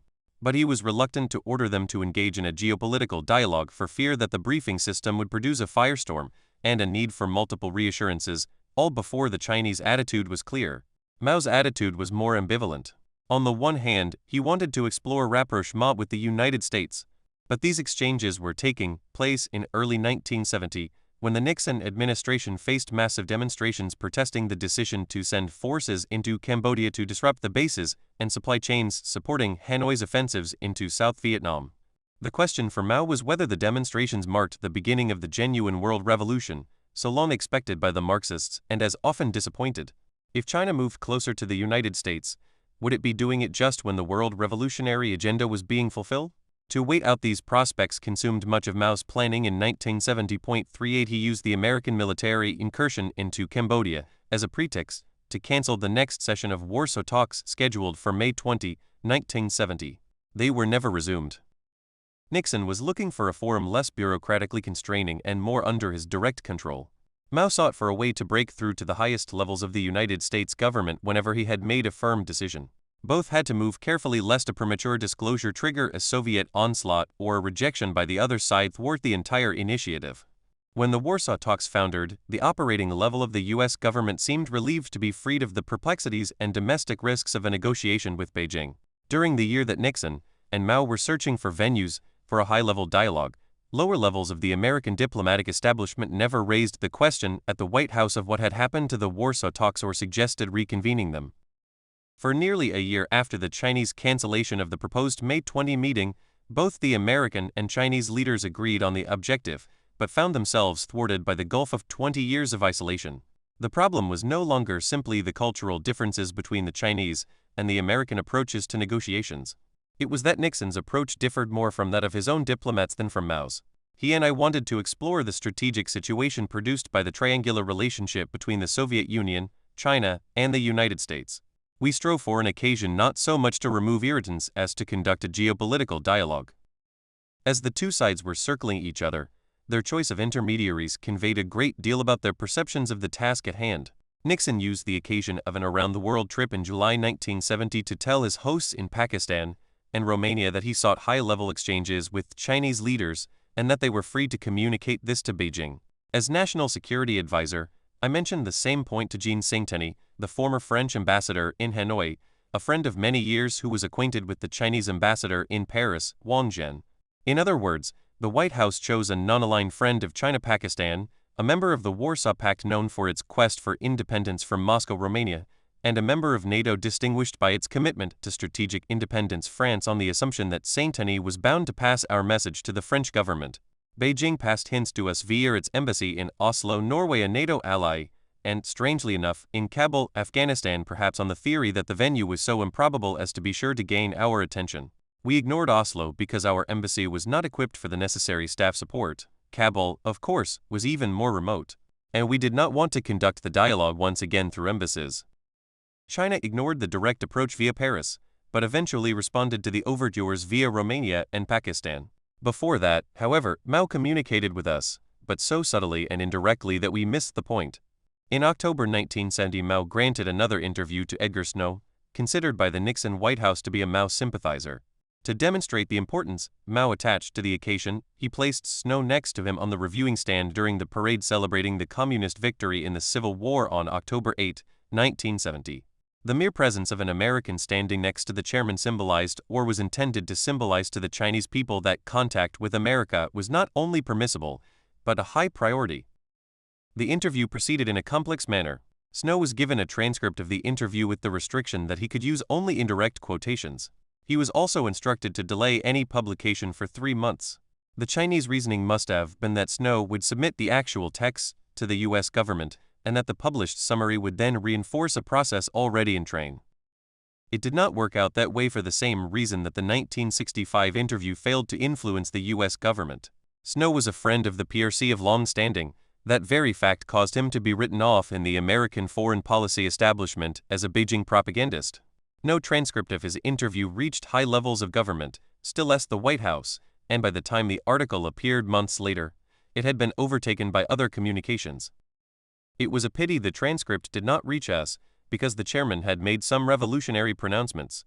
For nearly a decade, China had cut itself off from the outside world. Now Mao announced that he would soon start inviting Americans of all political persuasions to visit China. Nixon would be welcome either as a tourist or as president, because the chairman had concluded that the problems between China and the USA would have to be solved with Nixon, because of the upcoming presidential election within 2 years. Mao had moved from vilifying the United States to inviting a dialogue with the American president, and he added a startling comment about the Chinese domestic situation, which hinted that the dialogue would take place with a new China. Mao told Snow that he was ending the Cultural Revolution. What he had intended as a moral and intellectual renovation had turned into coercion, he said. When foreigners reported that China was in great chaos, they were not telling lies. It had been true. Fighting between Chinese was going on. First with spears, then rifles, then mortars. Mao, as Snow reported, now deplored the cult of personality built around his person. It was hard, the chairman said, for people to overcome the habits of 3,000 years of emperor-worshipping tradition. The titles ascribed to him, such as Great Helmsman, would all be eliminated sooner or later. The sole title he wished to retain was teacher. These were extraordinary assertions. After having convulsed his country with upheavals that destroyed even the Communist Party, so that only a cult of personality was left for cohesion, Mao now pronounced the end of the Cultural Revolution. It had been proclaimed so that the chairman could govern without doctrinal or bureaucratic inhibitions. It had been sustained by shredding existing structures and by what Mao now described as maltreatment of captives, party members and others removed from power and subjected to re-education. Where did all this leave Chinese governance? Or was it being told to a foreign journalist in Mao's characteristic elliptically wandering way, in pursuit of its principal purpose, to encourage a new phase in the relationship between China and the United States and the world by conveying an altered governance? As Snow recorded, Mao announced that between Chinese and Americans there need be no prejudices. There could be mutual respect and equality. He said he placed high hopes on the peoples of the two countries. 43.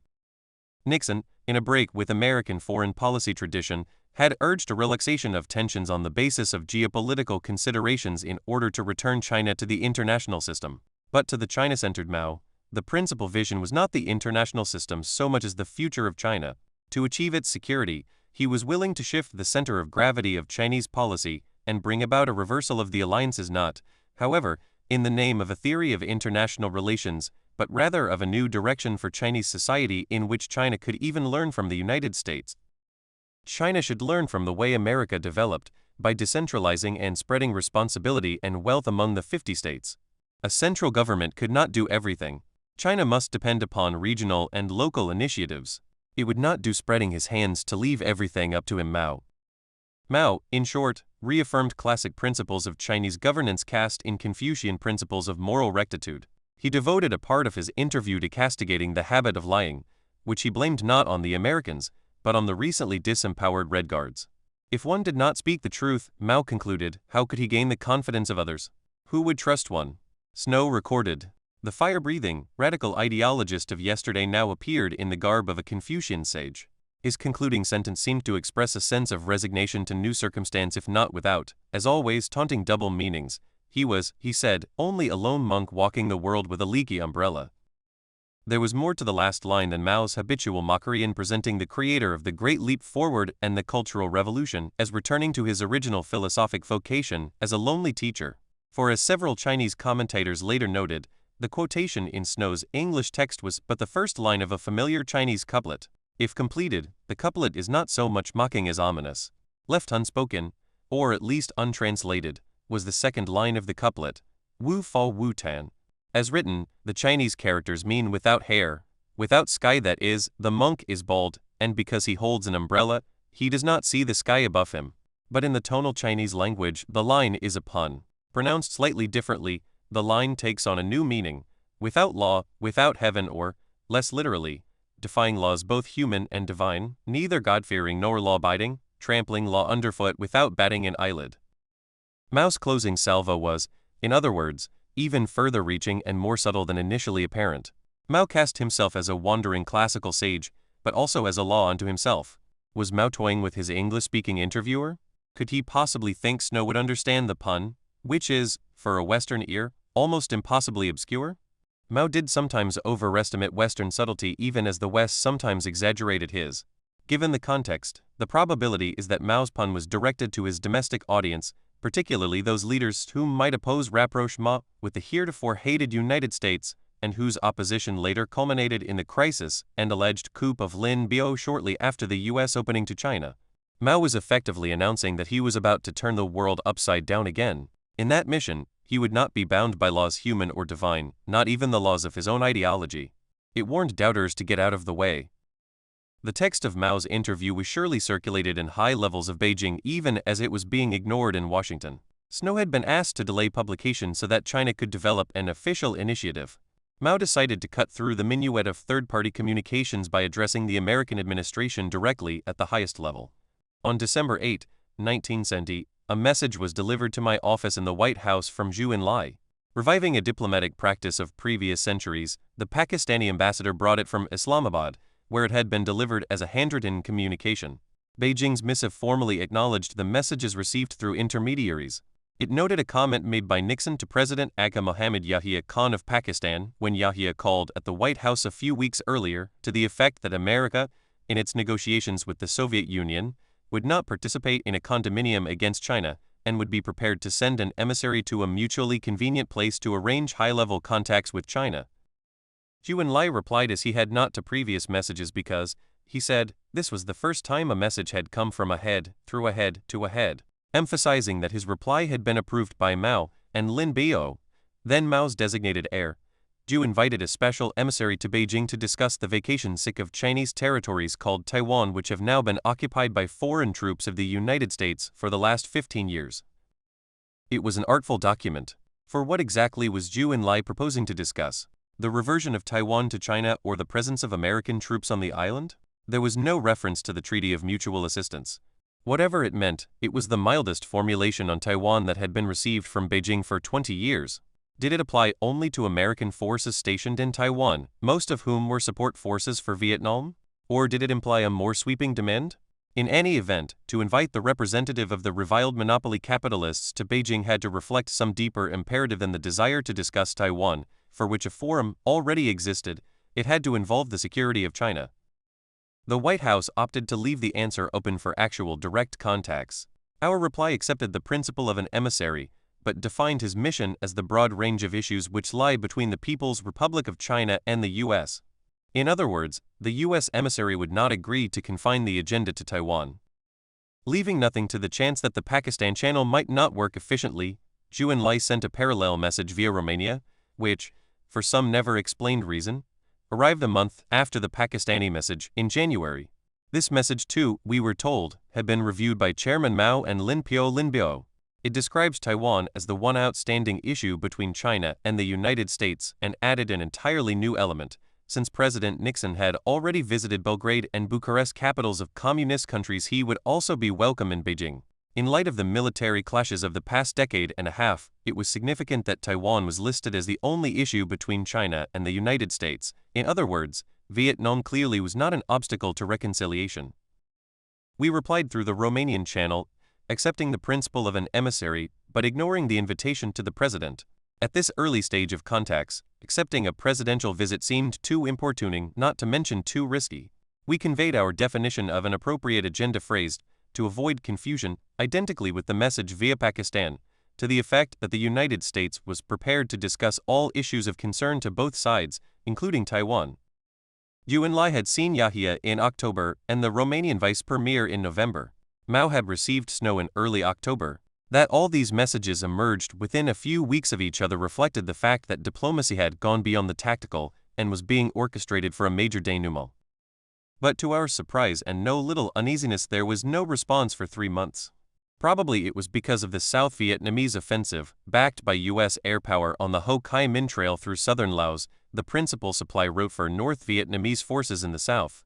Mao also seems to have had second thoughts about the prospects of an American revolution based on the anti-Vietnam War demonstrations. 55 Perhaps it was because Beijing prefers to move at a pace that demonstrates its imperviousness to mere tactical considerations and precludes any demonstration of Chinese eagerness, much less of weakness.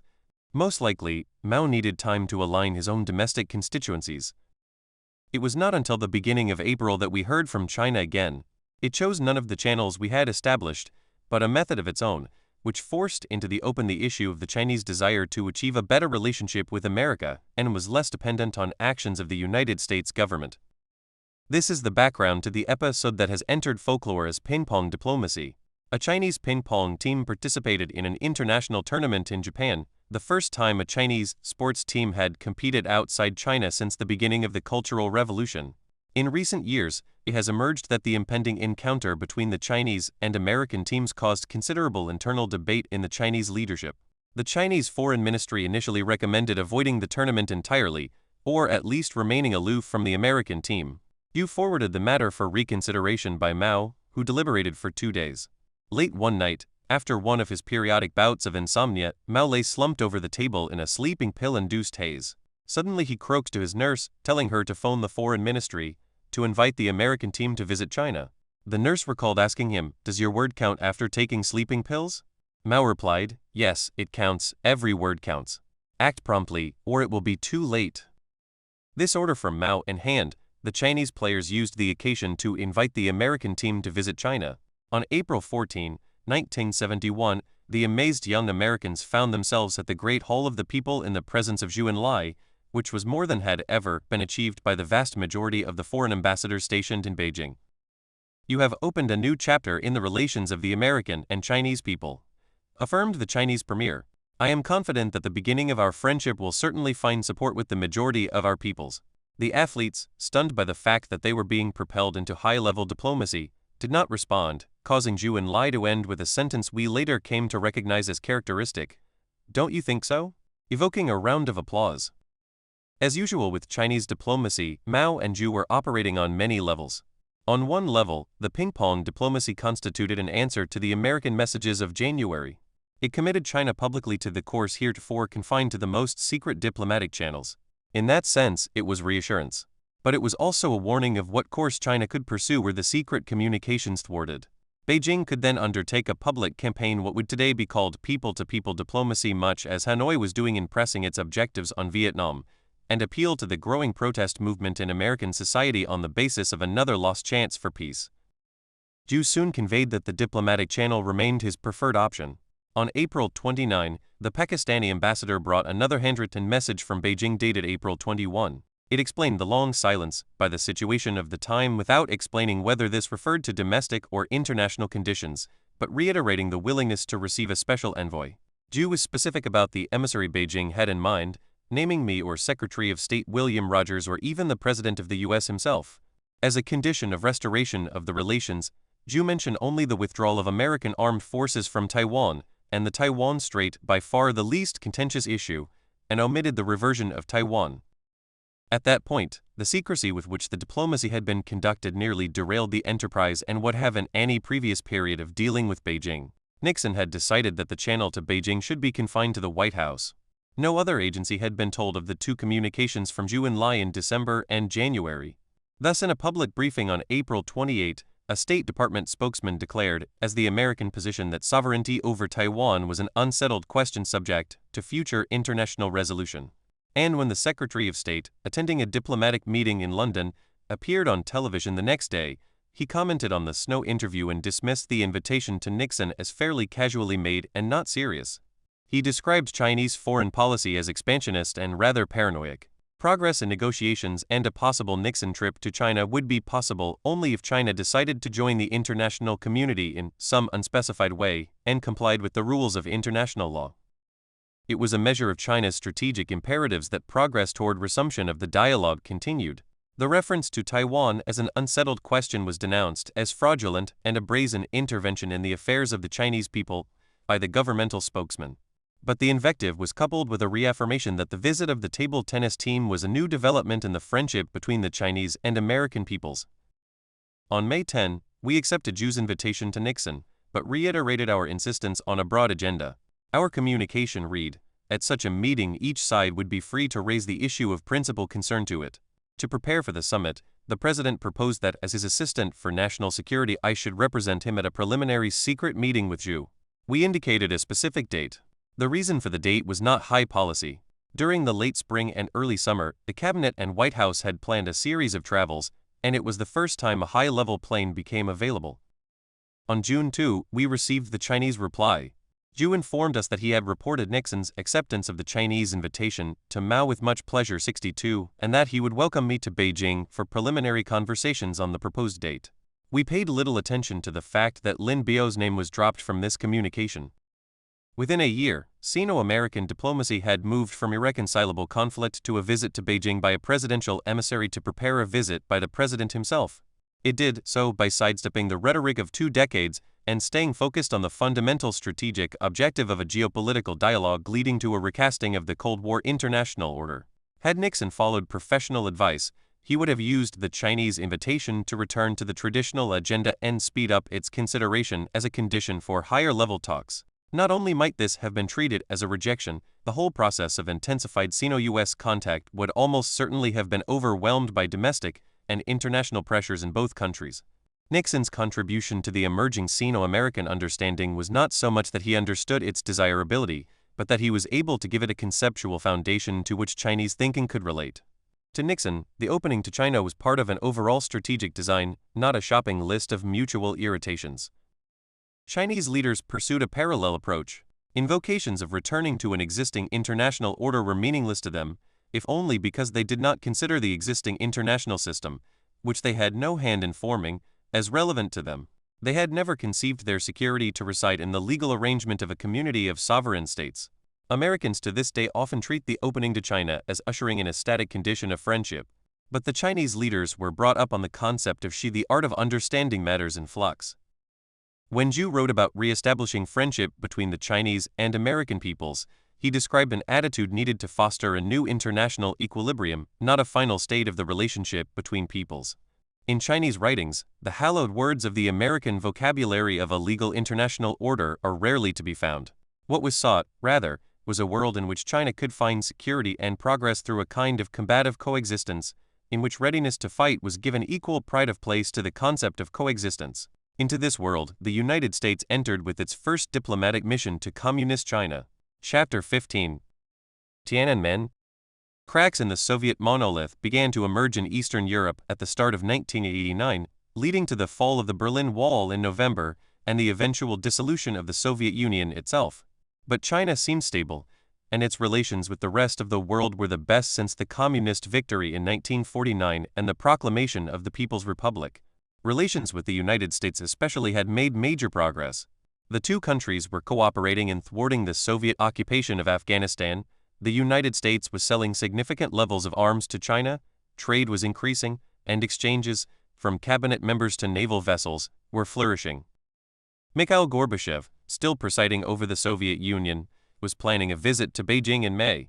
Moscow had met to a significant extent the three conditions put forward by Beijing for an improvement in Sino-Soviet relations: withdrawal of Soviet forces from Afghanistan, redeployment of Soviet forces away from the Chinese border, and a Vietnamese withdrawal from Cambodia. International conferences were routinely scheduled for Beijing, including a meeting that April of the Board of Directors of the Asian Development Bank, a multilateral development organization that China had joined 3 years earlier, which unexpectedly provided a backdrop for the unfolding drama. It all began with the death of Hu Yaobang. Deng had overseen his rise in 1981 to General Secretary, the highest leadership post of the Communist Party. In 1986, when conservative critics blamed Hu for indecisiveness in the face of student demonstrations, he was replaced as General Secretary by Zhao Ziyan, another protege of Deng, while remaining a member of the ruling Politburo. During a Politburo meeting on April 8, 1989, the 73-year-old Hu suffered a heart attack. His stunned colleagues revived him and rushed him to the hospital. He suffered another heart attack there and died on April 15. As with Zhu Enlai's passing in 1976, Hu's death was the occasion for politically charged mourning. However, in the intervening years, the restrictions on permissible speech had been relaxed. While Zhu's mourners, in 1976, had veiled their criticisms of Mao and Jiang Qing in allegorical references to ancient dynastic court politics, the demonstrators over Hu in 1989 named their targets. The atmosphere was already tense due to the upcoming 70th anniversary of the May 4th movement, a 1919 campaign by nationalist-minded Chinese protesting the weakness of the Chinese government and perceived inequities in the Treaty of Versailles. Hu's admirers laid wreaths and elegiac poems at the monument to the people's heroes in Tiananmen Square, many praising the former General Secretary's dedication to political liberalization and calling for his spirit to live on in further reforms. Students in Beijing and other cities took the opportunity to voice their frustration with corruption, inflation, press restrictions, university conditions, and the persistence of party elders ruling informally behind the scenes. In Beijing, 7 demands were put forward by various student groups, which threatened to demonstrate until the government had implemented them. Not all the groups supported every demand. An unprecedented confluence of disparate resentments escalated into upheaval. What had started as a demonstration evolved into an occupation of Tiananmen Square challenging the authority of the government. Events escalated in a manner neither observers nor participants thought conceivable at the beginning of the month. By June, anti-government protests of various sizes had spread nationwide to 341 cities. Protesters had taken over trains and schools, and main roads in the capital were blocked. In Tiananmen Square, students declared a hunger strike, attracting widespread attention from both local and international observers and other non-student groups, which began to join the protesters. Chinese leaders were obliged to move Gorbachev's welcoming ceremony from Tiananmen Square. Humiliatingly, a muted ceremony was held at the Beijing airport without public attendance. Some reports held that elements of the People's Liberation Army defied orders to deploy to the capital and quell the demonstrations, and that government employees were marching with the protesters in the street. The political challenge was underscored by developments in China's far west, where Tibetans and members of China's Uyghur Muslim minority had begun to agitate based on their own cultural issues. In the Uyghur case, the recent publication of a book claimed to offend Islamic sensibilities. Uprisings generally develop their own momentum as developments slide out of the control of the principal actors, who become characters in a play whose script they no longer know. For Deng, the protest stirred the historical Chinese fear of chaos and memories of the Cultural Revolution, whatever the stated goals of the demonstrators. The scholar Andrew J. Nathan has summed up the impasse eloquently. The students did not set out to pose a mortal challenge to what they knew was a dangerous regime, nor did the regime relish the use of force against the students. The two sides shared many goals and much common language. Through miscommunication and misjudgment, they pushed one another into positions in which options for compromise became less and less available. Several times a solution seemed just within reach, only to dissolve at the last moment. The slide to calamity seemed slow at first, but then accelerated as divisions deepened on both sides. Knowing the outcome, we read the story with a sense of horror that we receive from true tragedy. This is not the place to examine the events that led to the tragedy at Tiananmen Square. Each side has different perceptions depending on the various, often conflicting, origins of their participation in the crisis. The student unrest started as a demand for remedies to specific grievances, but the occupation of the main square of a country's capital, even when completely peaceful, is also a tactic to demonstrate the impotence of the government, to weaken it, and to tempt it into rash acts, putting it at a disadvantage. There is no dispute about the denouement, however. After hesitating for 7 weeks and exhibiting serious divisions within its ranks over the use of force, the Chinese leadership cracked down decisively on June 4. The General Secretary of the Communist Party, Zhao Ziyang, was dismissed. After weeks of internal debates, Deng and a majority of the Politburo ordered the PLA to clear Tiananmen Square. A harsh suppression of the protest followed, all seen on television, broadcast by media that had come from all over the world to record the momentous meeting between Gorbachev and the Chinese leadership. American dilemmas. The international reaction was stark. The People's Republic of China had never claimed to function as a Western-style democracy, and indeed had consistently rejected the insinuation. Now it emerged in the media of the world as an arbitrary authoritarian state crushing popular aspirations to human rights. Deng, heretofore widely lauded as a reformer, was criticized as a tyrant. In this atmosphere, the entire Sino-US relationship, including the established practice of regular consultations between the two countries, came under attack from across a wide political spectrum.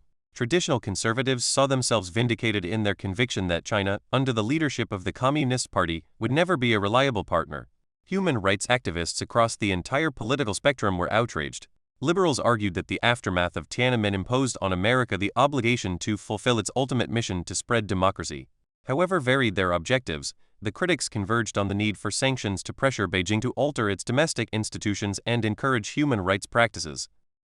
President George H.W.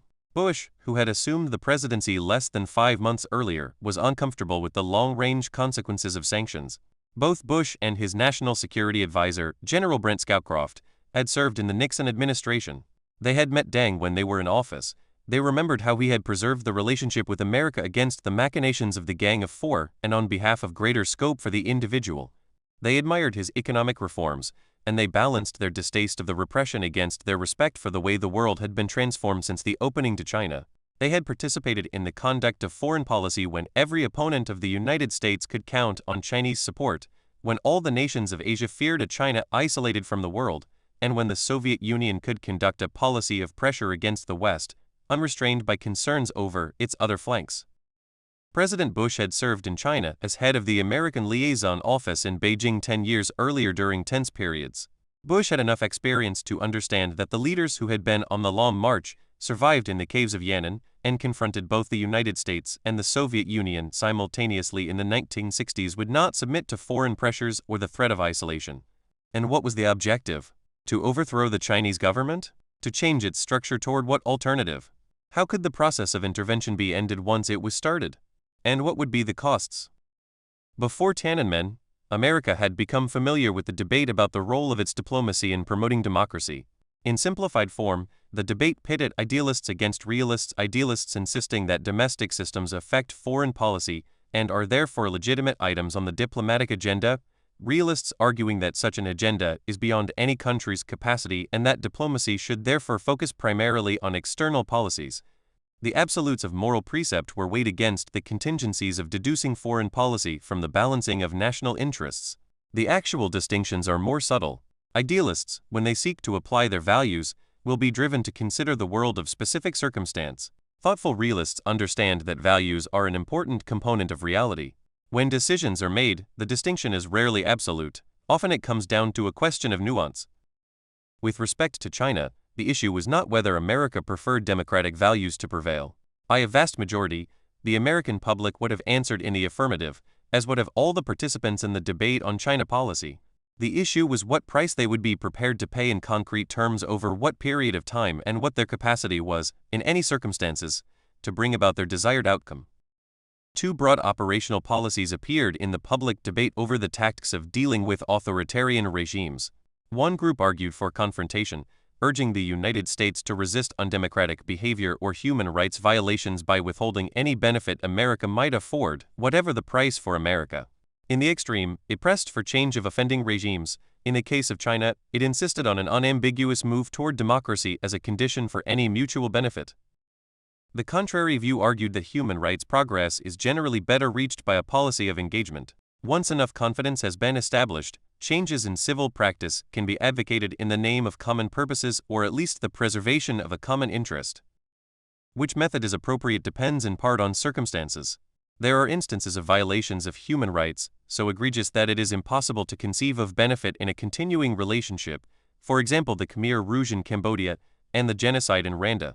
Since public pressure shades either into regime change or a kind of abdication, it is difficult to apply to countries with which a continuous relationship is important for American security. This is especially the case with China, so imbued with the memory of humiliating intervention by Western societies. China would be a major factor in world politics, whatever the immediate outcome of the Tiananmen crisis. If the leadership consolidated itself, China would resume its economic reform program and grow increasingly strong. America and the world would then be faced with deciding whether to move to restore a cooperative relationship with an emerging great power or to seek to isolate China, so as to induce it to adopt domestic policies in keeping with American values. Isolating China would usher in a prolonged period of confrontation with a society that did not buckle when the Soviet Union, its only source of outside help, withdrew assistance in 1959. The Bush administration, in its first months, was still operating on the premises of the Cold War, in which China was needed to balance the Soviet Union. But as the Soviet threat declined, China would emerge in an increasingly strong position to go it alone because the fear of the Soviet Union, which had brought China and the United States together, would recede. There were objective limits to American influence on China's domestic institutions, whether confrontation or engagement was pursued. Did we have the knowledge to shape the internal developments of a country of the size, mass, and complexity of China? Was there a risk that a collapse of central authority might trigger a recurrence of the civil wars that were at least compounded by 19th-century foreign interventions? President Bush was in a delicate position after Tiananmen. As former head of the United States Liaison Office in Beijing, he had gained an appreciation for Chinese sensitivities about perceived foreign interference. With his long career in U.S. politics, he also had an astute understanding of American domestic political realities. He was aware that most Americans believed that Washington's China policy should seek, as Nancy Pelosi, the then junior Democratic representative from California, termed it, to send a clear and principled message of outrage to the leaders in Beijing. 6. But Bush had also come to know that the United States' relationship with China served vital American interests independent of the People's Republic's system of governance. He was wary of antagonizing a government that had cooperated with the United States for nearly 2 decades on some of the most fundamental security issues of the Cold War world. As he later wrote, "For this understandably proud, ancient, and inward-looking people, foreign criticism from peoples they still perceived as barbarians and colonialists untutored in Chinese ways was an affront, and measures taken against them a return to the coercions of the past." Facing pressure for stronger measures from both the right and the left, Bush maintained that we could not look the other way when it came to human rights or political reforms, but we could make plain our views in terms of encouraging their strides of progress, which were many since the death of Mao, rather than unleashing an endless barrage of criticism. The question for me was how to condemn what we saw as wrong and react appropriately while also remaining engaged with China, even if the relationship must now be on hold. Bush walked this tightrope with skill and elegance. When Congress imposed punitive measures on Beijing, he softened some of the edges. At the same time, to express his convictions, on June 5 and June 20, he suspended high-level government exchanges, halted military cooperation and sales of police, military, and dual-use equipment, and announced opposition to new loans to the People's Republic by the World Bank and other international financial institutions. American sanctions dovetailed with comparable steps undertaken by the European Community, Japan, Australia, and New Zealand, and with expressions of regret and condemnation from governments around the world.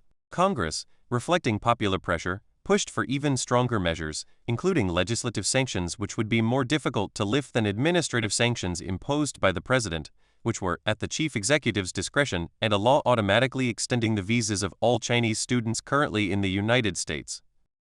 The U.S. and Chinese governments, which had acted as de facto allies for much of the previous decade, were drifting apart, with resentment and recrimination building on both sides in the absence of high-level contacts.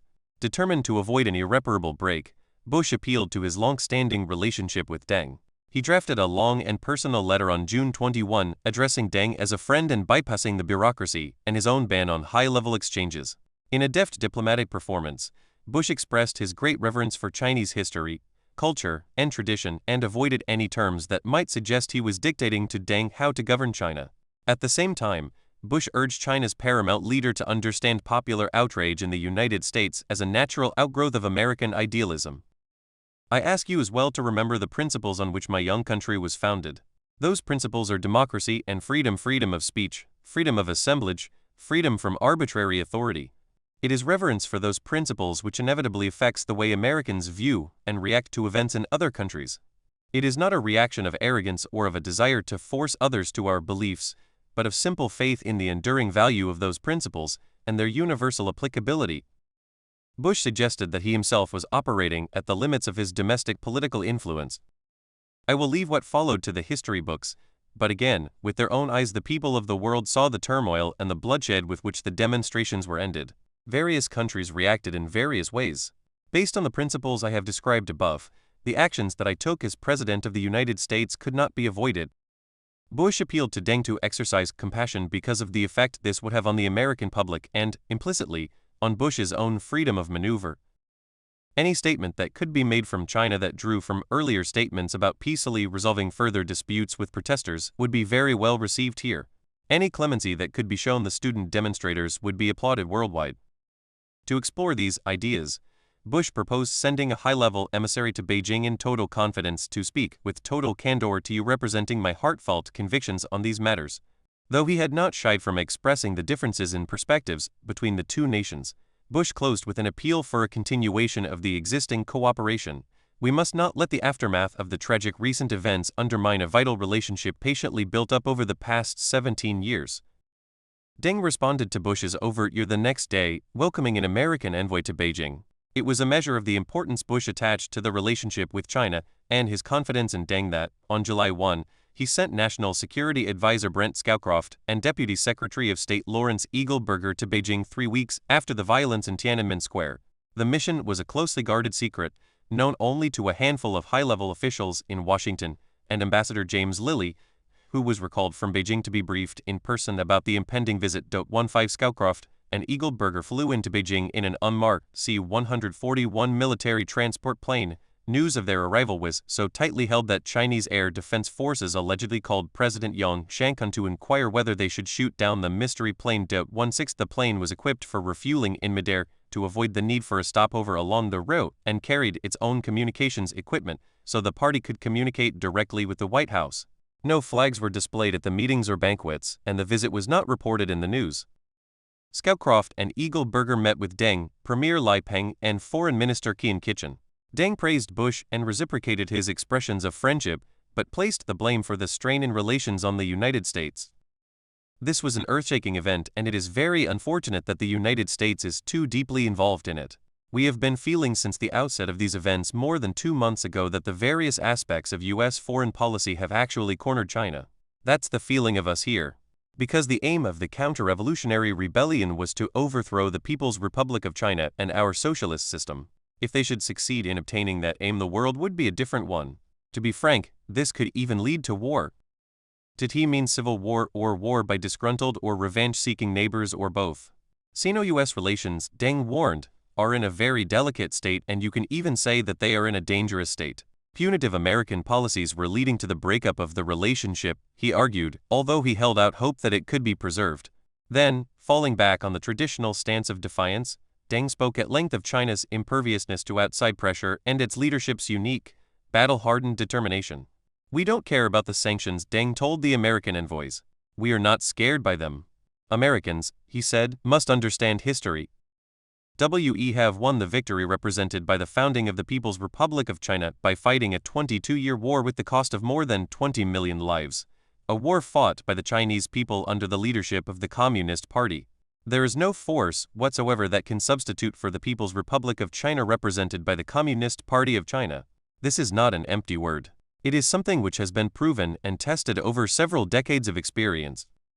It was up to the United States to improve relations," Deng stressed, quoting a Chinese proverb, "It is up to the person who tied the knot to untie it." For its part, Beijing would not waver in punishing those instigators of the rebellion, Deng vowed. "Otherwise, how can the PRC continue to exist?" Scowcroft replied by stressing the themes that Bush had emphasized in his letters to Deng. Close ties between the United States and China reflected both countries' strategic and economic interests. But they also brought into close contact societies with two different cultures, backgrounds, and perceptions.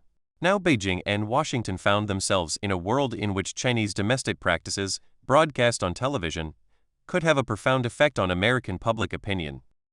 This U.S. reaction, Scowcroft argued, reflected deeply held values.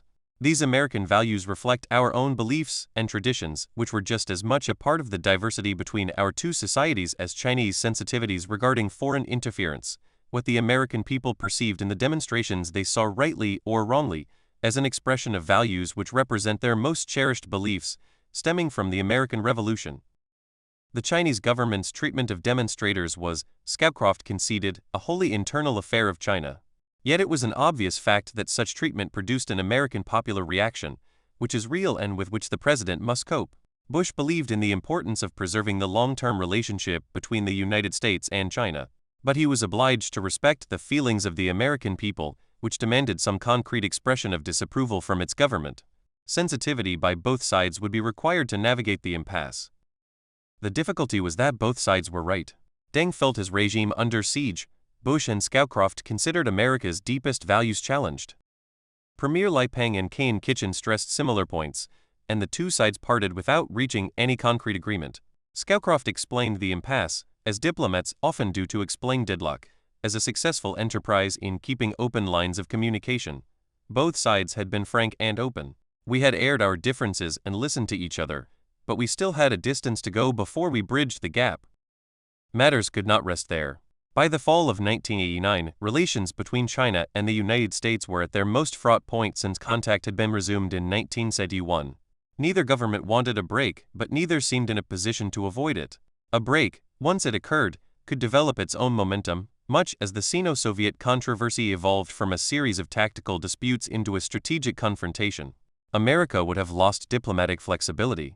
China would have had to slow down its economic momentum, or perhaps even abandon it for a substantial period with serious consequences for its domestic stability. Both would have lost the opportunity to build on the many areas of bilateral cooperation that had greatly increased in the late 1980s and to work together to overcome the upheavals threatening in different parts of the world. Amidst these tensions, I accepted an invitation from China's leaders to come to Beijing that November to form my own views.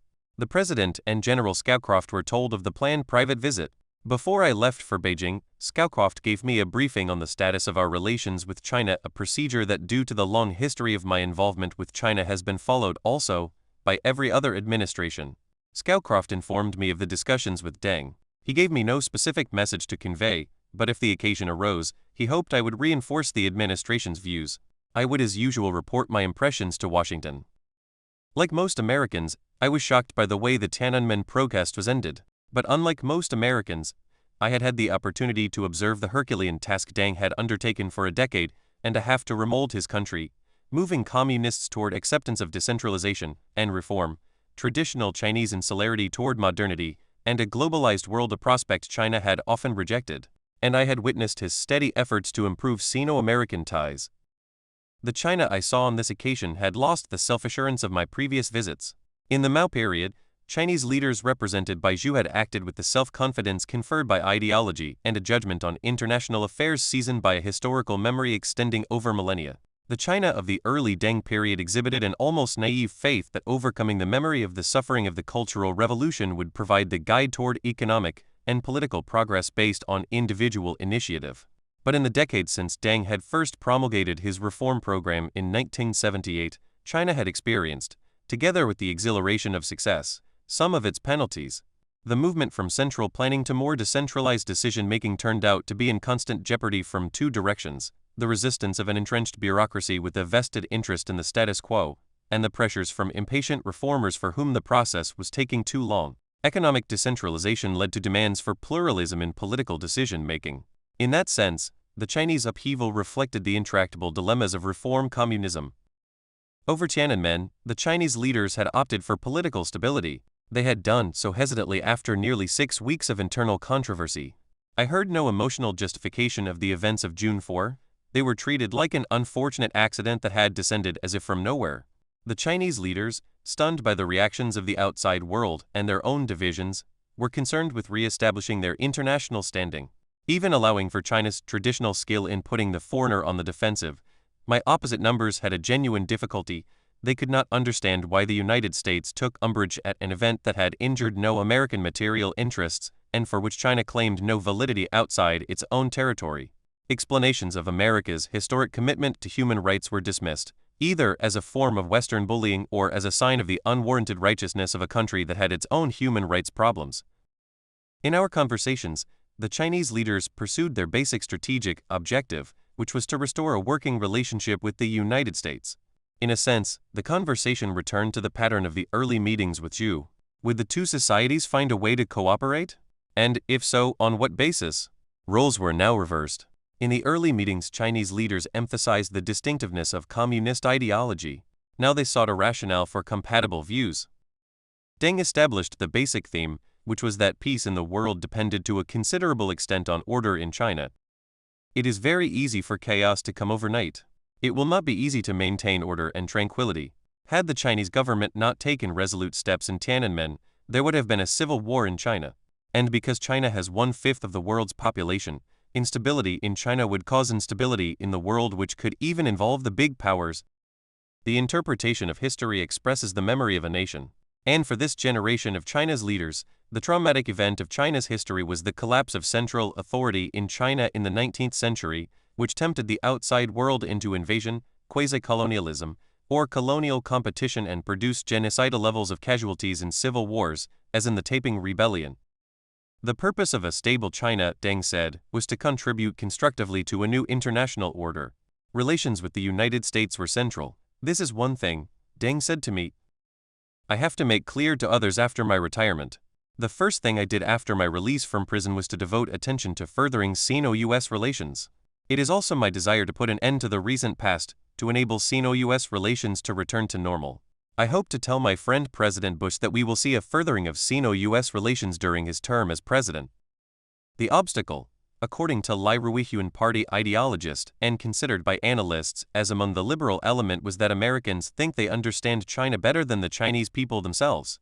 What China could not accept was dictation from abroad. Since 1840 the Chinese people have been subjected to foreign bullying. It was a semi-feudal society then. Mao fought all of his life to say that China should be friendly to countries that treat us with equality. In 1949 Mao said the Chinese people have stood up. By standing up he meant the Chinese people were going to enjoy equality with other nations. We don't like to hear that others ask us what to do, but Americans tend to like to ask others to do this or that. The Chinese people do not want to yield to the instructions of others. I tried to explain to the vice premier in charge of foreign policy, Kian Kitchen, the domestic pressures and the values compelling American actions. Kian would not hear of it. China would act at its own pace based on its determination of its national interest, which could not be prescribed by foreigners. Kian, we are trying to maintain political and economic stability and push ahead with reform and contact with the outside world. We can't move under US pressure. We are moving in that direction anyway. Kissinger, but that's what I mean. As you move in that direction it could have presentational aspects that would be beneficial. Kian, China started economic reform out of China's own interests, not because of what the US wanted. International relations, in the Chinese view, were determined by the national interest and the national purpose. If national interests were compatible, cooperation was possible, even necessary. There was no substitute for a congruence of interests. Domestic structures were irrelevant to this process, an issue we had already encountered in the differing views regarding attitudes toward the Khmer Rouge. According to Deng, the US-China relationship had thrived when this principle had been observed. At the time that UN President Nixon decided to re-establish relations with China, China was not only striving for socialism, but also for communism. The Gang of Four preferred a system of communist poverty. You accepted our communism then. There is therefore no reason not to accept Chinese socialism now. The days are gone when state-to-state relations are handled on the basis of social systems. Countries with different social systems can have friendly relations now. We can find many common interests between China and the US. There was a time when a Chinese leader's abjuring a crusading role for communist ideology would have been greeted by the democratic world as proof of a beneficent evolution. Now that the heirs of Mao were arguing that the age of ideology was over and that national interest was the determinant, eminent Americans were insisting that democratic institutions were required to guarantee a compatibility of national interests. That proposition, verging on an article of faith for many American analysts, would be difficult to demonstrate from historical experience. When World War I started, most governments in Europe, including Britain, France, and Germany, were governed by essentially democratic institutions. Nevertheless, World War I, a catastrophe from which Europe has never fully recovered, was enthusiastically approved by all elected parliaments. But neither is the calculation of national interest self-evident. National power or national interest may be the most complicated elements of international relations to calculate precisely. Most wars occur as the result of a combination of misjudgment of the power relationships and domestic pressures. In the period under discussion, different American administrations have come up with varying solutions to the conundrum of balancing a commitment to American political ideals with the pursuit of peaceful and productive US-China relations. The administration of George H.W. Bush chose to advance American preferences through engagement. That of Bill Clinton, in its first term, would attempt pressure. Both had to face the reality that in foreign policy, a nation's highest aspirations tend to be fulfilled only in imperfect stages. The basic direction of a society is shaped by its values, which define its ultimate goals. At the same time, accepting the limits of one's capacities is one of the tests of statesmanship. It implies a judgment of the possible. Philosophers are responsible to their intuition. Statesmen are judged by their ability to sustain their concepts over time. The attempt to alter the domestic structure of a country of the magnitude of China from the outside is likely to involve vast unintended consequences. American society should never abandon its commitment to human dignity. It does not diminish the importance of that commitment to acknowledge that Western concepts of human rights and individual liberties may not be directly translatable in a finite period of time geared to Western political and news cycles, to a civilization for millennia ordered around different concepts. Nor can the traditional Chinese fear of political chaos be dismissed as an anachronistic irrelevancy needing only correction by Western enlightenment. Chinese history, especially in the last 2 centuries, provides numerous examples in which a splintering of political authority, sometimes inaugurated with high expectations of increased liberties, tempted social and ethnic upheaval. Frequently it was the most militant, not the most liberal, elements that prevailed. By the same principle, countries dealing with America need to understand that the basic values of our country include an inalienable concept of human rights, and that American judgments can never be separated from America's perceptions of the practice of democracy. There are abuses bound to evoke an American reaction, even at the cost of an overall relationship. Such events can drive American foreign policy beyond national interest calculations. No American president can ignore them, but he must be careful to define them and be aware of the principle of unintended consequences. No foreign leader should dismiss them. How to define and how to establish the balance will determine the nature of America's relationship to China and perhaps the peace of the world. The statesmen on both sides faced this choice in November 1989. Deng, as always practical, suggested an effort to develop a new concept of international order, which established non-intervention in domestic affairs into a general principle of foreign policy. I believe we should propose the establishment of a new international political order. We have not made much headway in establishing a new international economic order, so at present we should work on a new political order which would abide by the 5 principles of peaceful coexistence, one of which, of course, was to prescribe intervention in the domestic affairs of other states. Beyond all these strategic principles loomed a crucial intangible. Calculation of national interest was not simply a mathematical formula. Attention had to be paid to national dignity and self-respect. Deng urged me to convey to Bush his desire to come to an agreement with the United States, which, as the stronger country, should make the first move. The quest for a new phase of cooperation would not be able to avoid human rights issues altogether. Deng's query of who should initiate a new dialogue was, in the end, answered by Deng himself, who began a dialogue over the fate of a single individual, a dissident named Fang Lijai. The Fang Lijai controversy. By the time of my visit in November 1989, the dissident physicist Fang Lijai had become a symbol of the divide between the United States and China. Fang was an eloquent proponent of Western-style parliamentary democracy and individual rights with a long history of pushing at the boundaries of official tolerance. In 1957, he had been expelled from the Communist Party as part of the anti-rightist campaign, and during the Cultural Revolution he was imprisoned for a year for reactionary activities. Rehabilitated after Mao's death, Fang pursued a successful academic career, speaking out in favor of increased political liberalization. Following the pro-democracy demonstrations of 1986, Fang was again reprimanded, though he continued to circulate calls for reform. When President Bush visited China in February 1989, Fang was included on the list the U.S. Embassy had recommended to the White House to be invited to a state dinner hosted by the president in Beijing. The embassy followed what they thought was the precedent of Reagan's visit to Moscow, during which he met self-declared dissidents. The White House approved the list, though probably unaware of the intensity of the Chinese views with respect to Fang. Fang's inclusion on the invitation list provoked a contretemps between the United States and the Chinese government and within the new Bush administration. Eventually, it was agreed between the embassy and the Chinese government that Fang would be seated far from Chinese government officials. On the night of the event, Chinese security services stopped Fang's car and blocked him from reaching the venue. Though Fang did not personally participate in the Tiananmen Square demonstrations, the student protesters were in sympathy with the principles he advocated, and Fang was believed to be a likely target for government reprisal. In the immediate wake of the June 4 crackdown, Fang and his wife sought refuge at the American embassy.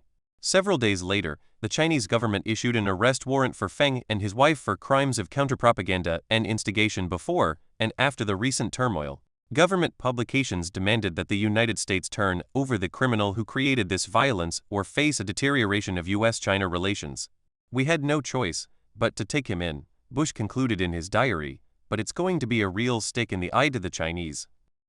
Fang's presence in the embassy was a source of constant tension. The Chinese government was unwilling to let its most prominent critic leave the country for fear that he would agitate from abroad. Washington was unwilling to turn over a dissident espousing liberal democracy to face what was certain to be harsh retribution. In a cable to Washington, Ambassador James Lilly noted of Fang, "He is with us as a constant reminder of our connection to bourgeois liberalism and puts us at odds with the regime here. He is a living symbol of our conflict with China over human rights." In his June 21 letter to Deng Xiaoping, Bush raised the matter of Fang Lijai, regretting that it was a high-profile wedge driven between us. Bush defended the American decision to grant Fang refuge based on, he asserted, our widely accepted interpretation of international law, and averred that we cannot now put Fang out of the embassy without some assurance that he will not be in physical danger. Bush offered the possibility of settling the matter discreetly, noting that other governments had solved similar issues by quietly permitting departure through expulsion. But the issue proved resistant to negotiation, and Fang and his wife remained in the embassy. During the briefing General Scowcroft had given me prior to my departure for Beijing, he familiarized me with the case. He urged me not to raise it since the administration had said all it could say. But I could respond to Chinese initiatives within the framework of existing policy. I had followed his advice. I had not raised the Fang Lijai issue, nor had any of my Chinese interlocutors. During my farewell call on Deng, he suddenly introduced the subject after a few desultory comments on the reform problem, and used it to suggest a package deal. An extended summary of the relevant exchange will give the flavor of the mood in Beijing 6 months after Tiananmen. Deng. I talked with President Bush about the Fang Lijai case. Kissinger. As you know, the president did not know about the invitation to the banquet until it was already public. Deng. He told me that. Kissinger. Since you have raised Fang, I would like to express a consideration to you. I did not raise the issue in any of my other conversations here because I know that it is a matter of great delicacy and affects Chinese dignity. But I think your best friends in America would be relieved if some way could be found to get him out of the embassy and let him leave the country. There is no other single step which would so impress the American public as having it happen before there is too much agitation. At this point, Deng got up from his seat and unscrewed the microphones between his seat and mine as a symbol that he wanted to talk privately. Deng. Can you make a suggestion? Kissinger. My suggestion would be that you expel him from China and we agree that as a government we will make no political use of him whatsoever. Perhaps we would encourage him to go to some country like Sweden where he would be far away from the US Congress and our press. An arrangement like this could make a deep impression on the American public, more than a move on any technical subject. Deng wanted more specific assurances. Was it possible for the American government to require Fang to write a confession to crimes under Chinese law, or for Washington to guarantee that after his expulsion from China, Fang will say and do nothing opposing China? Deng broadened this to a request that Washington undertake the responsibility that it prevent further nonsense being uttered by Fang and by other Chinese demonstrators currently in the United States. Deng was looking for a way out, but the measures he proposed were outside the legal authority of the American government. Deng, what would you think if we were to expel him after he has written a paper confessing to his crimes? Kissinger, I would be surprised if he would do this. I was at the embassy this morning, but I did not see Fang. Deng, but he would have to do it if the US side insists. This issue is started by people at the US embassy, including some good friends of yours and including people I thought of as friends. What if the American side required Fang to write a confession and after that we could expel him as an ordinary criminal and he can go where he wants? If this won't do, what about another idea? The US undertakes the responsibility after his expulsion that Fang will say and do nothing opposing China. He should not use the US or another country to oppose the PRC. Kissinger, let me comment on the first proposal. If we ask him to sign a confession, assuming we could even do that, what matters is not what he says in the embassy, but what he says when he gets out of China. If he says that the American government forced him to confess, it will be worse for everyone than if he did not confess. The importance of releasing him is as a symbol of the self-confidence of China, to contradict the caricatures that many of your opponents have made of China in the US. Deng, then let's consider the second proposal. The US would say that after he leaves China, he will make no remarks opposing the PRC. Can the US give such a guarantee? Kissinger, well, I am speaking to you as a friend. Deng, I know. I am not asking you to undertake the agreement. Kissinger, what might be possible is that the US government agrees that the US government will make no use of Fang in any way, for example on the Voice of America or in any way which the president can control. Also, we could promise to advise him not to do it on his own. We could agree that he would not be received by the president or given any official status by any US governmental organization. This led Deng to tell me about a letter he had just received from Bush proposing the visit of a special envoy to brief him on the forthcoming US summit with Gorbachev and to review the Sino-American relationship. Deng accepted the idea and connected it with the Fang discussions as a way to find an overall solution. In the process of solving the Fang issue, other issues may also be put forward in order to achieve a package solution to all the issues. Now things are like this. I asked Bush to move first, he asks me to move first. I think if we can get a package, then there is no question of the order of the steps. The package deal was described by Chinese Foreign Minister Qian Kitchen in his memoirs. 1. China would permit Fang Lishe and his wife to leave the US Embassy in Beijing to go to the United States or a third country, to the United States, in ways that suited itself, should make an explicit announcement that it would lift the sanctions on China. 3. Both sides should make efforts to conclude deals on 1 or 2 major economic cooperation projects. 4. The United States should extend an invitation to Jiang Zemin, just appointed as General Secretary of the Communist Party to replace Zhao Ziong, to pay an official visit the following year. After a further exchange on the modalities of Fang's possible exile, Deng ended this part of the conversation. Deng, will Bush be pleased and agree to this proposal? Kissinger, my opinion is that he will be pleased with it. I expected Bush to welcome the demonstration of Chinese concern and flexibility, but I doubted that the pace of improving relations could be as rapid as Deng envisaged. A renewed understanding between China and the United States had become all the more important because the growing upheaval in the Soviet Union and Eastern Europe seemed to undermine the premises of the existing triangular relationship. With the Soviet Empire disintegrating, what had become of the motive for the original rapprochement between the United States and China? The urgency was underlined as I left Beijing the evening of my meeting with Deng and learned, at my first stop in the United States, that the Berlin Wall had fallen, shattering the premises of Cold War foreign policy. The political revolutions in Eastern Europe nearly engulfed the package deal. When I returned to Washington 3 days later, I reported my conversation with Deng to Bush, Scowcroft, and Secretary of State James Baker at a dinner in the White House. As it turned out, China was not the principal subject. The subject of overriding importance for my hosts at that moment was the impact of the fall of the Berlin Wall, and an imminent meeting between Bush and Gorbachev set for December 23, 1989, in Malta. Both issues required some immediate decision about tactics and long-term strategy.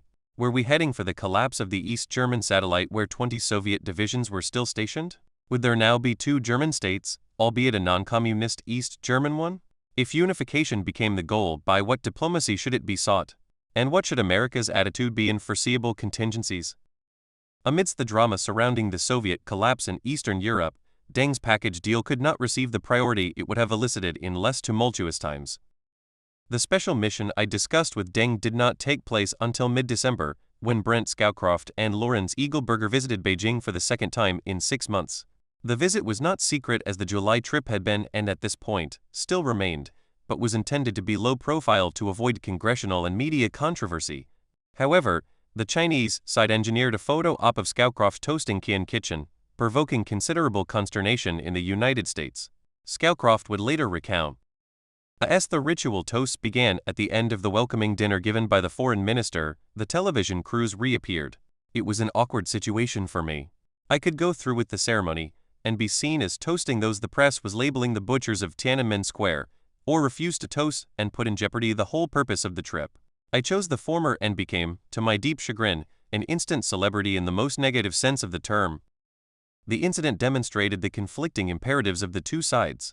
China wanted to demonstrate to its public that its isolation was ending. Washington sought to draw a minimum of attention to avoid a domestic controversy until an agreement had been reached. Inevitably, discussion of the Soviet Union occupied much of Scowcroft and Eagleberger's trip, though in quite the opposite direction from what had become traditional. The subject now was no longer the military menace of the USSR, but its growing weakness. Qian Kitchen predicted the disintegration of the Soviet Union and described Beijing's surprise when Gorbachev, on his visit in May, at the height of the Tiananmen demonstrations, asked China for economic assistance. Scowcroft later recounted the Chinese version of these events. The Soviets did not grasp the economy very well, and Gorbachev often did not grasp what he was asking of it. Qian predicted the collapsing economy and the nationalities' problems would result in turmoil. I have not seen Gorbachev taking any measures, he added. Gorbachev has called on the Chinese side to provide consumer necessities, he told us. We can provide consumer goods and they will pay back in raw materials. They also want loans. We were quite taken aback when they first raised this. We have agreed to extend some money to them. The Chinese leaders put forward their package solution to Scowcroft and linked the release of Fang Lijai to the removal of American sanctions. The administration preferred to treat the Fang case as a separate humanitarian issue to be settled in its own right. Further upheavals in the Soviet bloc, including the bloody overthrow of Romania's communist leader, Nicolae Ceausescu, bolstered the sense of siege in the Chinese Communist Party. The disintegration of the Eastern European communist states also strengthened the hand of those in Washington who argued that the United States should wait for what they saw as the seemingly inevitable collapse of the Beijing government. In this atmosphere, neither side was in a position to depart from its established positions. Negotiations over Fang's release would continue through the American embassy, and the two sides would not reach a deal until June 1990, over a year after Fang and his wife first sought refuge and 8 months after Deng had put forward his package proposal. In the meantime, the annual reauthorization of China's most favored nation trade status required for non-market countries under the terms of the 1974 Jackson-Vanik Amendment, which made most favored nation treatment conditional on emigration practices, was transformed into a forum for congressional condemnation of China's human rights record. The underlying assumption of the debate was that any agreement with China was a favor and, under the circumstances, repugnant to American democratic ideals. Trade privileges should thus be predicated on China's moving toward an American conception of human rights and political liberties. A sense of isolation began to descend on Beijing and a mood of triumphalism on Washington. In the spring of 1990, as communist governments collapsed in East Germany, Czechoslovakia, and Romania, Deng circulated a stark warning to party members. Everyone should be very clear that, in the present international situation, all the attention of the enemy will be concentrated on China. It will use every pretext to cause trouble, to create difficulties and pressures for us. China therefore needs stability, and still more stability. The next 3 to 5 years will be extremely difficult for our party and our country, and extremely important. If we stand fast and survive them, our cause will develop quickly. If we collapse, China's history will regress for several tens of years, even for 100 years. The 12 and 24 character statements. At the close of the dramatic year, Deng chose to carry out his long-planned retirement. During the 1980s, he had taken many steps to end the traditional practice of centralized power ending only by the death of the incumbent or the loss of the mandate of heaven criteria, both indefinite and inviting chaos. He had established an advisory council of elders to which he retired leaders who were holding on to lifetime tenure. He had told visitors, including me, that he himself intended to retire soon to the chairmanship of that body. Starting in early 1990, Deng began a gradual withdrawal from high office, the first Chinese leader to have done so in the modern period. Tiananmen may have accelerated the decision so that Deng could oversee the transition while a new leader was establishing himself. In December 1989, Brent Scowcroft proved to be the last foreign visitor to be received by Deng. At the same time, Deng stopped attending public functions. By the time of his death in 1997, he had become a recluse. As he receded from the scene, Deng decided to buttress his successor by leaving behind a set of maxims for his guidance and that of the next generation of leaders. In issuing these instructions to Communist Party officials, Deng chose a method from Chinese classical history. The instructions were stark and succinct. Written in classical Chinese poetic style, they embraced two documents, a 24-character instruction and a 12-character explanation restricted to high officials. The 24-character instruction read: observe carefully, secure our position, cope with affairs calmly, hide our capacities and bide our time, be good at maintaining a low profile, and never claim leadership. The 12-character policy explanation followed with an even more restricted circulation among the leaders. It read: enemy troops are outside the walls. They are stronger than we. We should be mainly on the defensive. Against whom and what? The multiple character statements were silent on that issue, probably because Deng could assume that his audience would understand instinctively that their country's position had grown precarious, both domestically and even more so internationally. Deng's maxims were, on one level, an evocation of historic China surrounded by potentially hostile forces. In periods of resurgence, China would dominate its environs. In periods of decline, it would play for time, confident that its culture and political discipline would enable it to reclaim the greatness that was its due. The 12-character statement told China's leaders that perilous times had arrived. The outside world had always had difficulty dealing with this unique organism, aloof yet universal, majestic yet given over to occasional bouts of chaos.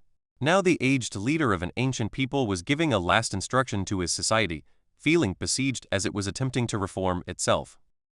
Deng sought to rally his people not by appealing to its emotions or to Chinese nationalism, as he easily could have. Instead, he invoked its ancient virtues: calm in the face of adversity, high analytical ability to be put in the service of duty, discipline in pursuit of a common purpose. The deepest challenge, he saw, was less to survive the trials sketched in the 12-character statement than to prepare for the future when the immediate danger had been overcome. Was the 24-character statement intended as guidance for a moment of weakness or a permanent maxim? At the moment, China's reform was threatened by the consequences of internal turmoil and the pressure of foreign countries. But at the next stage, when reform had succeeded, China's growth might trigger another aspect of the world's concern. Then the international community might seek to resist China's march to becoming a dominant power. Did Deng, at the moment of great crisis, foresee that the gravest danger to China might arise upon its eventual resurgence? In that interpretation, Deng urged his people to hide our capacities and bide our time and never claim leadership, that is to say, do not evoke unnecessary fears by excessive assertiveness. At its low point of turmoil and isolation, Deng may well have feared both that China might consume itself in its contemporary crisis, and also that its future might depend on whether the leaders of the next generation could gain the perspective needed to recognize the perils of excessive self-confidence. Was the statement addressed to China's immediate travail, or to whether it could practice the 24-character principle when it was strong enough to no longer have to observe it? On China's answer to these questions depends much of the future of Sino-American relations. Chapter 16. What kind of reform? Deng's Southern Tour. In June 1989, with the Communist Party leadership divided on what to do, the party General Secretary Zhao Ziong, appointed by Deng 3 years earlier, was purged over his handling of the crisis. The party secretary of Shanghai, Jiang Zemin, was elevated to head the Communist Party. The crisis confronting Jiang was one of the most complex in the history of the People's Republic. China was isolated, challenged abroad by trade sanctions and at home by the aftermath of nationwide unrest. Communism was in the process of disintegrating in every other country in the world except North Korea, Cuba, and Vietnam. Prominent Chinese dissidents had fled abroad, where they received asylum, a sympathetic ear, and freedom to organize. Tibet and Xinjiang were restive. The Dalai Lama was fated abroad. In the same year as Tiananmen, he won the Nobel Peace Prize amidst an upsurge of international attention to the cause of Tibetan autonomy. After every social and political upheaval, the most serious challenge for governance is how to restore a sense of cohesion. But in the name of what principle? The domestic reaction to the crisis was more threatening to reform in China than the sanctions from abroad. Conservative members of the Politburo, whose support Deng had needed during the Tiananmen crisis, blamed Deng's evolutionary policy for the crisis and pressured Jiang to return to traditional Maoist verities. They went so far as to seek to reverse seemingly well-established policies such as the condemnation of the Cultural Revolution. A Politburo member named Deng Liquan, also known as Little Deng, asserted, "If we fail to wage a resolute struggle against liberalization or against capitalistic reform and opening up, our socialist cause will be ruined." Deng and Jiang held exactly the opposite view. The Chinese political structure, in their perception, could be given a new impetus only by accelerating the reform program. They saw in improving the standard of living and enhancing productivity the best guarantee of social stability. In this atmosphere, Deng, in early 1992, emerged from retirement for his last great public gesture. He chose the medium of an inspection tour through southern China to urge continued economic liberalization and build public support for Jiang's reform leadership. With reform efforts stagnating and his proteges losing ground to traditionalists in the party hierarchy, the 87-year-old Deng set out with his daughter Deng Nan and several close associates on a tour through economic hubs in southern China, including Shenzhen and Zhuhai, two of the special economic zones established under the 1980s reform program. It was a crusade for reform on behalf of socialism with Chinese characteristics, which meant a role for free markets, scope for foreign investment, and appeal to individual initiative. Deng, at this point, had no official title or formal function. Nevertheless, like an itinerant preacher, he turned up at schools, high-technology facilities, model businesses, and other symbols of his vision of Chinese reform, challenging his countrymen to redouble their efforts and setting far-reaching goals for China's economic and intellectual development. The national press, which was, at the time, controlled by conservative elements, initially ignored the speeches, but accounts in the Hong Kong press eventually filtered back to mainland China.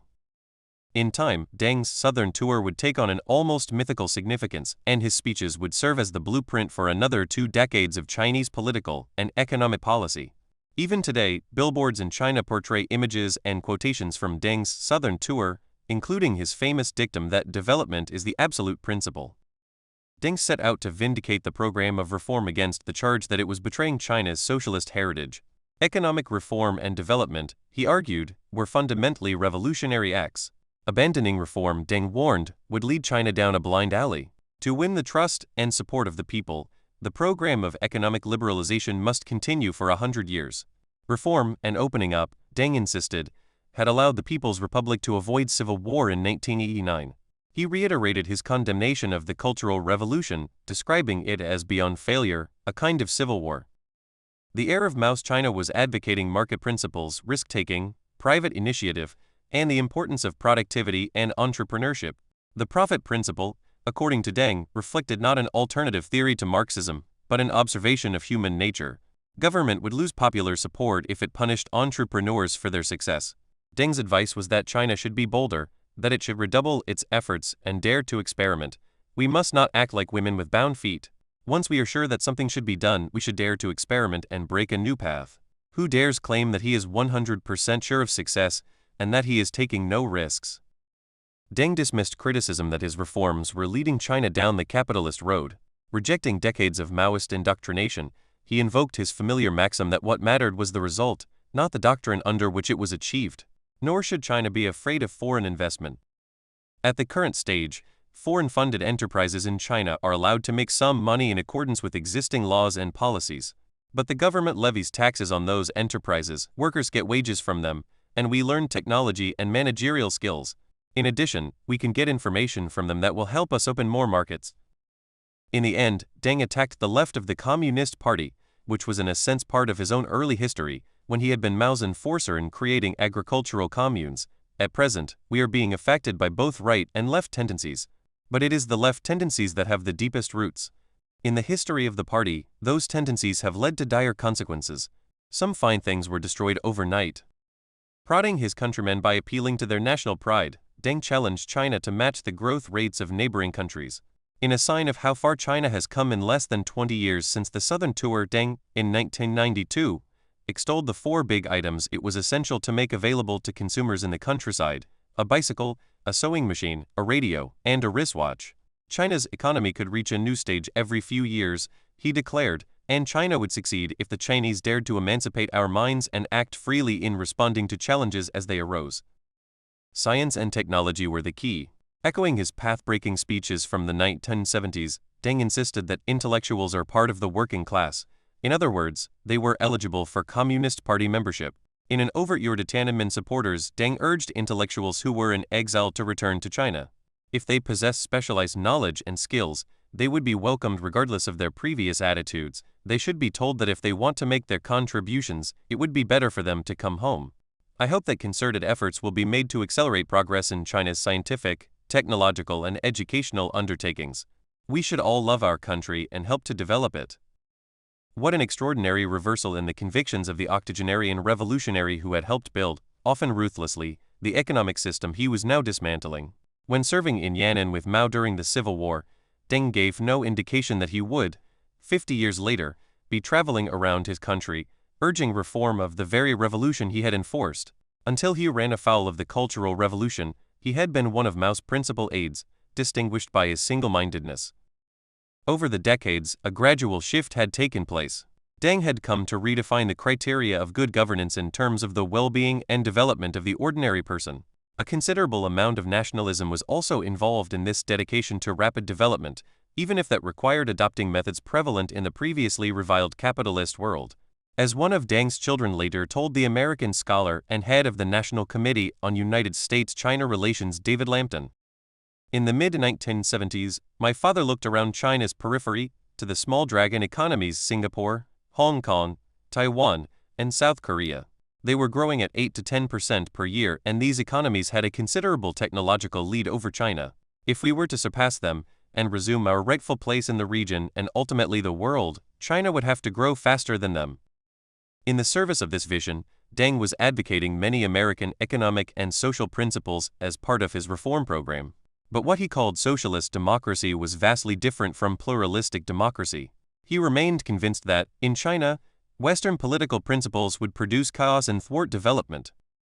Yet even as he espoused the need for an authoritarian government, Deng saw his ultimate mission as passing on power to another generation, which, if his development plan succeeded, was bound to develop its own conception of political order. Deng hoped that the success of his reform program would remove the incentive for a democratic evolution. But he must have understood that the change he was bringing about was bound eventually to lead to political consequences of as yet unpredictable dimensions. These are the challenges now facing his successors. For the immediate future, Deng, in 1992, stated relatively modest goals. We shall push ahead along the road to Chinese-style socialism. Capitalism has been developing for several hundred years. How long have we been building socialism? Besides, we wasted 20 years. If we can make China a moderately developed country within 100 years from the founding of the People's Republic, that will be an extraordinary achievement. That would have been in 2049. In fact, China has done much better by a generation. Over a decade after Mao's death, his vision of continuous revolution was reappearing. But it was a different kind of continuous revolution based on personal initiative, not ideological exaltation, connection with the outside world, not autarky. And it was to change China as fundamentally as the great helmsman saw it, albeit in a direction opposite of what he had conceived. This is why, at the end of the Southern Tour, Deng sketched his hope for the emergence of a new generation of leaders with their own new viewpoints. The existing leadership of the Communist Party, he said, was too old. Now over 60, they were better suited for conversation than for decisions. People of his age needed to stand aside a painful confession for someone who had been such an activist. The reason I insisted on retiring was that I didn't want to make mistakes in my old age. Old people have strengths, but also great weaknesses. They tend to be stubborn, for example, and they should be aware of that. The older they are, the more modest they should be and the more careful not to make mistakes in their later years. We should go on selecting younger comrades for promotion and helping train them. Don't put your trust only in old age. When they reach maturity, we shall rest easy. Right now we are still worried. For all the matter-of-factness of Deng's prescriptions, there was about them the melancholy of old age, conscious that he would miss the fruition of what he was advocating and planning. He had seen and, at times, generated so much turmoil that he needed his legacy to be a period of stability. For all his show of assurance, a new generation was needed to enable him, in his words, to sleep soundly. The Southern Tour was Deng's last public service. The implementation of its principles became the responsibility of Jiang Zemin and his associates.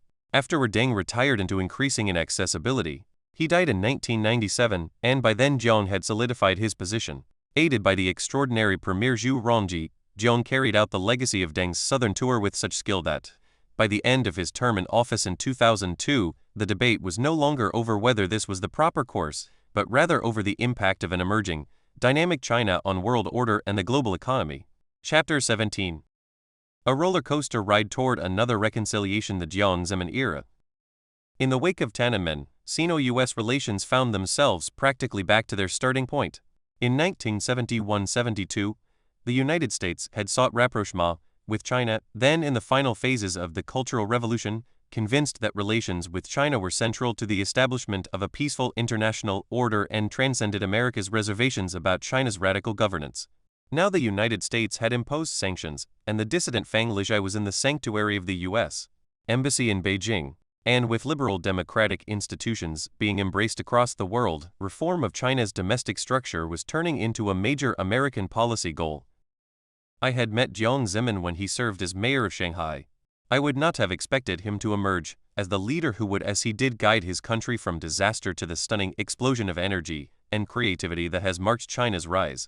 Though initially doubted, he oversaw one of the greatest per capita GDP increases in human history, consummated the peaceful return of Hong Kong, reconstituted China's relations with the United States and the rest of the world, and launched China on the road to becoming a global economic powerhouse.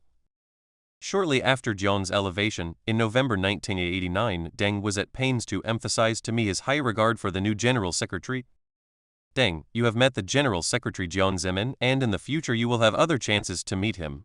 He is a man of his own ideas and of high caliber. Kissinger, I was very impressed with him. Deng, he is a real intellectual. Few outside observers imagined that Jiang would succeed. As Shanghai's party secretary, he had won praise for his measured handling of his city's protests. He had closed an influential liberal newspaper early in the crisis, but declined to impose martial law, and Shanghai's demonstrations were quelled without bloodshed.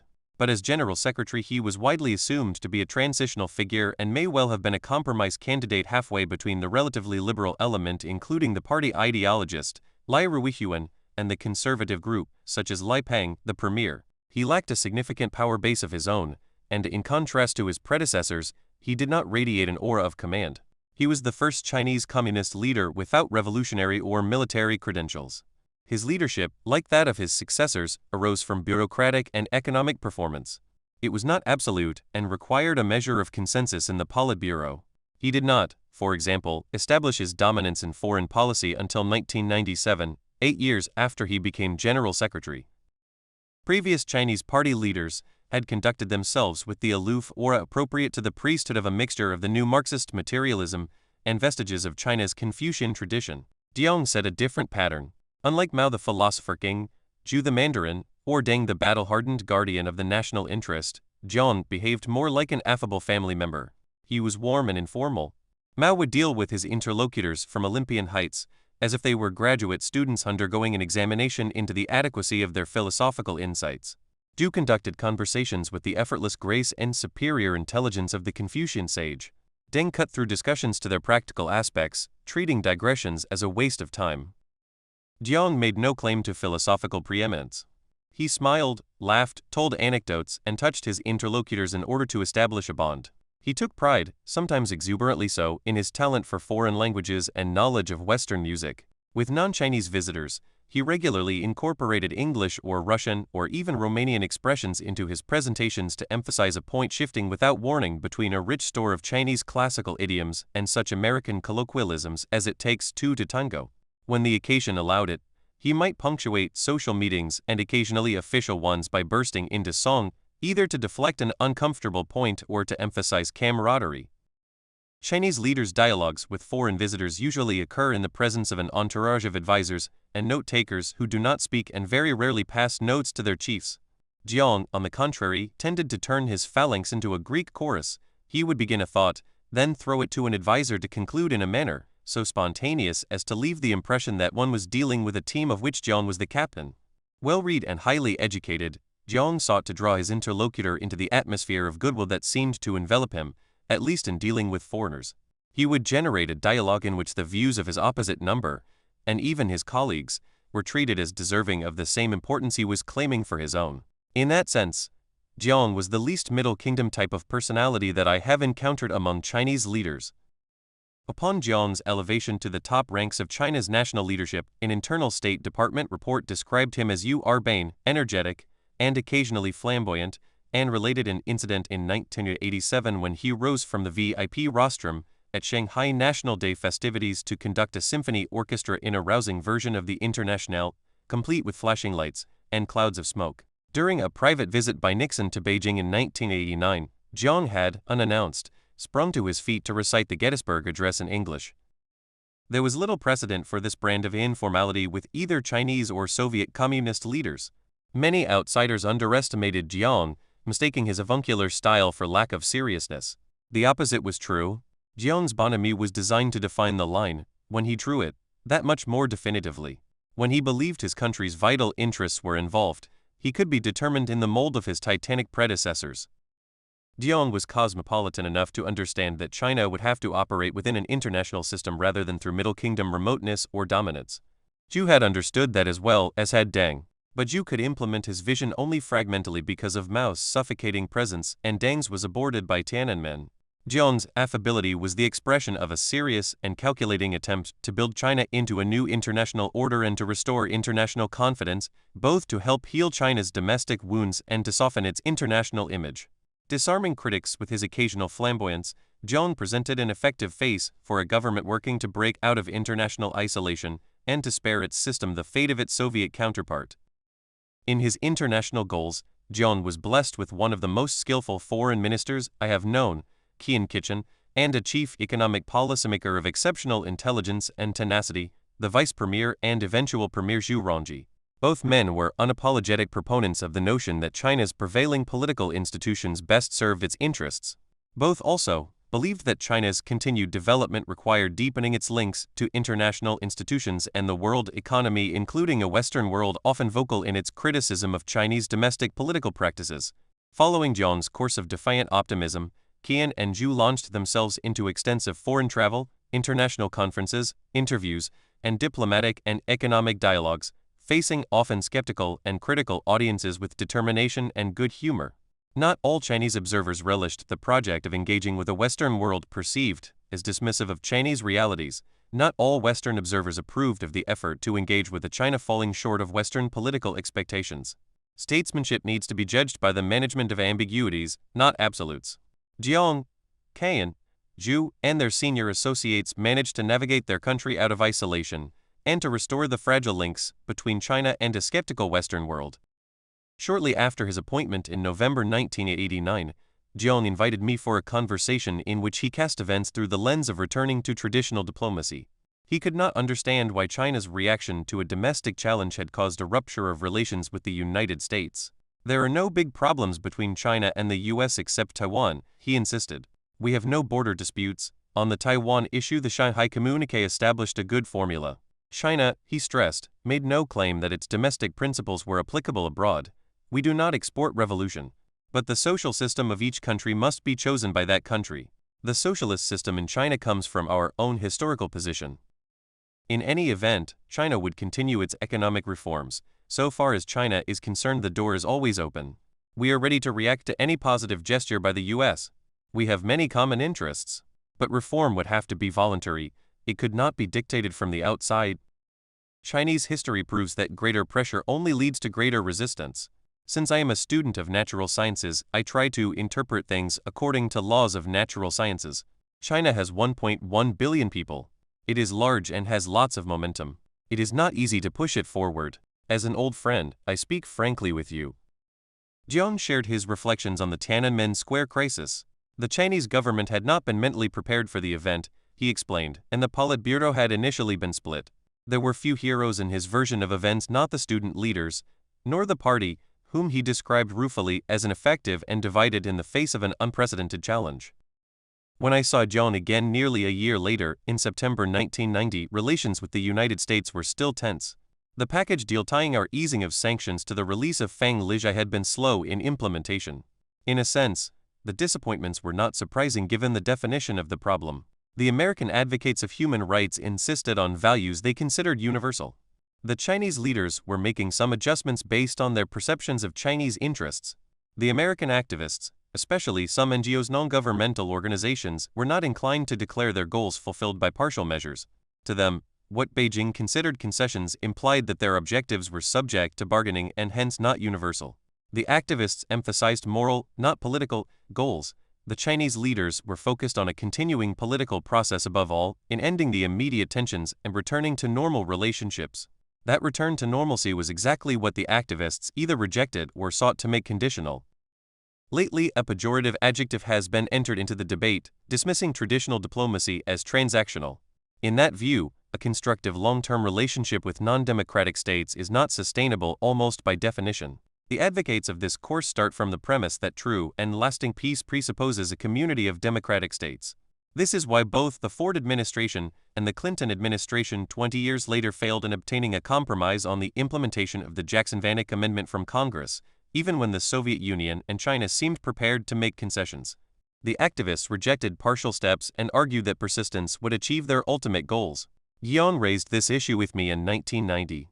China had recently adopted a lot of measures, motivated importantly by a desire to improve relations with the United States. Some of them are matters that even concern purely Chinese domestic issues such as the lifting of martial law in Beijing and in Tibet. We proceeded on these matters from two considerations. The first is that they are testimony to the Chinese domestic stability. Second, we don't hide the fact that we use these measures to provide a better understanding for US-China relations.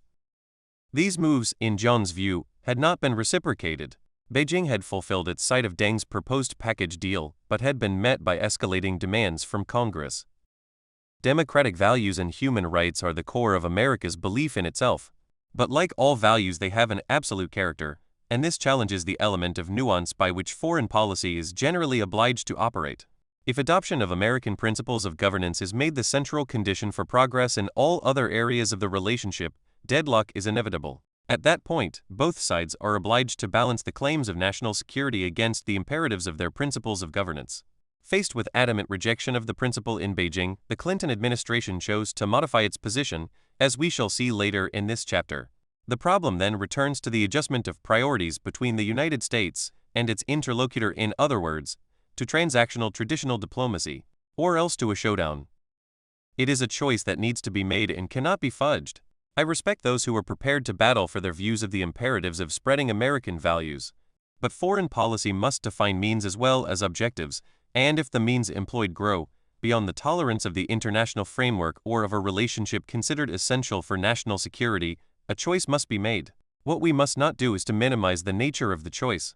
The best outcome in the American debate would be to combine the two approaches, for the idealists to recognize that principles need to be implemented over time and hence must be occasionally adjusted to circumstance, and for the realists to accept that values have their own reality and must be built into operational policies. Such an approach would recognize the many gradations that exist in each camp, which an effort should be made to shade into each other. In practice, this goal has often been overwhelmed by the passions of the controversy. In the 1990s, American domestic debates were replicated in the discussions with Chinese leaders.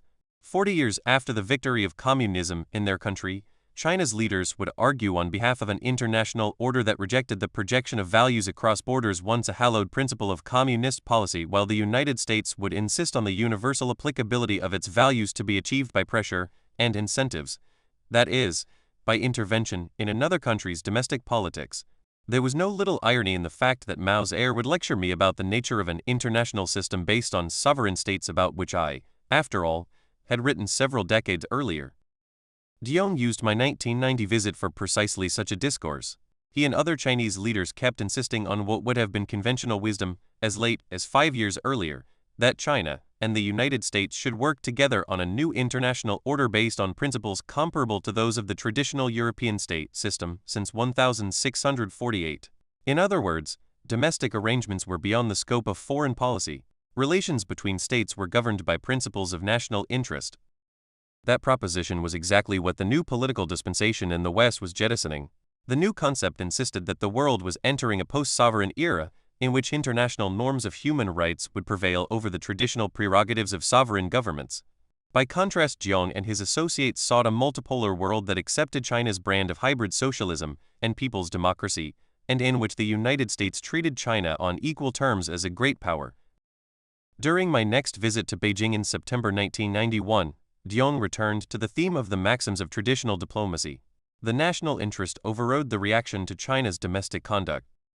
There is no fundamental conflict of interest between our two countries.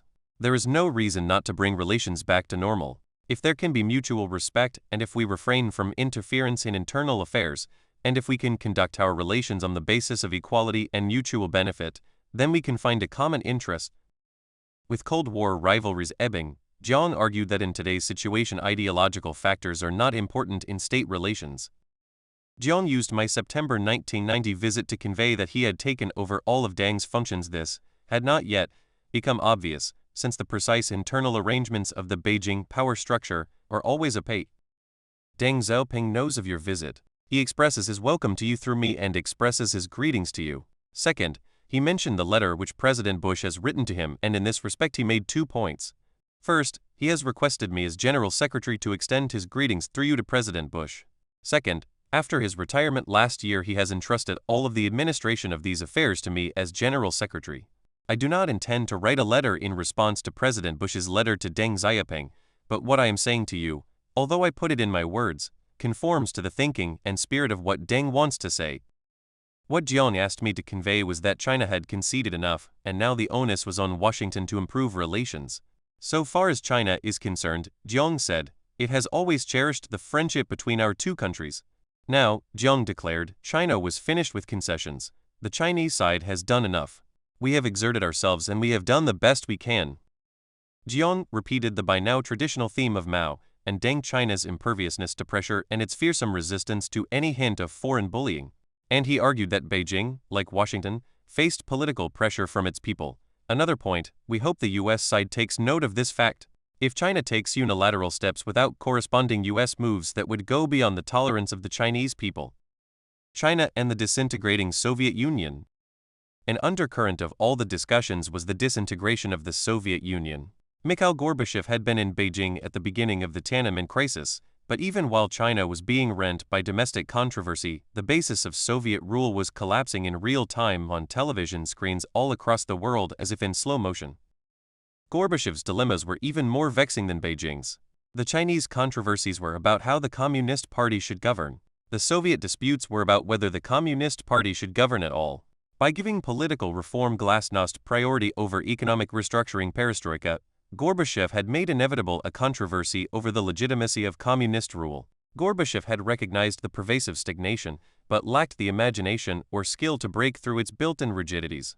The various supervisory bodies of the system had, with the passage of time, turned into part of the problem. The Communist Party, once the instrument of revolution, had no function in an elaborated communist system other than to supervise what it did not understand the management of a modern economy, a problem it solved by colluding with what it was allegedly controlling. The communist elite had become a Mandarin class of the privileged, theoretically in charge of the national orthodoxy. It concentrated on preserving its perquisites. Glasnost clashed with perestroika. Gorbachev wound up ushering in the collapse of the system that had shaped him and to which he owed his eminence. But before he did, he redefined the concept of peaceful coexistence. Previous leaders had affirmed it, and Mao had quarreled with Khrushchev over it. But Gorbachev's predecessors had advocated peaceful coexistence as a temporary respite on the way to ultimate confrontation and victory. Gorbachev, at the 27th Party Congress in 1986, proclaimed it as a permanent fixture in the relationship between communism and capitalism. It was his way of re-entering the international system in which Russia had participated in the pre-Soviet period. On my visits, Chinese leaders were at pains to distinguish China from the Russian model, especially Gorbachev. In our meeting in September 1990, Jiang stressed, efforts to find a Chinese Gorbachev will be of no avail. You can see that from your discussions with us. Your friend Zhu and Lai used to talk about our 5 principles of peaceful coexistence. Well, they are still in existence today. It won't do that there should only be a single social system in the world. We don't want to impose our system on others, and we don't want others to impose theirs on us. The Chinese leaders affirmed the same principles of coexistence as Gorbachev, but they used them not to conciliate the West, as Gorbachev did, but to wall themselves off from it. Gorbachev was treated in Beijing as irrelevant, not to mention misguided. His modernization program was rejected as ill-conceived because it put political reform before economic reform. In the Chinese view, political reform might be needed over time, but economic reform had to precede it. Lai Ruihuan explained why price reform could not work in the Soviet Union. When almost all commodities were in short supply, price reform was bound to lead to inflation and panic. Zhu Rongji, visiting the United States in 1990, was repeatedly lauded as China's Gorbachev. He took pains to emphasize, "I'm not China's Gorbachev. I'm China's Zhu Rongji." When I visited China again in 1992, Ken Kitchen described the collapse of the Soviet Union as like the aftermath of an explosion, shock waves in all directions. The collapse of the Soviet Union had indeed created a new geopolitical context. As Beijing and Washington assessed the new landscape, they found their interests no longer as evidently congruent as in the days of near alliance. Then, disagreements had been mainly over the tactics of resisting Soviet hegemony. Now, as the common opponent withered, it was inevitable that the differences in the two leaderships' values and worldviews would come to the fore. In Beijing, the end of the Cold War produced a mixture of relief and dread. On one level, Chinese leaders welcomed the disintegration of the Soviet adversary. Mao's and Deng's strategy of active, even offensive, deterrence had prevailed. At the same time, Chinese leaders could not avoid comparisons between the unraveling of the Soviet Union and their own domestic challenge. They too had inherited an ancient multi-ethnic empire and sought to administer it as a modern socialist state. Though the percentage of non-Han population was much smaller in China, about 10%, than the share of non-Russians in the Soviet Empire, about 50%, ethnic minorities with distinct traditions existed. Moreover, these minorities lived in regions that were strategically sensitive, bordering Vietnam, Russia, and India. No American president in the 1970s would have risked confrontation with China, so long as the Soviet Union loomed as a strategic threat.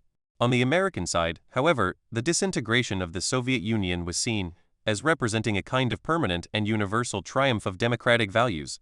A bipartisan sentiment held that traditional history was being superseded. Allies and adversaries alike were moving inexorably toward adopting multi-party parliamentary democracy and open markets institutions that, in the American view, were inevitably linked. Any obstacle standing in the way of this wave would be swept aside. A new concept had evolved to the effect that the nation-state was declining in importance and the international system would henceforth be based on transnational principles. Since it was assumed that democracies were inherently peaceful while autocracies tended toward violence and international terrorism, promoting regime change was considered a legitimate act of foreign policy, not an intervention into domestic affairs.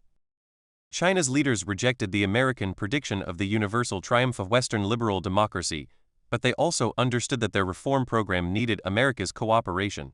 So in September 1990 they sent an oral message through me to President Bush, which ended with an appeal to the American president. For over a century, the Chinese people were all along subjected to bullying and humiliation by foreign powers. We do not want to see this wound reopened. I believe that as an old friend of China, Mr. President, you understand the sentiments of the Chinese people. China cherishes Sino-US friendly relations and cooperation which did not come easily, but it cherishes its independence, sovereignty, and dignity even more.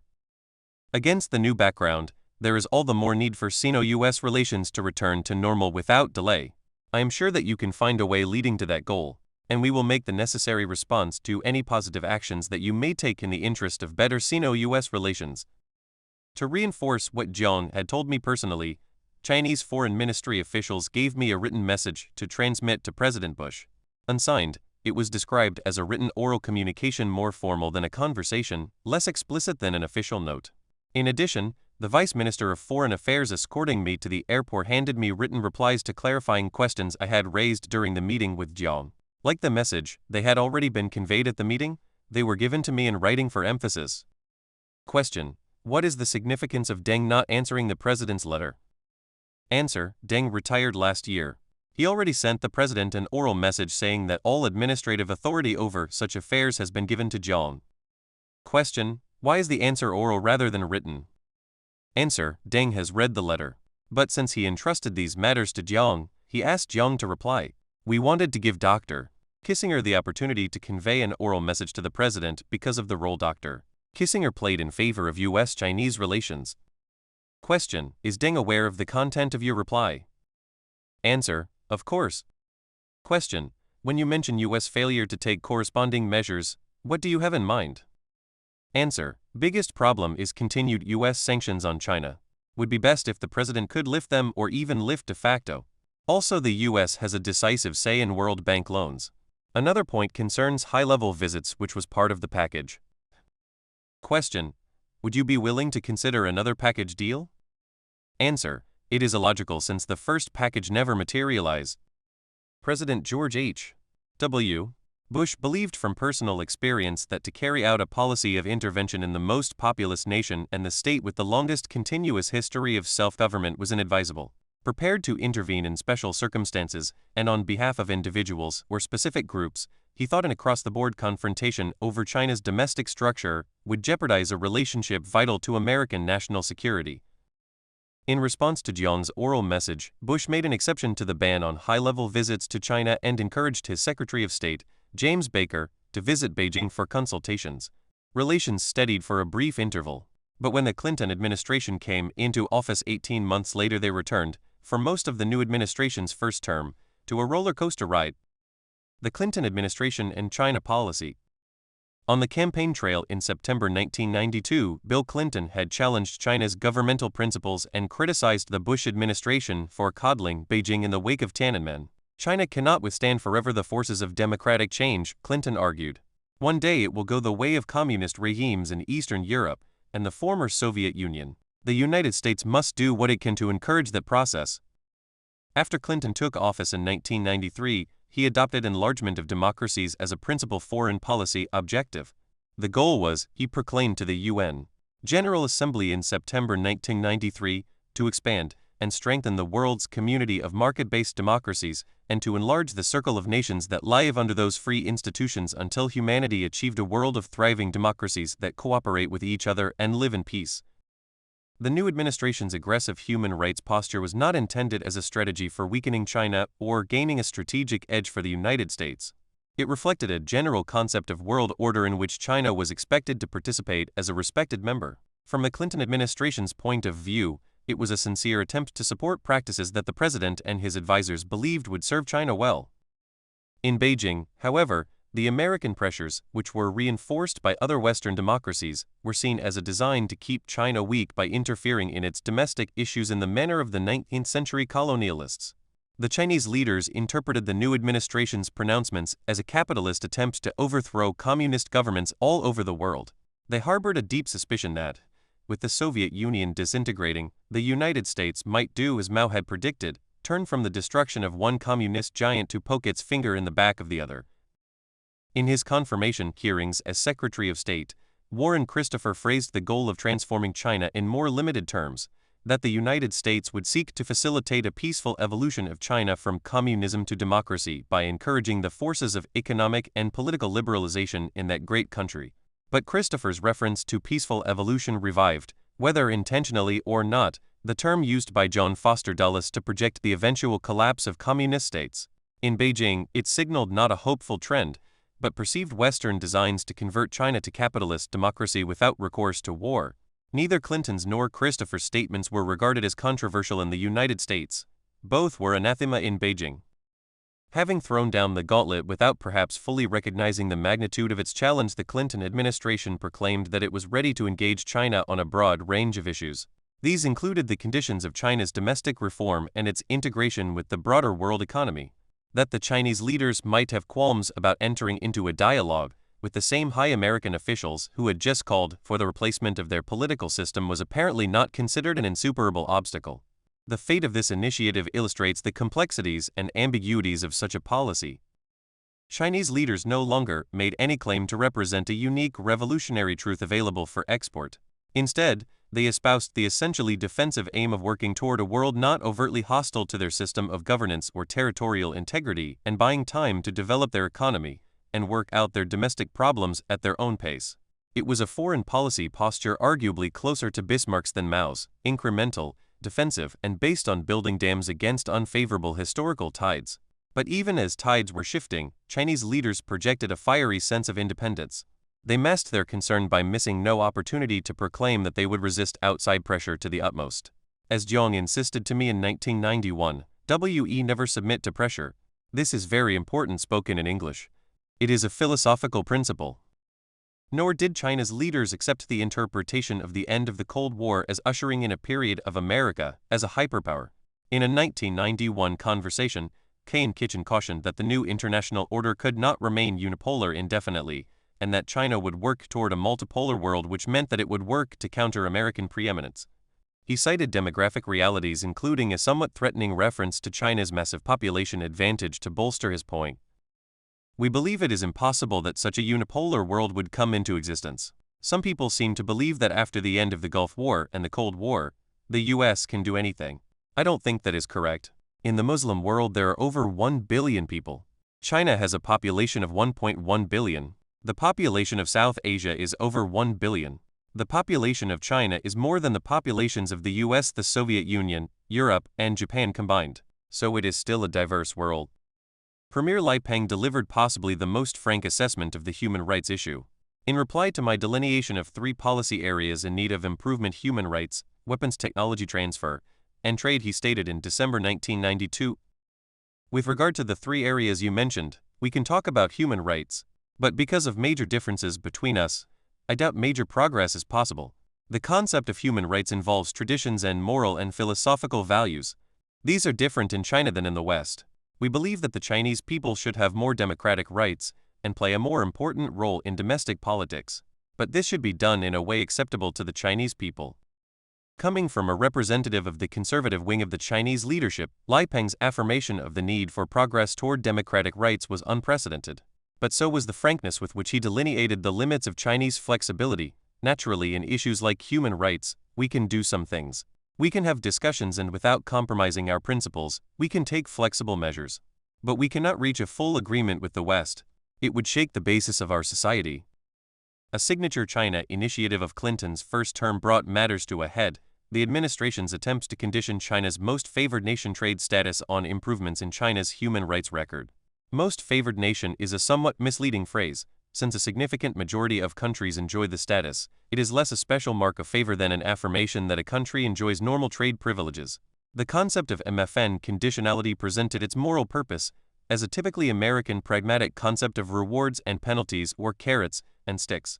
As Clinton's national security advisor Anthony Lake explained it, the United States would withhold a benefit until it produced results, providing penalties that raised the costs of repression and aggressive behavior until the Chinese leadership made a rational interest-based calculation to liberalize its domestic institutions. In May 1993, Winston Lord, then Assistant Secretary of State for East Asian and Pacific Affairs, and in the 1970s my indispensable associate during the opening to China, visited Beijing to brief Chinese officials on the new administration's thinking. At the close of his trip, Lord warned that dramatic progress on human rights, non-proliferation, and other issues was necessary if China were to avoid suspension of its MFN status. Caught between a Chinese government rejecting any conditionality as illegitimate and American politicians demanding ever more stringent conditions, he made no headway at all. I visited Beijing shortly after Lord's trip, where I encountered a Chinese leadership struggling to chart a course out of the MFN conditionality impasse. Yang offered a friendly suggestion. China and the US as 2 big countries should see problems in the long-term perspective. China's economic development and social stability serve China's interests, but also turn China into a major force for peace and stability in Asia and elsewhere. I think that in looking at other countries, the US should take into account their self-esteem and sovereignty. That is a friendly suggestion. Jiang again attempted to dissuade the United States from thinking of China as a potential threat or competitor, thereby to reduce American incentives to try to hold China down. Yesterday at a symposium I spoke about this issue. I also mentioned an article in the Times which suggested China will one day be a superpower. I've said over and over that China will never be a threat to any country. Against the backdrop of Clinton's tough rhetoric and the belligerent mood in Congress, Lord negotiated a compromise with Senate Majority Leader George Mitchell and Representative Nancy Pelosi that extended MFN for a year. It was expressed in a flexible executive order rather than binding legislation. It confined conditionality to human rights rather than including other areas of democratization that many in Congress urged. But to the Chinese, conditionality was a matter of principle just as it had been for the Soviet Union when they rejected the Jackson-Vanik Amendment. Beijing objected to the fact of conditions, not their content. On May 28, 1993, President Clinton signed the executive order extending China's MFN status for 12 months, after which it would be either renewed or cancelled based on China's conduct. In the interim, Clinton stressed that the core of the administration's China policy would be a resolute insistence upon significant progress on human rights in China. He explained MFN conditionality in principle as an expression of American outrage over Tiananmen and continuing profound concerns about the manner in which China was governed. The executive order was accompanied by a rhetoric more pejorative about China than that of any administration since the 1960s. In September 1993, National Security Advisor Lake suggested in a speech that unless China acceded to American demands, it would be counted among what he called reactionary backless states clinging to outmoded forms of governance by means of military force, political imprisonment, and torture, as well as the intolerant energies of racism, ethnic prejudice, religious persecution, xenophobia, and irredentism. Other events combined to deepen the Chinese suspicions. Negotiations over China's accession to GATT, the General Agreement on Tariffs and Trade, later subsumed into the World Trade Organization, or WTO, deadlocked over substantive issues. Beijing's bid for the 2000 Olympics came under attack. Majorities in both houses of Congress voiced their disapproval of the bid. The U.S. government maintained a cautious silence. China's application for hosting the Olympics was narrowly defeated. Tensions were further inflamed by an intrusive and ultimately unsuccessful American inspection of a Chinese ship suspected of carrying chemical weapons components to Iran. All of these incidents, each of which had its own rationale, were analyzed in China in terms of the Chinese style of Sun Tzu strategy, which knows no single events, only patterns reflecting an overall design. Matters came to a head with the visit of Secretary of State Warren Christopher to Beijing in March 1994.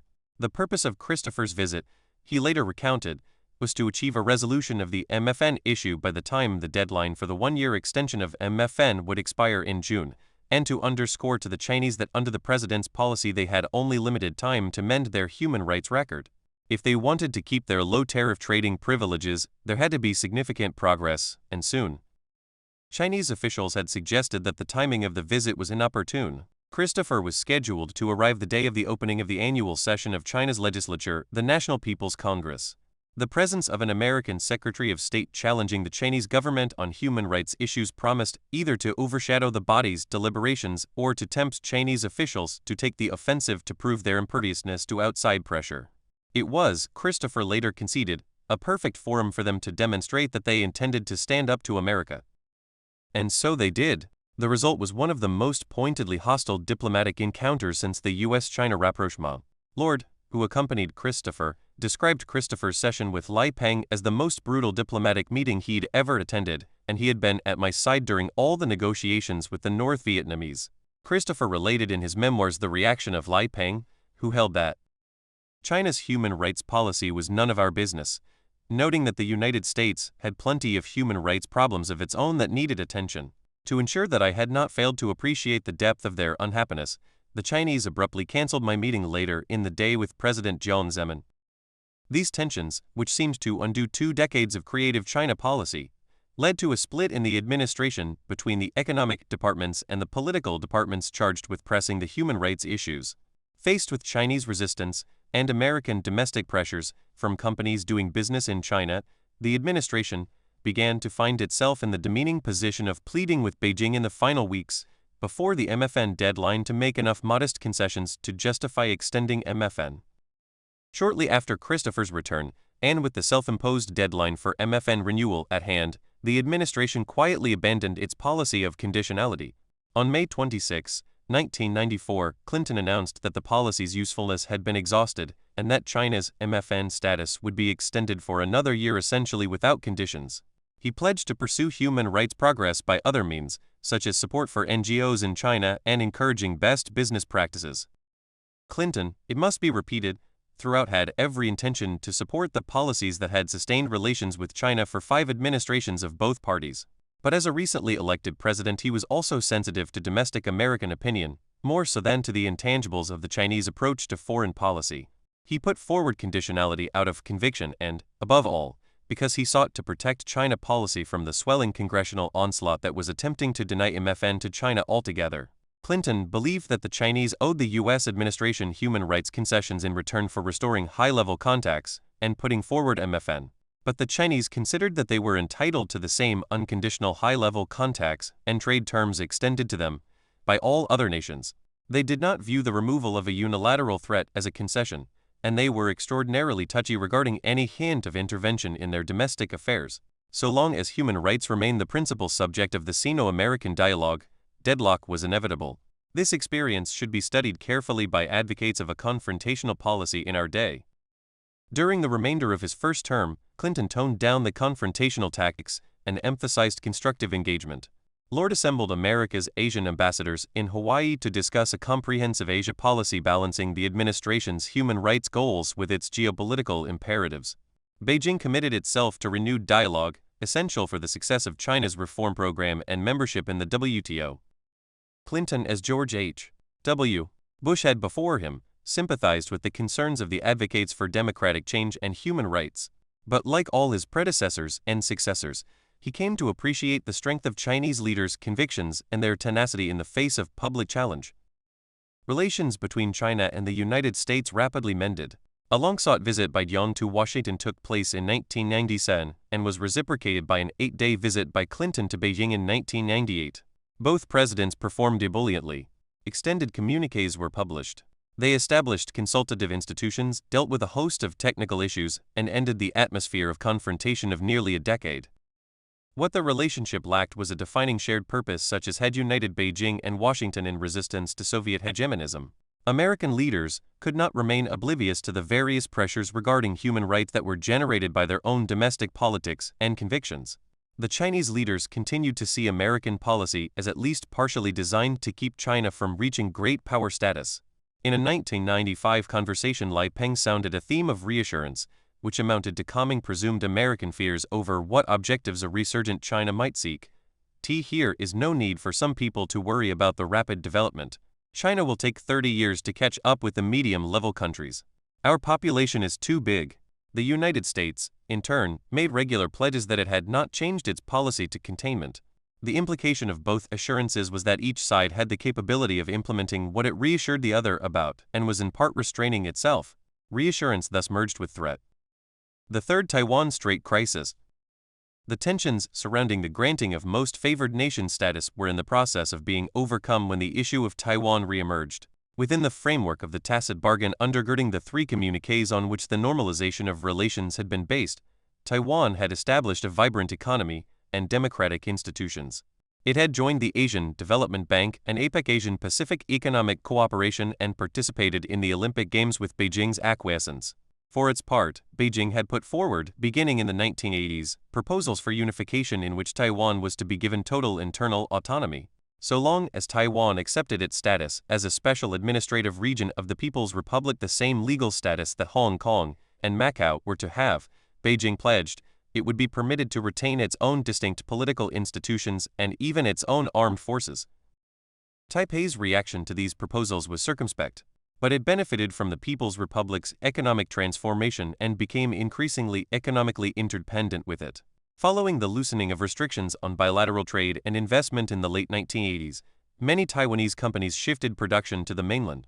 By the end of 1993, Taiwan had surpassed Japan to become the second-largest source of overseas investment in China. While economic interdependence developed, the two sides' political paths diverged significantly. In 1987, Taiwan's aging leader, Chiang Ching-kuo, had lifted martial law. A dramatic liberalization of Taiwan's domestic institutions followed. Press restrictions were lifted. Rival political parties were allowed to stand for legislative elections.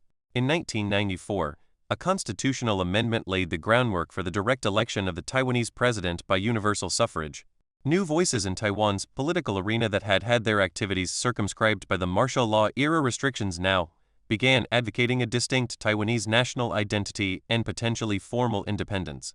Chief among them was Li Tenghui, the mercurial agricultural economist who had worked his way up the ranks of the Nationalist Party and was appointed its chairman in 1988. Li incarnated everything Beijing detested in a Taiwanese official. He had grown up during the Japanese colonization of Taiwan, taken a Japanese name, studied in Japan, and served in the Imperial Japanese Army during World War II. Later he had received advanced education in the United States, at Cornell University. Unlike most Nationalist Party officials, Lee was a native Taiwanese. He was outspoken about regarding himself as a Taiwan person first and a Chinese person second, and was a proud and insistent proponent of Taiwan's distinct institutions and historical experience. As the 1996 election drew nearer, Lee and his cabinet engaged in a series of acts, designed step by step to increase what they described as Taiwan's international living space. To the discomfort of Beijing and many in Washington, Lee and other senior ministers embarked on a course of vacation diplomacy that found large delegations of Taiwanese officials traveling unofficially to world capitals, occasionally during meetings of international organizations, and then maneuvering to be received with as many of the formal trappings of statehood as possible. The Clinton administration attempted to stand apart from these developments. In a November 1993 meeting and press conference with Jiang Zemin in Seattle, on the occasion of an APEC summit of nations from both sides of the Pacific, Clinton stated, "In our meeting I reaffirmed the United States' support for the 3 joint communiques as the bedrock of our One China policy. The policy of the United States on One China is the right policy for the United States. It does not preclude us from following the Taiwan Relations Act, nor does it preclude us from the strong economic relationship we enjoy with Taiwan. There's a representative of Taiwan, as you know, here at this meeting, so I feel good about where we are on that. But I don't think that will be a major stumbling block in our relationship with China." For Clinton's approach to work, Taiwan's leaders needed to exercise restraint, but Lee was determined to push the principle of Taiwan's national identity. In 1994, he sought permission to stop in Hawaii to refuel his plane en route to Central America, the first time a Taiwanese president had landed on American soil. Lee's next target was the 1995 reunion at Cornell, where he had obtained his economics PhD in 1958. Vigorously urged by the newly elected Speaker of the House, Newt Gingrich, Congress voted unanimously in the House, and with only one dissenting vote in the Senate to support Lee's visit. Warren Christopher had assured the Chinese foreign minister in April that approving Lee's visit would be inconsistent with American policy. But in the face of such formidable pressure, the administration reversed itself and granted the request for a personal and unofficial visit. Once at Cornell, Lee delivered a speech straining the definition of unofficial. After a brief nod to fond memories of his time at Cornell, Lee launched into a rousing talk on the aspirations of Taiwan's people for formal recognition. Lee's elliptical phrasings, frequent references to his country and nation, and blunt discussion of the imminent demise of communism all exceeded Beijing's tolerance. Beijing recalled its ambassador from Washington, delayed the approval of the American ambassadorial nominee, James Sasser, and canceled other official contacts with the American government. Then, following the script of the Taiwan Strait crises of the 1950s, Beijing began military exercises and missile tests off the coast of southeast China that were equal parts military deterrent and political theater. In a series of threatening moves, China fired missiles into the Taiwan Strait to demonstrate its military capabilities and to warn Taiwan's leaders. But it used dummy warheads, thus signaling that the launches had a primarily symbolic quality. Quiescence on Taiwan could be maintained only so long as none of the parties challenged the 3 communiques, for they contained so many ambiguities that an effort by any party to alter the structure or to impose its interpretation of the clauses would upend the entire framework. Beijing had not pressed for the clarification, but once it was challenged, it felt compelled to demonstrate at a minimum how seriously China took the issue. In early July 1995, as the crisis was still gathering momentum, I was in Beijing with a delegation from the America-China Society, a bipartisan group of former high officials dealing with China. On July 4, we met with then Vice Premier Qian Kitchen and the Chinese ambassador to the United States, Lai Daoyu. Qian laid out the Chinese position. Sovereignty was non-negotiable. Dr. Kissinger, you must be aware that China attaches great importance to Sino-US relations, despite our occasional quarrels. We hope to see Sino-US relations restored to normal and improved. But the US government should be clear about the point. We have no maneuver room on the Taiwan question. We will never give up our principled position on Taiwan. Relations with China had reached a point where the weapon of choice of both the United States and China was the suspension of high-level contacts, creating the paradox that both sides were depriving themselves of the mechanism for dealing with a crisis when it was most needed.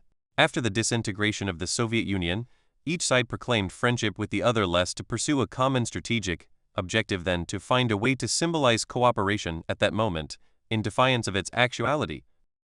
The Chinese leaders conveyed shortly after my arrival their desire for a peaceful outcome by one of the subtle gestures at which they are so adept. Before the formal schedule of the America-China Society began, I was invited to give a talk at a secondary school in Tianjin that Zhu Enlai had once attended. Accompanied by a senior foreign ministry official, I was photographed near a statue of Zhu, and the official introducing me used the occasion to recall the heyday of close Sino-American cooperation. Another sign that matters would not get out of hand came from Jiang. While the rhetoric on all sides was intense, I asked Jiang whether Mao's statement that China could wait 100 years for Taiwan still stood. No, replied Jiang. When I asked in what way not, Jiang responded, the promise was made 23 years ago. Now only 77 years are left. The professed mutual desire to ease tensions ran up, however, against the aftermath of the Tiananmen crisis. There had been no high-level dialogue, nor a ministerial visit, since 1989.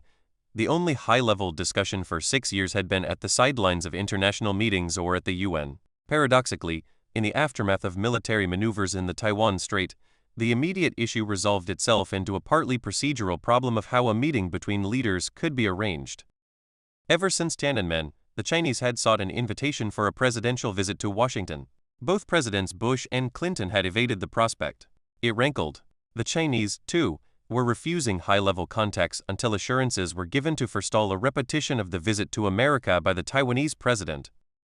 Matters were back to the discussions at the end of the secret visit 25 years earlier, which had briefly stalemated over the issue of who was inviting whom, a deadlock broken by a formula by Mao, which could be read as implying that each side had invited the other.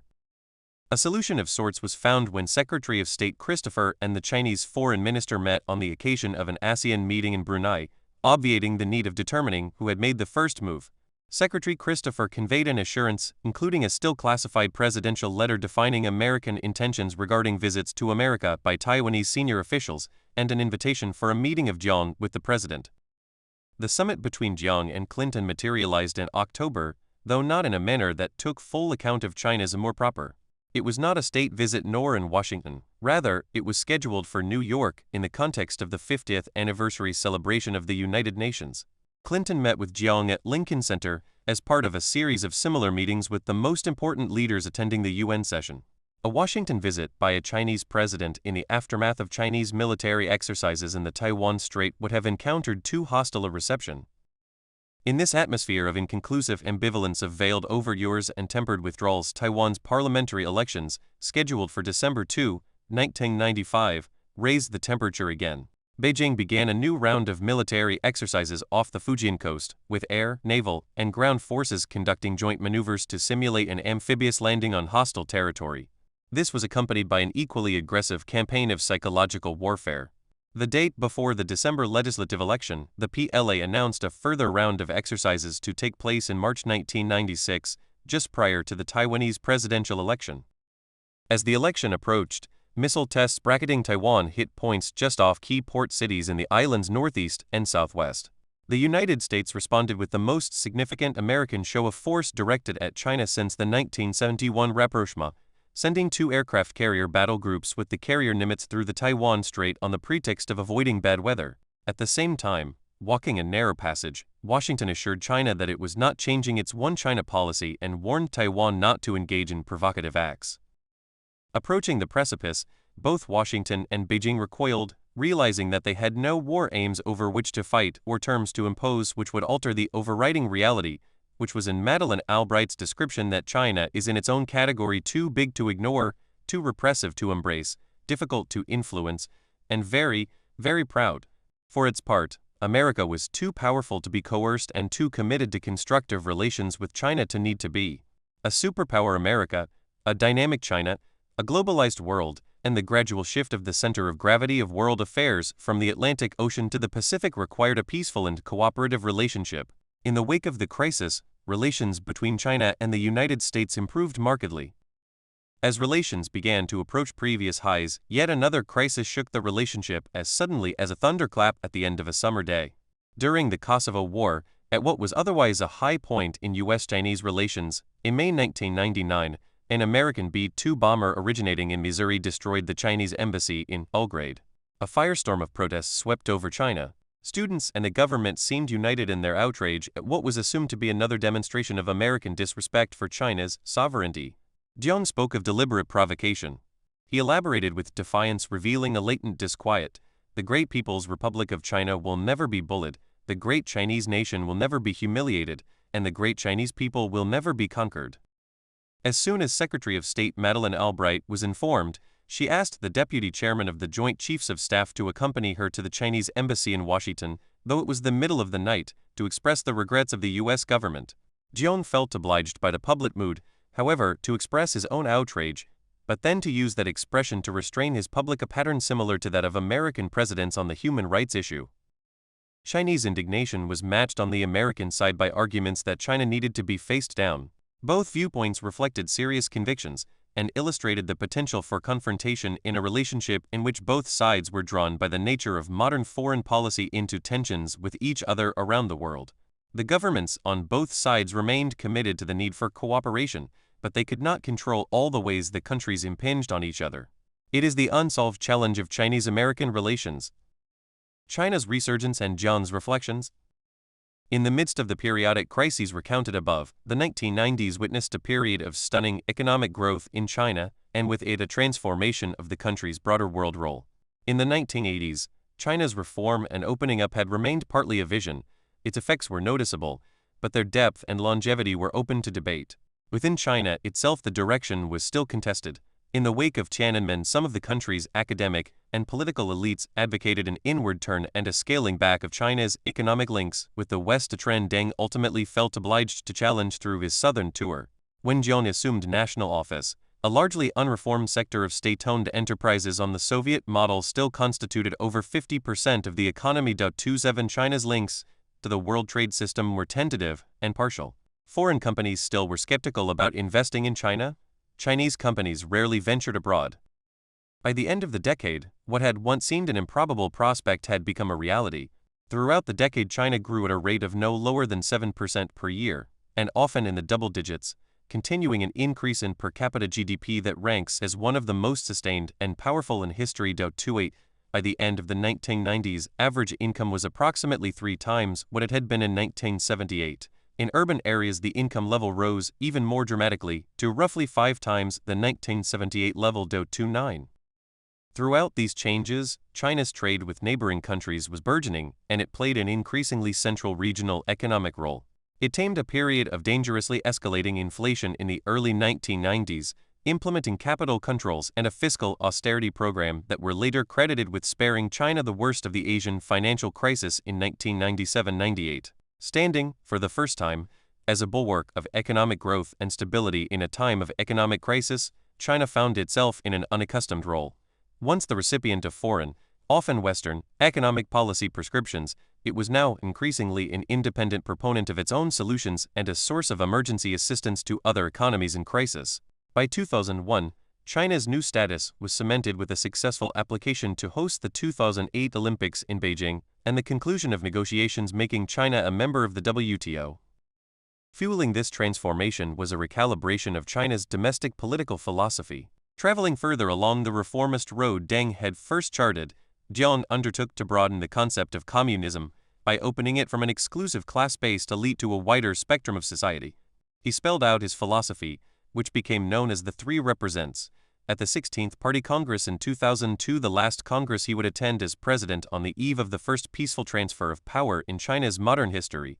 It laid out why the party that had won support through revolution needed now to represent as well the interests of its former ideological foes, including entrepreneurs. Jiang opened the Communist Party to business leaders, democratizing the internal governance of the Communist Party in what remained a one-party state. Throughout this process, China and the United States were becoming increasingly intertwined economically. At the beginning of the 1990s, the total volume of U.S. trade with mainland China was still only half the volume of American trade with Taiwan. By the end of the decade, U.S.-China trade had quadrupled, and Chinese exports to the United States had increased sevenfold. 30 American multinationals viewed China as an essential component of their business strategies, both as a locus of production and as an increasingly monetary market in its own right. China in turn was using its increasing cash reserves to invest in U.S. Treasury bonds, and in 2008 would become the largest foreign holder of American debt. In all this, China was surging toward a new world role, with interests in every corner of the globe and integrated to an unprecedented degree with broader political and economic trends. 2 centuries after the first mutually miscomprehending negotiations over trade and diplomatic recognition between Macartney and the Chinese court, there was a recognition in both China and the West that they were arriving at a new stage in their interactions, whether or not they were prepared for the challenges it would pose.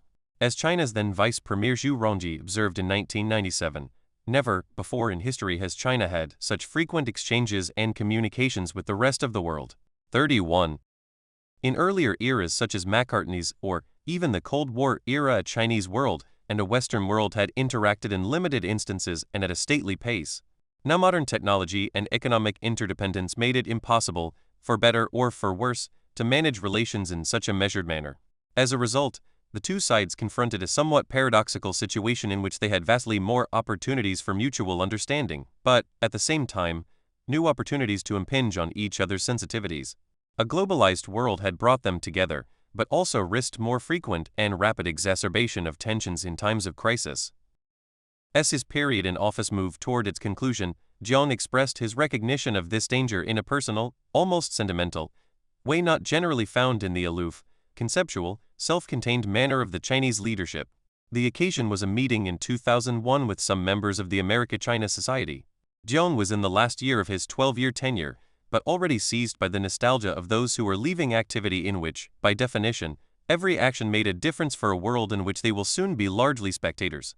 He had presided over a turbulent period, which had begun with China substantially isolated internationally, at least among the advanced democratic states, the countries China most needed to implement its reform program.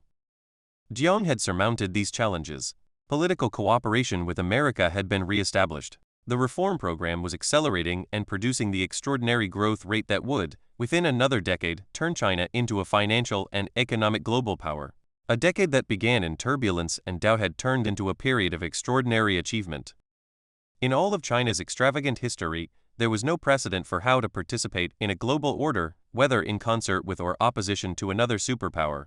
As it turned out, that superpower, the United States, also lacked the experience for such a design, if indeed it had the inclination for it.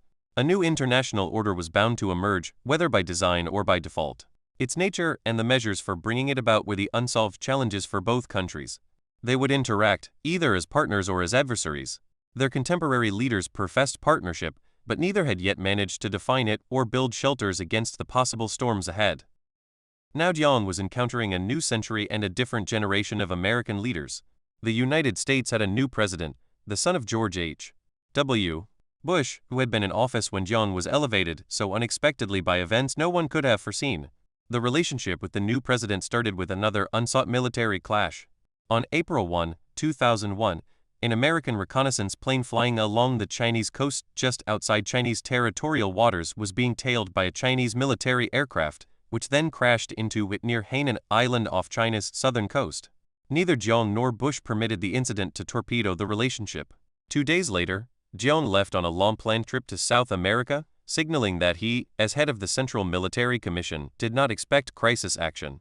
Bush expressed regret, not for the reconnaissance flight, but for the death of the Chinese pilot. Some foreboding of the danger of drifting events seems to have been in Jiang's mind during the meeting with America-China Society members, as he meandered on in a seemingly discursive statement quoting classical Chinese poetry, interjecting English phrases, extolling the importance of U.S.-Chinese cooperation. Prolix as his utterances were, they reflected a hope and a dilemma, the hope that the two countries would find a way to work together to avoid the storms generated by the very dynamism of their societies, and the fear that they might miss their chance to do so. The key theme of Jiang's opening remarks was the importance of the Sino-American relationship. I am not trying to exaggerate our self-importance, but good cooperation between the US and China is important for the world. We will do our best to do that, said in English. This is important for the whole world. But if the whole world was the subject, were any leaders really qualified to deal with it? Jiang pointed out that his education had started with traditional Confucianism on a trajectory that included Western education, then schools in the former Soviet Union. Now he was leading the transition of a country that dealt with all these cultures. China and the United States were confronting an immediate issue, the future of Taiwan. Jiang did not use the familiar rhetoric to which we had become accustomed. Rather, his remarks concerned the internal dynamics of the dialogue and how it might be driven out of control, Whatever the intention of the leaders, who might be urged by their publics to actions they would prefer to avoid, the biggest issue between the US and China is the Taiwan issue. For example, we often say peaceful resolution and one country, two systems. Generally speaking, I limit myself to saying these two things. But sometimes I add that we cannot undertake not to use force. Jiang could not avoid, of course, the issue that had caused a deadlock in over 130 meetings between Chinese and American diplomats before the opening to China, or the deliberate ambiguities since. But while China refused to abjure the use of force, because it would imply a limitation of its sovereignty, it had in practice refrained from it for 30 years by the time of the conversation with Jiang. And Jiang had put forward the sacramental language in the gentlest of manners. Jiang did not insist on an immediate change. Rather, he pointed out that the American position contained an anomaly. The United States did not support independence for Taiwan, nor, on the other hand, did it promote reunification. The practical consequence was to turn Taiwan into an unsinkable aircraft carrier for America. In such a situation, whatever the intentions of the Chinese government, the convictions of its population might generate their own momentum toward confrontation. I end the nearly 12 years I've been in the central government. I felt very strongly the sentiments of the 1.2 billion Chinese people. Of course, we have the best aspirations toward you, but if a spark flares up, it will be hard to control the emotions of 1.2 billion people. I felt obliged to reply to this threat of force, however regretfully and indirectly formulated. If the discussion concerns use of force, it will strengthen all the forces that want to use Taiwan to harm our relationship. In a military confrontation between the US and China, even those of us who would be heartbroken would be obliged to support our own country. Jiang replied not by repeating the by now traditional invocation of the imperviousness of China to the danger of war. He took the perspective of a world whose future depended on Sino-American cooperation. He spoke of compromise, a word almost never used by Chinese leaders about Taiwan, even when it was practiced. He avoided making either a proposal or a threat, and he was no longer in a position to shape the outcome. He called for a global perspective, precisely what was most needed and what each nation's history made most difficult. It is not clear whether China and the US can find common language and resolve the Taiwan question. I have remarked that if Taiwan were not under US protection, we would have been able to liberate it. Therefore, the question is how we can compromise and get a satisfactory solution. This is the most sensitive part of our relations. I am not suggesting anything here. We are old friends. I do not need to use diplomatic language. In the final analysis, I hope that with Bush in office, our two countries can approach US-China relations from a strategic and global perspective.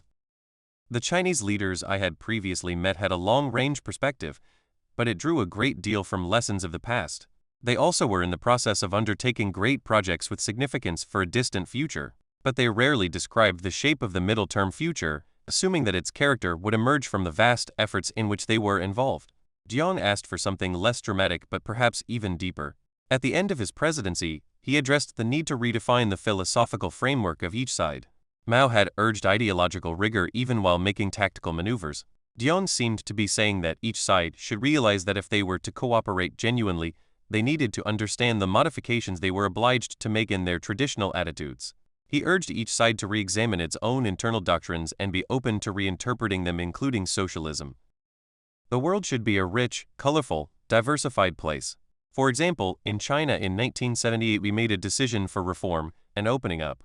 In 1992 in the 14th National Congress I stated that China's development model should be in the direction of a socialist market economy. For those who are accustomed to the West, you think the market is nothing strange, but in 1992 to say market here was a big risk. For that reason, Jiang argued that both sides should adapt their ideologies to the necessities of their interdependence. Simply put, the West is best advised to set aside its past attitude toward communist countries, and we should stop taking communism in naive or simplistic ways. Deng famously said in his 1992 trip to the South that socialism will take generations, scores of generations. I am an engineer. I calculated that there have been 78 generations from Confucius until now. Deng said socialism will take so long. Deng, I now think, created very good environmental conditions for me. On your point about value systems, East and West must improve mutual understanding. Perhaps I am being a bit naive. The reference to 78 generations was intended to reassure the United States that it should not be alarmed at the rise of a powerful China. It would need that many generations to fulfill itself. But political circumstances in China had certainly changed when a successor of Mao could say communists should stop talking about their ideology in naive and simplistic ways, or speak of the need for a dialogue between the Western world and China over how to adjust their philosophical frameworks to each other. On the American side, the challenge was to find a way through a series of divergent assessments. Was China a partner or an adversary? Was the future cooperation or confrontation? Was the American mission the spread of democracy to China, or cooperation with China to bring about a peaceful world? Or was it possible to do both?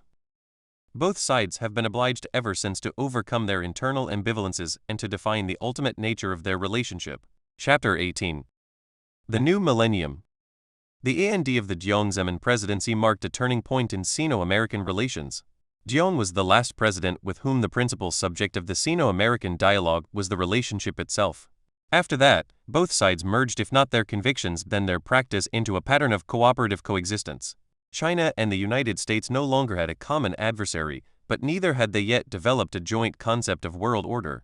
Jiang's mellow reflections in the long conversation with him, described in the last chapter, illustrated the new reality. The United States and China perceived that they needed each other, because both were too large to be dominated, too special to be transformed, and too necessary to each other to be able to afford isolation. Beyond that, were common purposes attainable? And to what end? The millennium was the symbolic beginning of that new relationship.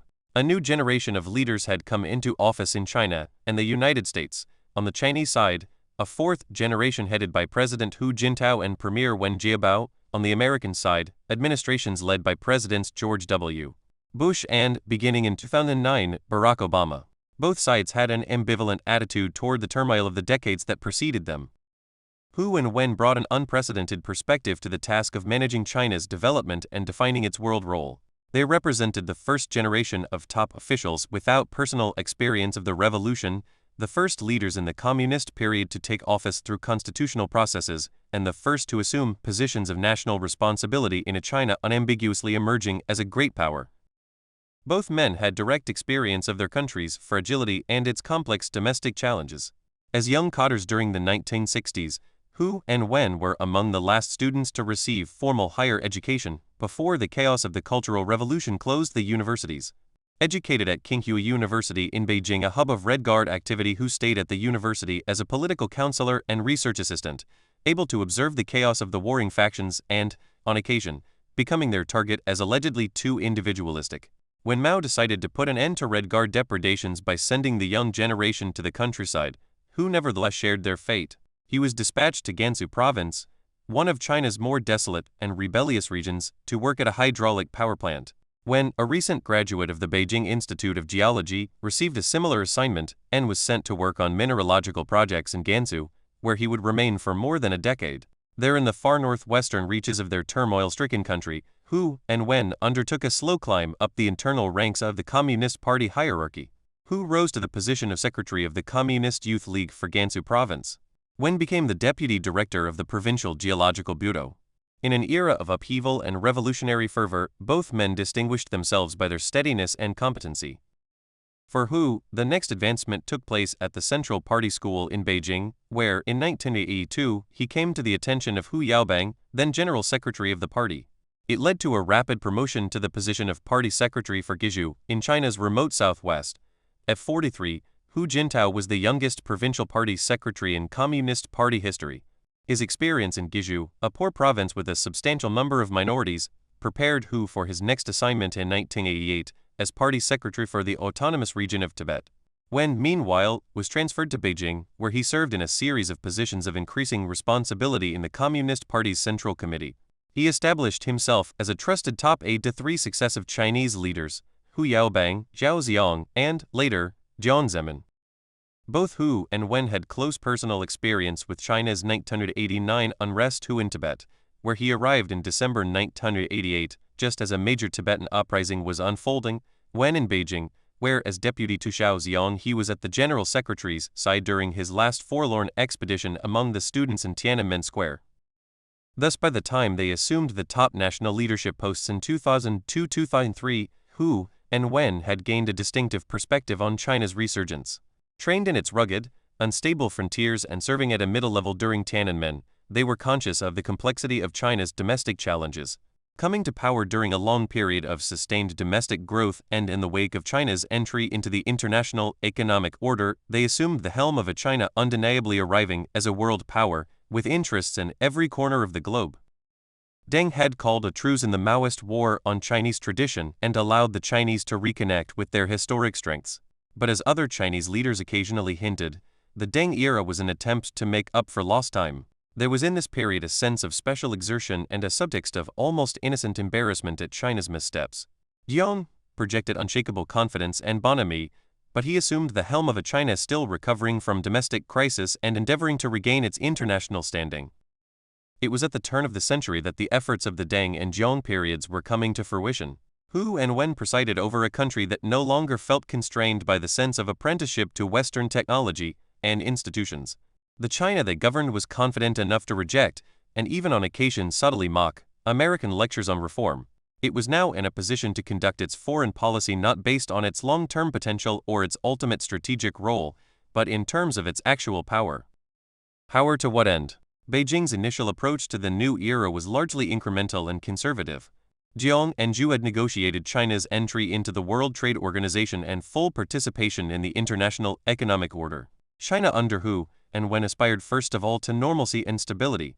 Its goals, in the official formulations, were a harmonious society and a harmonious world.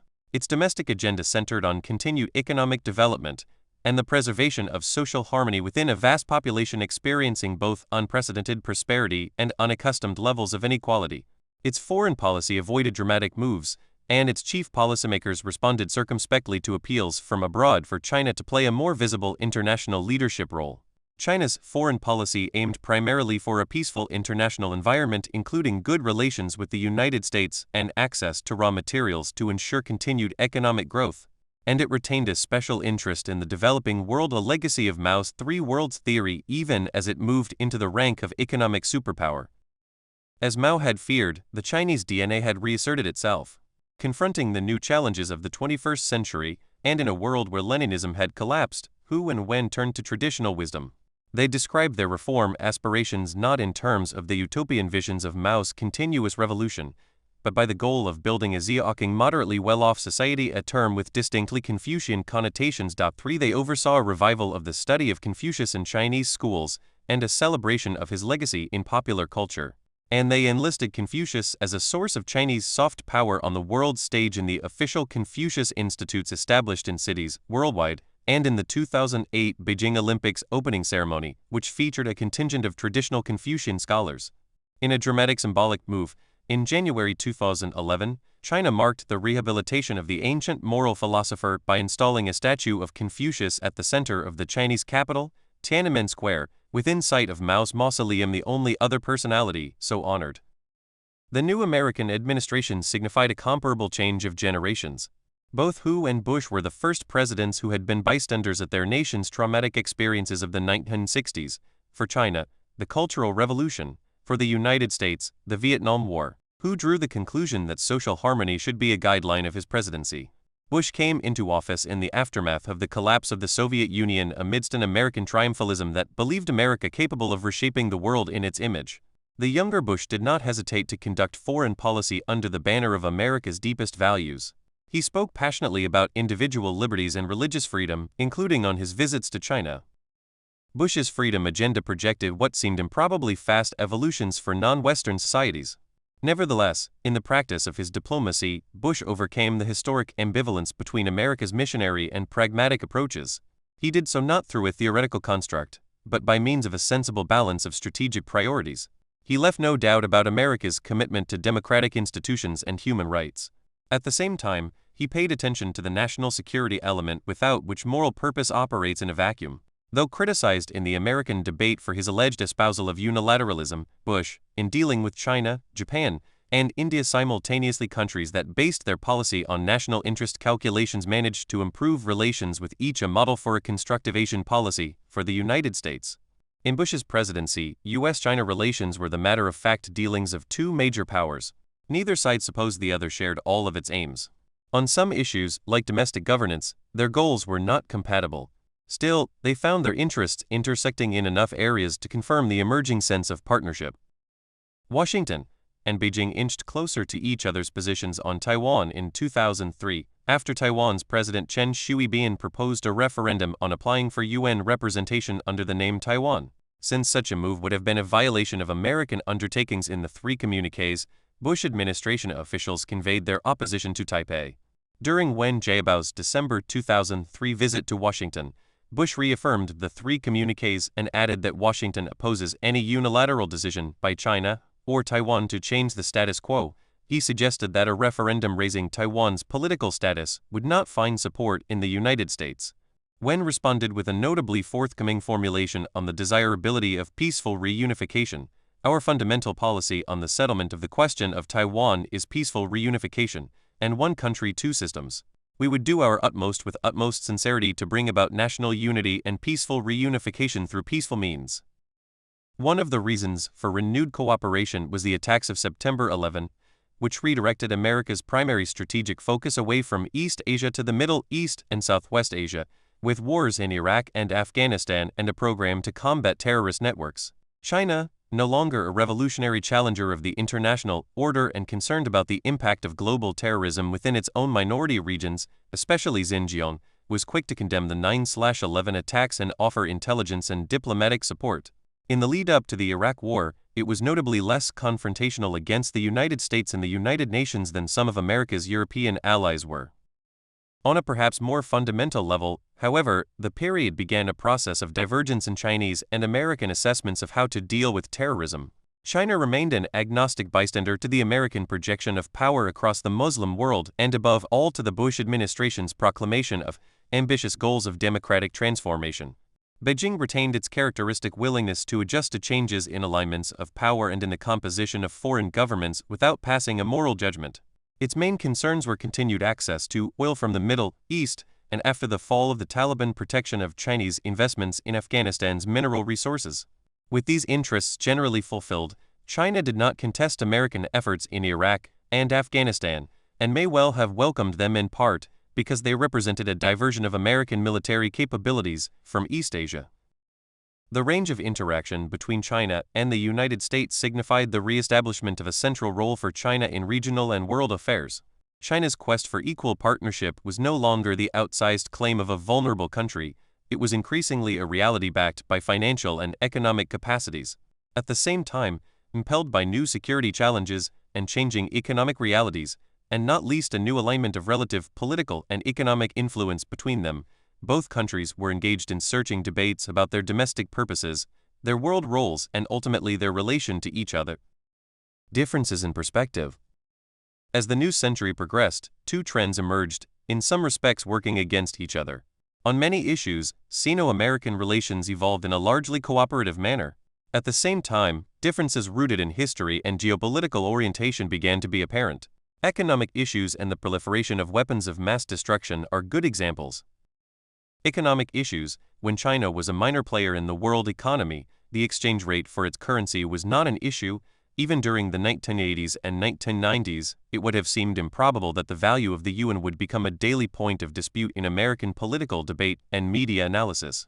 But China's economic rise and growing US-China economic interdependence turned the once arcane issue into a daily controversy, with American frustrations and Chinese suspicions about American intentions expressed in increasingly insistent language. The fundamental difference arises over the concept underlying the two sides' respective currency policies. In the American view, the low value of the yuan, also known as the renminbi, is treated as currency manipulation favoring Chinese companies and, by extension, harming American companies operating in the same general industries. An undervalued yuan is said to contribute to the loss of American jobs, a point of serious political and emotional consequence in an age of incipient American austerity. In the Chinese view, the pursuit of a currency policy that favors domestic manufacturers is not an economic policy so much as an expression of China's need for political stability. Thus, in explaining to an American audience in September 2010 why China would not drastically revalue its currency, Wen Jiabao used social, not financial, arguments. You don't know how many Chinese companies would go bankrupt. There would be major disturbances. Only the Chinese premier has such pressure on his shoulders. This is the reality. The United States treats economic issues from the point of view of the requirements of global growth. China considers the political implications, both domestic and international. When America urges China to consume more and export less, it puts forward an economic maxim. But for China, a shrinking export sector means a perhaps significant increase in unemployment with political consequences.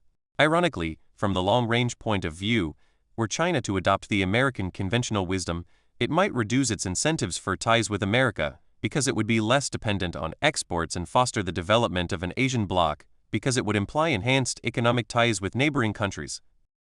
The underlying issue is therefore political, not economic. A concept of mutual benefit rather than recriminations over alleged misconduct must emerge. This makes it important to evolve the concept of co-evolution and of Pacific community discussed in the epilogue. Non-proliferation and North Korea. Throughout the Cold War, nuclear weapons were in the possession primarily of the United States and the Soviet Union. For all their ideological and geopolitical hostility, their calculation of risk was essentially parallel, and they possessed the technical means to protect themselves against accident, unauthorized launches, and, to a considerable extent, surprise attack. But as nuclear weapons spread, this balance is in jeopardy. The calculation of risk is no longer symmetrical, and technical safeguards against accidental launch or even theft will be much more difficult, if not impossible, to implement, especially for countries without the expertise of the superpowers. As proliferation accelerates, the calculus of deterrence grows increasingly abstract. It becomes ever more difficult to decide who is deterring whom and by what calculations. Even if it is assumed that new nuclear countries have the same reluctance as the established ones with respect to initiating nuclear hostilities against each other, in extremely dubious judgment they may use their weapons to protect terrorist or rogue state assaults on the international order. Finally, the experience with the private proliferation network of apparently friendly Pakistan with North Korea, Libya, and Iran demonstrates the vast consequences to the international order of the spread of nuclear weapons, even when the proliferating country does not meet the formal criteria of a rogue state. The spread of these weapons into hands not restrained by the historical and political considerations of the major states augurs a world of devastation and human loss without precedent even in our age of genocidal killings.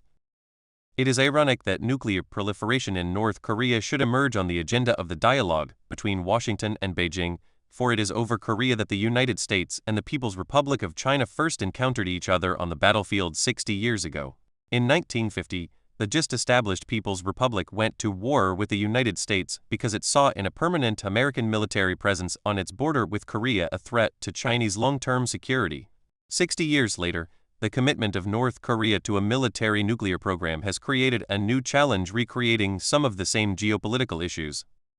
For the first 10 years of North Korea's nuclear program, China took the position that it was a matter for the United States and North Korea to settle between themselves.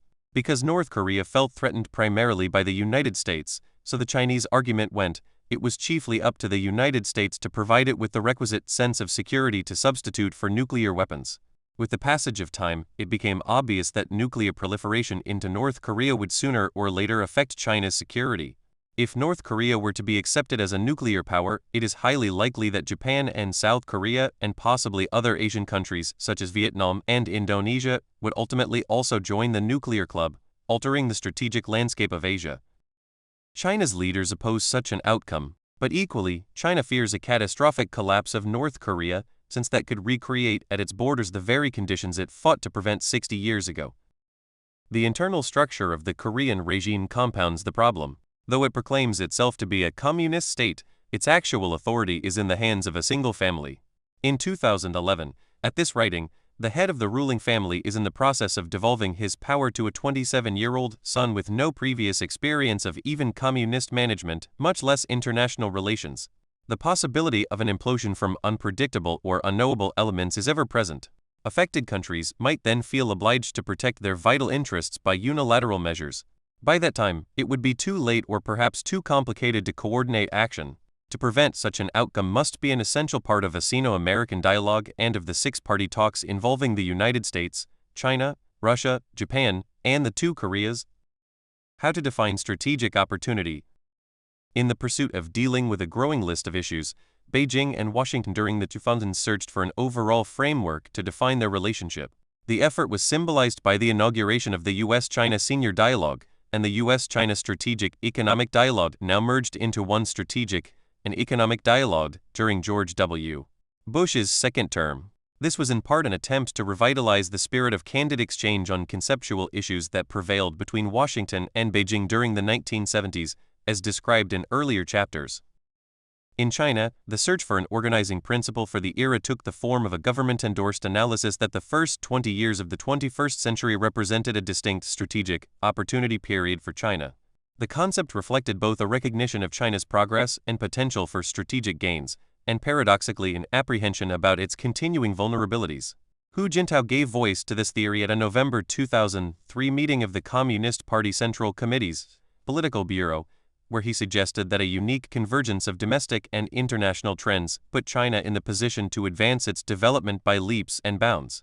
Opportunity was linked to danger, according to Hu Jintao. Like other rising powers before it, if China lost the opportunity presented, it might become a straggler.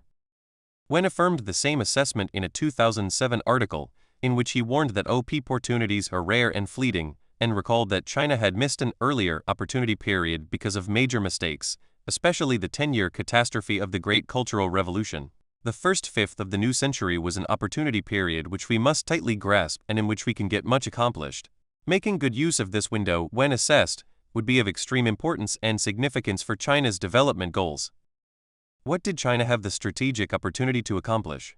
To the extent the Chinese debate on this question can be said to have had a formal beginning, it may be found in a series of special lectures and study sessions convened by Chinese academics and the country's top leadership between 2003 and 2006. The program concerned the rise and fall of great powers in history, the means of their rise, the causes of their frequent wars, and whether and how a modern great power might rise without recourse to military conflict with the dominant actors in the international system. These lectures were subsequently elaborated into The Rise of Great Powers, a 12-part film series aired on Chinese national television in 2006 and watched by hundreds of millions of viewers. As the scholar David Shambaugh has noted, this may have been a uniquely philosophical moment in the history of great power politics. Few, if any, other major or aspiring powers engage in such self-reflective discourse. What lessons could China draw from these historical precedents?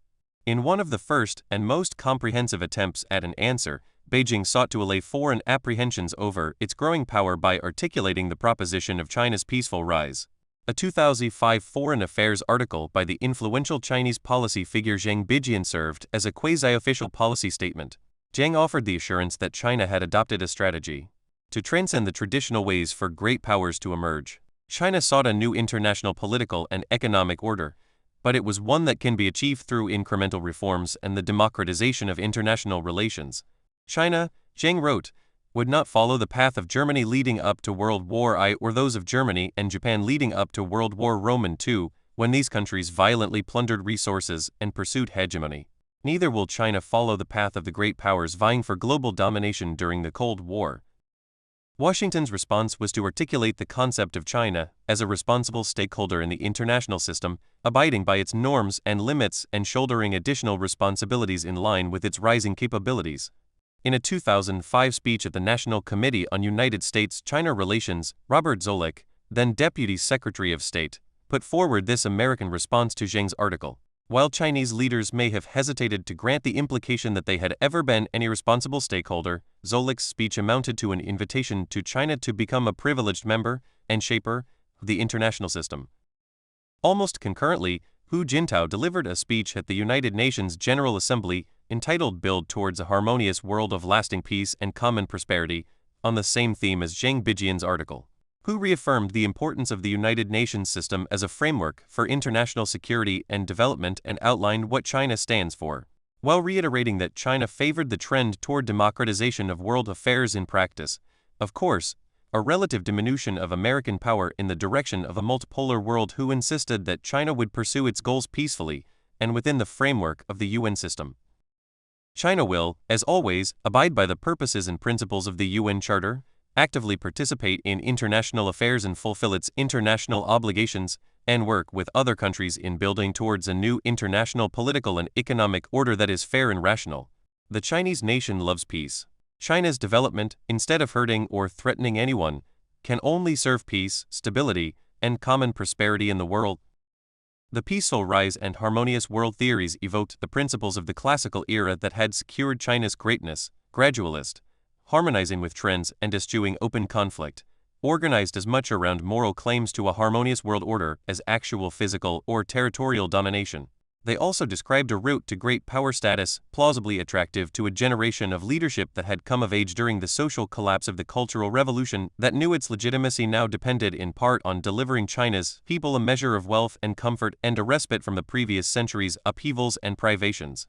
Reflecting an even more measured posture, the phrase peaceful rise was amended in official Chinese pronouncements to peaceful development, on the reported grounds that the notion of a rise was too threatening and triumphalist. Over the next 3 years, through one of the periodic confluences of random events by which historical tides shift, the worst financial crisis since the Great Depression coincided with a period of protracted ambiguity and stalemate in the wars in Iraq and Afghanistan, the awe-inspiring 2008 Beijing Olympic Games, and a continued period of robust Chinese economic growth. The confluence of events caused some of China's elites, including portions of the upper echelons of China's government, to revisit the assumptions underlying the gradualist position articulated in 2005 and 2006. The causes of the financial crisis and its worst effects were primarily in the United States and Europe. It led to unprecedented emergency infusions of Chinese capital to Western countries and companies, and appeals, by Western policymakers, for China to change the value of its currency and increase its domestic consumption to foster the health of the world economy. Ever since Deng's call to reform and open up, China had seen the West as a model of economic prowess and financial expertise. It was assumed that whatever the Western countries' ideological or political shortcomings, they knew how to manage their economies and the world's financial system in a uniquely productive manner. While China refused to acquire this knowledge at the cost of Western political tutelage, the implicit assumption among many Chinese elites was that the West had a kind of knowledge worthy of diligent study and adaptation. The collapse of American and European financial markets in 2007 and 2008, and the spectacle of Western disarray and miscalculation contrasted with Chinese success seriously undermined the mystique of Western economic prowess.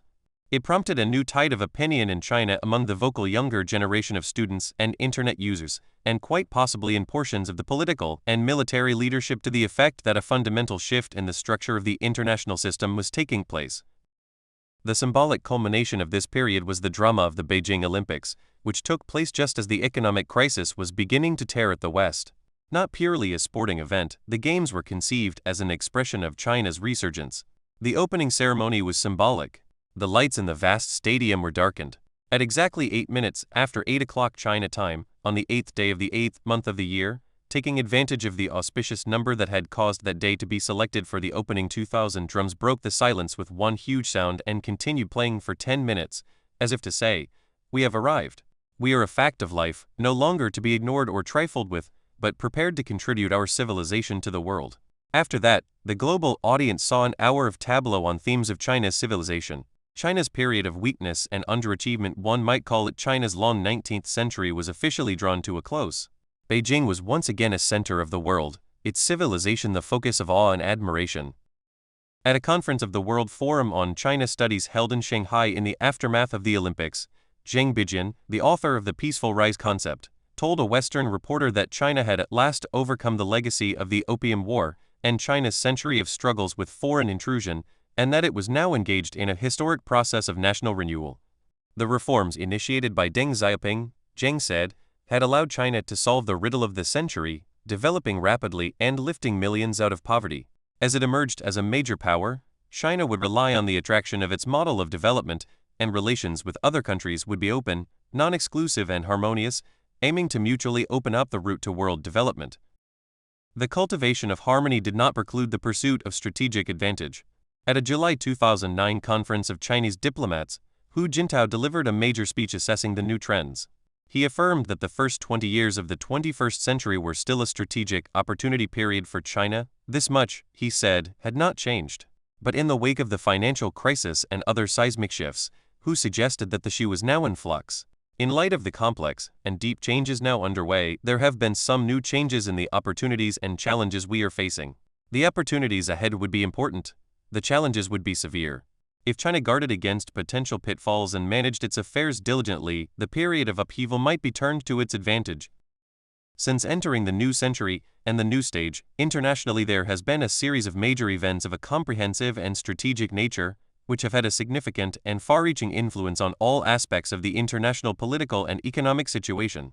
Looking at the world, peace and development are still the main theme of the times, but the competition for comprehensive national power is becoming more intense. The demands of an expanding number of developing countries to participate equally in international affairs are growing stronger by the day. Calls to bring about the democratization of international relations are becoming louder. The international financial crisis has caused the current world economic and financial system and the world economic governance structure to receive a major shock. The prospects for global multipolarity have grown clearer. The international situation has produced some new features and trends worthy of extremely close attention. With world affairs in a state of flux, China's task was to dispassionately analyze and navigate the new configuration. Out of the crisis, opportunities might arise. But what were these opportunities? The national destiny debate. The triumphalist view. China's encounter with the modern, Western-designed international system has evoked in the Chinese elites a special tendency in which they debate with exceptional thoroughness and analytical ability their national destiny and overarching strategy for achieving it. The world is witnessing, in effect, a new stage in a national dialogue about the nature of Chinese power, influence, and aspirations that has gone on fitfully since the West first pried open China's doors. China's previous national destiny debates occurred during periods of exceptional Chinese vulnerability.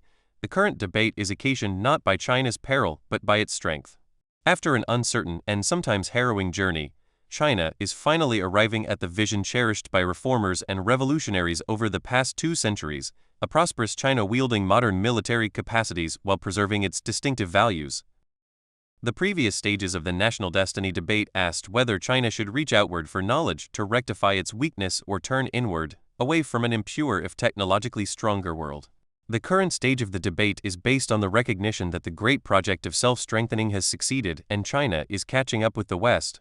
It seeks to define the terms on which China should interact with a world that in the view of even many of China's contemporary liberal internationalists gravely wronged China, and from whose depredations China is now recovering. As the economic crisis spread across the West in the period after the Olympics, new voices both unofficial and quasi-official began to challenge the thesis of China's peaceful rise. In this view, whose analysis of strategic trends was correct, but the West remained a dangerous force that would never allow China to rise harmoniously. It thus behooved China to consolidate its gains and assert its claims to world power and even superpower status. 2 widely read Chinese books symbolize that trend: an essay collection titled China is Unhappy, The Great Era, The Grand Goal, and Our Internal Anxieties and External Challenges 2009, and China Dream, Great Power Thinking and Strategic Posture in the Post-American Era 2010. Both books are deeply nationalistic. Both start from the assumption that the West is much weaker than previously thought, but that some foreigners have not yet woken up. They have not truly understood that a power shift is taking place in Sino-Western relations. In this view, it is thus up to China to shake off its self-doubt and passivity, abandon gradualism, and recover its historic sense of mission by means of a grand goal. Both books have been criticized in the Chinese press and in anonymous postings on Chinese websites as irresponsible and not reflecting the views of the great majority of Chinese. But both books made it past governmental review and became bestsellers in China, so they presumably reflect the views of at least some portion of China's institutional structure. This is particularly true in the case of China Dream, written by Liu Mingfu, a PLA senior colonel and professor at China's National Defense University. The books are presented here not because they represent official Chinese government policy. Indeed, they are contrary to what President Hu has strongly affirmed in his UN address and during his January 2011 state visit in Washington, but because they crystallize certain impulses to which the Chinese government has felt itself obliged to respond. A representative essay in China is Unhappy sets out the basic thesis. Its title posits that America is not a paper tiger as Mao tauntingly used to call it, but rather an old cucumber painted green. The author, Song Xiaojun, starts from the premise that even under the present circumstances, the United States and the West remain a dangerous and fundamentally adversarial force. Countless facts have already proven that the West will never abandon its treasured technique of commerce at buyout point, which it has refined over the course of several hundred years. Do you think it is possible that if you return the weapons to the storehouse and put the war horses out to pasture that this will convince the West to simply drop their weapons and trade with you peacefully? After 30 years of rapid Chinese economic development, Song urges, China is in a position of strength. More and more of the masses and the youth are realizing that now the opportunity is coming. After the financial crisis, he writes, Russia has become more interested in fostering its relations with China. Europe is moving in a similar direction. American export controls are now essentially irrelevant because China already possesses most of the technology it needs to become a comprehensively industrialized power and will soon have an agricultural, industrial, and post-industrial economic base of its own. In other words, it will no longer be reliant on the products or the goodwill of others. The author appeals to the nationalist youth and masses to rise to the occasion, and he contrasts the current elites unfavorably with them. What a good opportunity to become a comprehensively industrialized country, to become known as a country that wants to rise and change the world's unjust and irrational political and economic system. How is it that there are no elites to think of it? PLA Senior Colonel Liu Mingfu's 2010 China Dream defines a national grand goal: to become number one in the world, restoring China to a modern version of its historic glory. This, he writes, will require displacing the United States. China's rise, Liu prophesies, will usher in a golden age of Asian prosperity in which Chinese products, culture, and values set the standard for the world. The world will be harmonious because China's leadership will be wiser and more temperate than America's, and because China will eschew hegemony and limit its role to acting as primus inter pares of the nations of the world. In a separate passage, Liu comments favorably on the role of traditional Chinese emperors, whom he describes as acting as a kind of benevolent elder brother to smaller and weaker countries' kings. Liu rejects the concept of a peaceful rise, arguing that China cannot rely solely on its traditional virtues of harmony to secure the new international order.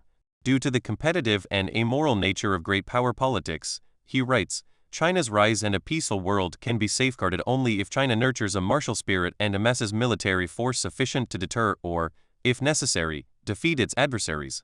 Therefore, he posits, China needs a military rise in addition to its economic rise.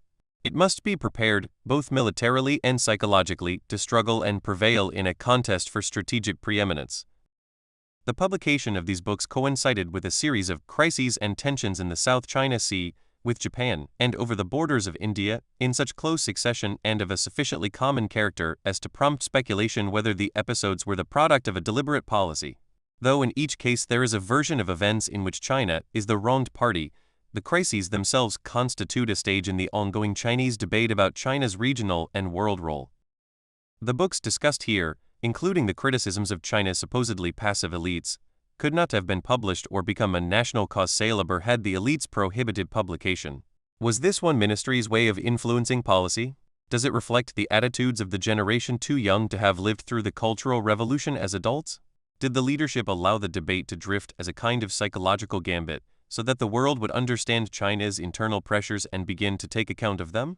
Or is this just an example of China becoming more pluralistic, allowing a greater multiplicity of voices, and of the reviewers happening to be generally more tolerant of nationalist voices? Dai Bingguo, a reaffirmation of peaceful rise. China's leaders decided to take a hand in the debate at this point to demonstrate that the published triumphalism is far from the mood of the leadership. In December 2010, State Councilor Dai Bingguo, the highest-ranking official overseeing China's foreign policy, entered the lists with a comprehensive statement of policy. With the title persisting with taking the path of peaceful development, Dai's article may be seen as a response both to foreign observers concerned that China harbors aggressive intentions, and to those within China, including, one posits, some in the Chinese leadership structure who argue that China should adopt a more insistent posture. Peaceful development, Dai argues, is neither a ruse by which China hides its brightness and bides its time as some non-Chinese now suspect, nor a naive delusion that forfeits China's advantages as some within China now charge. It is China's genuine and enduring policy because it best serves Chinese interests and comports with the international strategic situation. Persisting with taking the path of peaceful development is not the product of a subjective imagination or of some kind of calculations. Rather, it is the result of our profound recognition that both the world today and China today have undergone tremendous changes, as well as that China's relations with the world today have also undergone great changes. Hence it is necessary to make the best of the situation and adapt to the changes. The world, Dai observes, has grown smaller, and major issues now require an unprecedented degree of global interaction. Global cooperation is, therefore, in China's self-interest. It is not a strategy for advancing a purely national policy. Dai continues with what could be read as a standard affirmation of the demand of the people of the world for peace and cooperation, though in context, it is more likely a warning about the obstacles a militant China would face. Probably it is addressed to both audiences.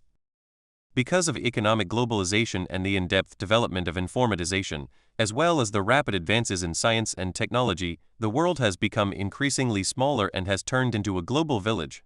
With the interaction and interdependence of all countries as well as the intersection of interests reaching an unprecedented level, their common interests have become more extensive, the problems which require them joining hands to address them have multiplied, and the aspirations for mutually beneficial cooperation have grown stronger.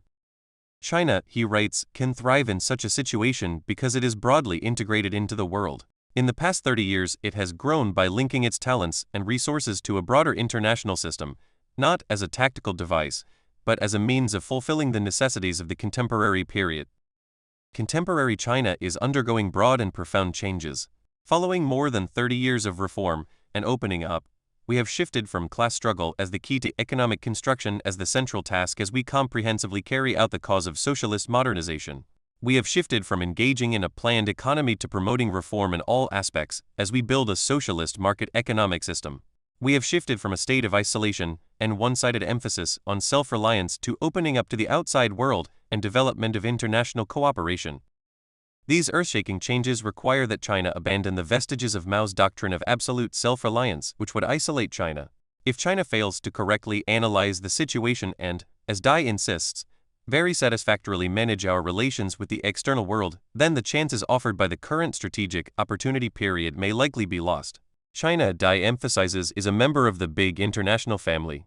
Beyond representing simply moral aspirations, China's harmonious and cooperative policies are what are most compatible with our interests and those of other countries.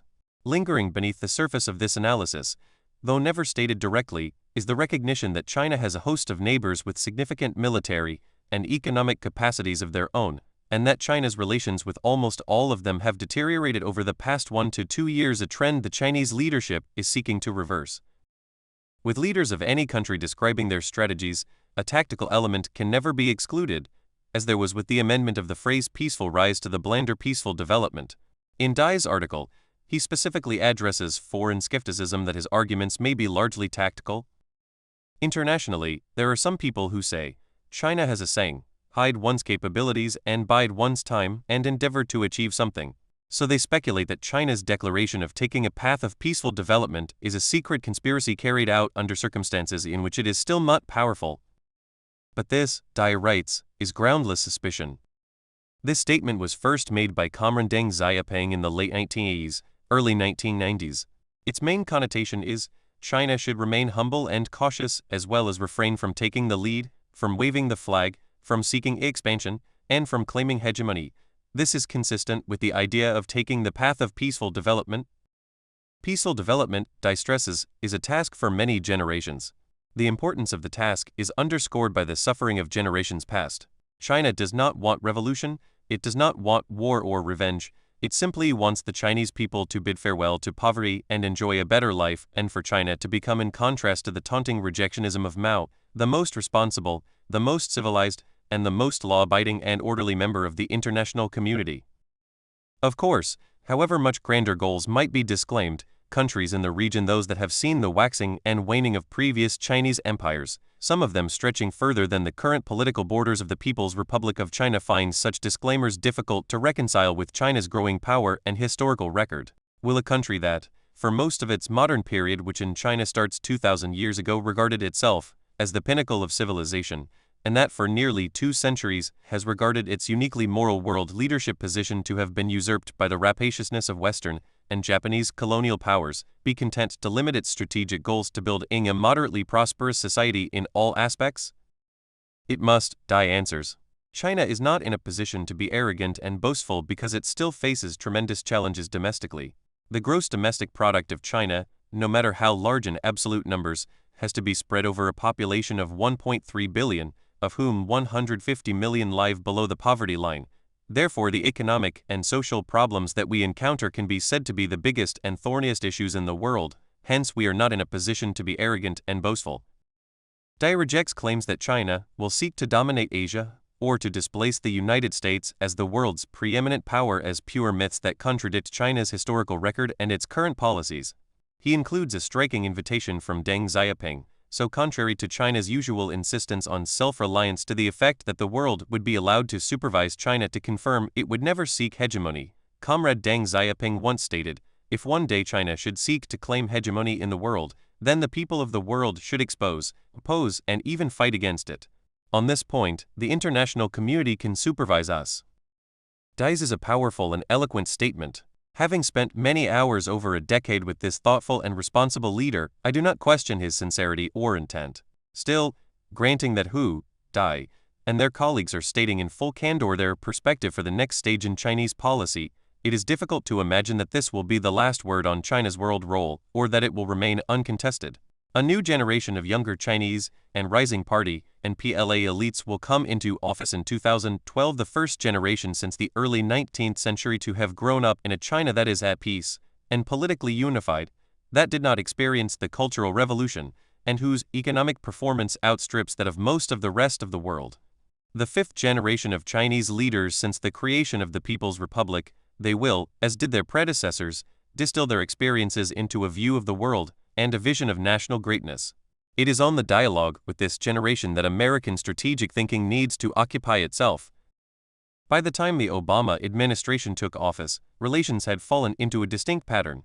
Both presidents proclaimed their commitment to consultation, even to partnership, but their media and much elite opinion increasingly affirmed a different view. During Hu Jintao's state visit in January 2011, extensive consultation procedures were reinforced. They will permit increased U.S.-China dialogue on issues as they arise, such as the Korea problem, and attempts to overcome some lingering issues, such as the exchange rate and differing views on the definition of freedom of navigation in the South China Sea.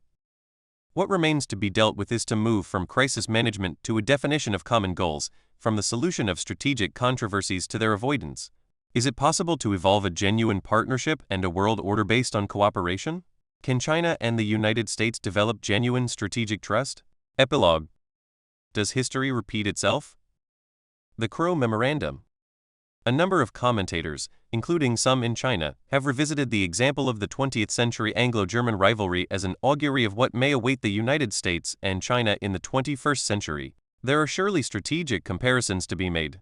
At the most superficial level, China is, as was Imperial Germany, a resurgent continental power. The United States, like Britain, is primarily a naval power with deep political and economic ties to the continent. China, throughout its history, was more powerful than any of the plethora of its neighbors, but they, when combined, could and did threaten the security of the empire. As in the case of Germany's unification in the 19th century, the calculations of all of these countries are inevitably affected by the reemergence of China as a strong, united state. Such a system has historically evolved into a balance of power based on equilibrating threats. Can strategic trust replace a system of strategic threats? Strategic trust is treated by many as a contradiction in terms. Strategists rely on the intentions of the presumed adversary only to a limited extent, for intentions are subject to change, and the essence of sovereignty is the right to make decisions not subject to another authority. A certain amount of threat based on capabilities is therefore inseparable from the relations of sovereign states. It is possible, though it rarely happens, that relations grow so close that strategic threats are excluded.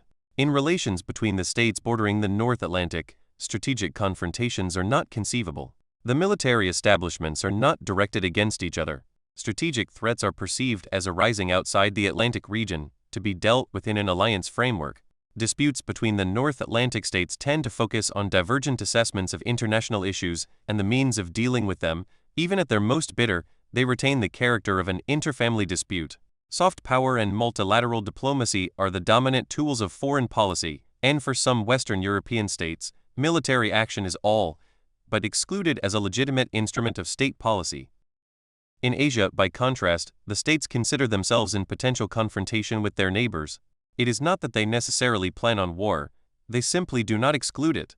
If they are too weak for self-defense, they seek to make themselves part of an alliance system that provides additional protection, as in the case with ASEAN, the Association of Southeast Asian Nations. Sovereignty, in many cases regained relatively recently after periods of foreign colonization, has an absolute character. The principles of the Westphalian system prevail, more so than on their continent of origin. The concept of sovereignty is considered paramount. Aggression is defined as the movement of organized military units across borders. Non-interference in domestic affairs is taken as a fundamental principle of interstate relations. In a state system so organized, diplomacy seeks to preserve the key elements of the balance of power. An international system is relatively stable if the level of reassurance required by its members is achievable by diplomacy. When diplomacy no longer functions, relationships become increasingly concentrated on military strategy, first in the form of arms races, then as a maneuvering for strategic advantage even at the risk of confrontation, and, finally, in war itself.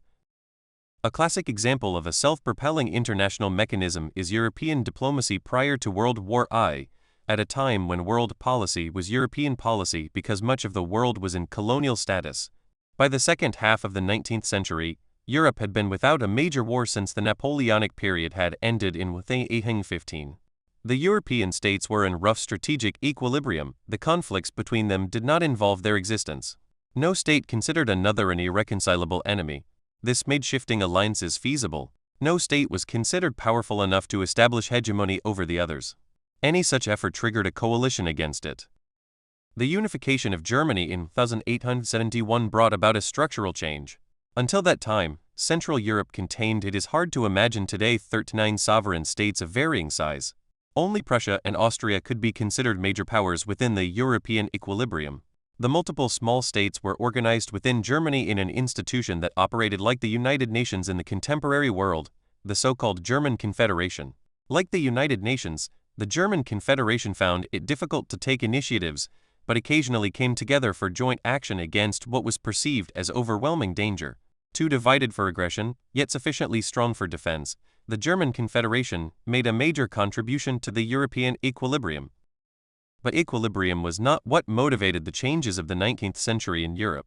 Nationalism did. The unification of Germany reflected the aspirations of a century. It also led over time to a crisis atmosphere. The rise of Germany weakened the elasticity of the diplomatic process, and it increased the threat to the system. Where once there had been 37 small states and 2 relatively major ones, a single political unit emerged uniting 38 of them. Where previously European diplomacy had achieved a certain flexibility through the shifting alignments of a multiplicity of states, the unification of Germany reduced the possible combinations and led to the creation of a state stronger than each of its neighbors alone. This is why Prime Minister Benjamin Disraeli of Britain called the unification of Germany an event more significant than the French Revolution. Germany was now so strong that it could defeat each of its neighbors singly, though it would be in grave peril if all the major European states combined against it. Since there were only 5 major states now, the combinations were limited. Germany's neighboring states had an incentive to form a coalition with each other, especially France and Russia, which did so in 1892, and Germany had a built-in incentive to break the alliances. The crisis of the system was inherent in its structure. No single country could avoid it, least of all the rising power Germany. But they could avoid policies that exacerbated latent tensions. This no country did, least of all, once again, the German Empire. The tactics chosen by Germany to break up hostile coalitions proved unwise as well as unfortunate. It sought to use international conferences to demonstratively impose its will on the participants. The German theory was that the humiliated target of German pressure would feel abandoned by its allies and, leaving the alliance, would seek security within the German orbit. The consequences proved the opposite of what was intended. The humiliated countries, France, in the Moroccan crisis in 1905, and Russia, over Bosnia-Herzegovina in 1908, were reinforced in their determination not to accept subjugation, thereby tightening the alliance system that Germany had sought to weaken. The Franco-Russian alliance was, in 1904, joined informally by Britain, which Germany had offended by demonstratively sympathizing with Britain's Dutch settler adversaries in the Boer War 1899-1902. In addition, Germany challenged Britain's command of the seas by building a large navy to complement what was already the most powerful land army on the continent.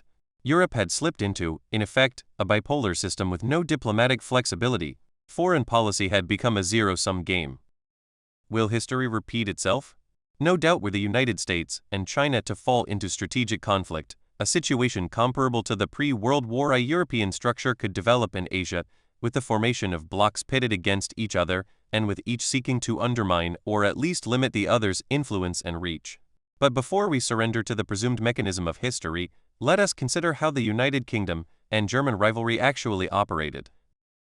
In 1907, a senior official in the British Foreign Office, Eyre Crowe, wrote a brilliant analysis of the European political structure and Germany's rise. The key question he raised and which has acute relevance today, is whether the crisis that led to World War I was caused by Germany's rise, evoking a kind of organic resistance to the emergence of a new and powerful force, or whether it was caused by specific and, hence, avoidable German policies. Was the crisis caused by German capabilities or German conduct? In his memorandum, submitted on New Year's Day 1907, Crow opted for the conflict being inherent in the relationship. He defined the issue as follows. For England particularly, intellectual and moral kinship creates a sympathy and appreciation of what is best in the German mind, which has made her naturally predisposed to welcome, in the interest of the general progress of mankind, everything tending to strengthen that power and influence on one condition.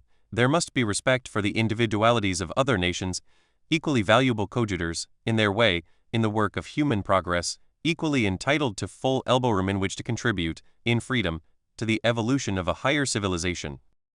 But what was Germany's real goal? Was it natural evolution of German cultural and economic interests across Europe and the world, to which German diplomacy was giving traditional support, or did Germany seek a general political hegemony and maritime ascendancy, threatening the independence of her neighbors and ultimately the existence of England? Crow concluded that it made no difference what goal Germany avowed. Whichever course Germany was pursuing, Germany would clearly be wise to build as powerful a navy as she can afford. And once Germany achieved naval supremacy, Crow assessed, this in itself regardless of German intentions would be an objective threat to Britain, and incompatible with the existence of the British Empire. Under those conditions, formal assurances were meaningless. No matter what the German government's professions were, the result would be as formidable a menace to the rest of the world as would be presented by any deliberate conquest of a similar position by malice aforethought. Even if moderate German statesmen were to demonstrate their bona fides, moderate German foreign policy could at any stage merge into a conscious scheme for hegemony. Thus structural elements, in Crow's analysis, precluded cooperation or even trust. As Crow rightly observed, it would not be unjust to say that ambitious designs against one's neighbors are not as a rule openly proclaimed, and that therefore the absence of such proclamation, and even the profession of unlimited and universal political benevolence, are not in themselves conclusive evidence for or against the existence of unpublished intentions. 6. And since the stakes were so high, it was not a matter in which England can safely run any risks. London was obliged to assume the worst, and act on the basis of its assumptions at least so long as Germany was building a large and challenging navy. In other words, already in 1907 there was no longer any scope for diplomacy. The issue had become who would back down in a crisis, and whenever that condition was not fulfilled, war was nearly inevitable. It took 7 years to reach the point of World War. Were Crow to analyze the contemporary scene, he might emerge with a judgment comparable to his 1907 report. I will sketch that interpretation, though it differs substantially from my own, because it approximates a view widely held on both sides of the Pacific. The United States and China have been not so much nation-states as continental expressions of cultural identities. Both have historically been driven to visions of universality by their economic and political achievements and their people's irrepressible energy and self-confidence. Both Chinese and American governments have frequently assumed a seamless identity between their national policies and the general interests of mankind. Crow might warn that when two such entities encounter each other on the world stage, significant tension is probable. Whatever China's intentions, the Crow school of thought would treat a successful Chinese rise as incompatible with America's position in the Pacific and by extension the world. Any form of cooperation would be treated as simply giving China scope to build its capacities for an eventual crisis. Thus the entire Chinese debate recounted in Chapter 18, and the question of whether China might stop hiding its brightness, would be immaterial for purposes of a Crow-type analysis. Someday it will the analysis would posit, so America should act now as if it already had. The American debate adds an ideological challenge to Crow's balance of power approach. Neoconservatives and other activists would argue that democratic institutions are the prerequisite to relations of trust and confidence. Non-democratic societies, in this view, are inherently precarious and prone to the exercise of force. Therefore, the United States is obliged to exercise its maximum influence in its polite expression or pressure to bring about more pluralistic institutions where they do not exist, and especially in countries capable of threatening American security. In these conceptions, regime change is the ultimate goal of American foreign policy in dealing with non-democratic societies. Peace with China is less a matter of strategy than of change in Chinese governance.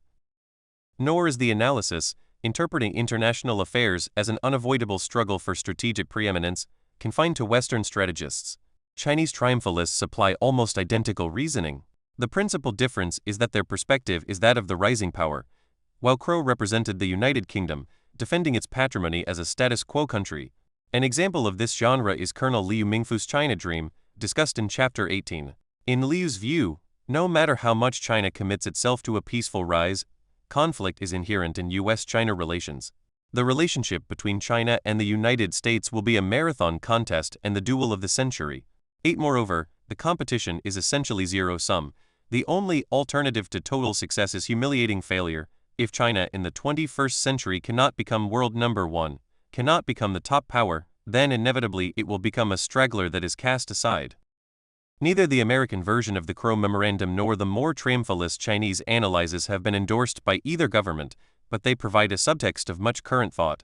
If the assumptions of these views were applied by either side, and it would take only one side to make it unavoidable, China and the United States could easily fall into the kind of escalating tension described earlier in this epilogue. China would try to push American power as far away from its borders as it could, circumscribe the scope of American naval power, and reduce America's weight in international diplomacy.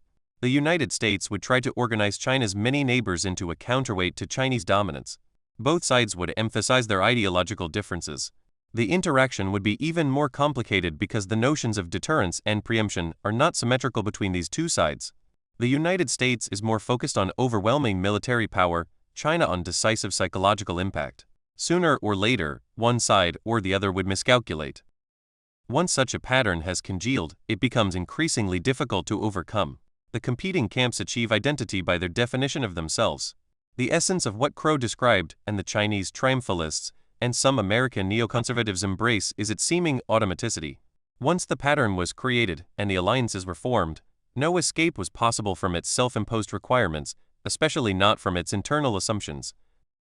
The reader of the Crow Memorandum cannot fail to notice that the specific examples of mutual hostility being cited were relatively trivial compared to the conclusions drawn from them: incidents of colonial rivalry in southern Africa, disputes about the conduct of civil servants.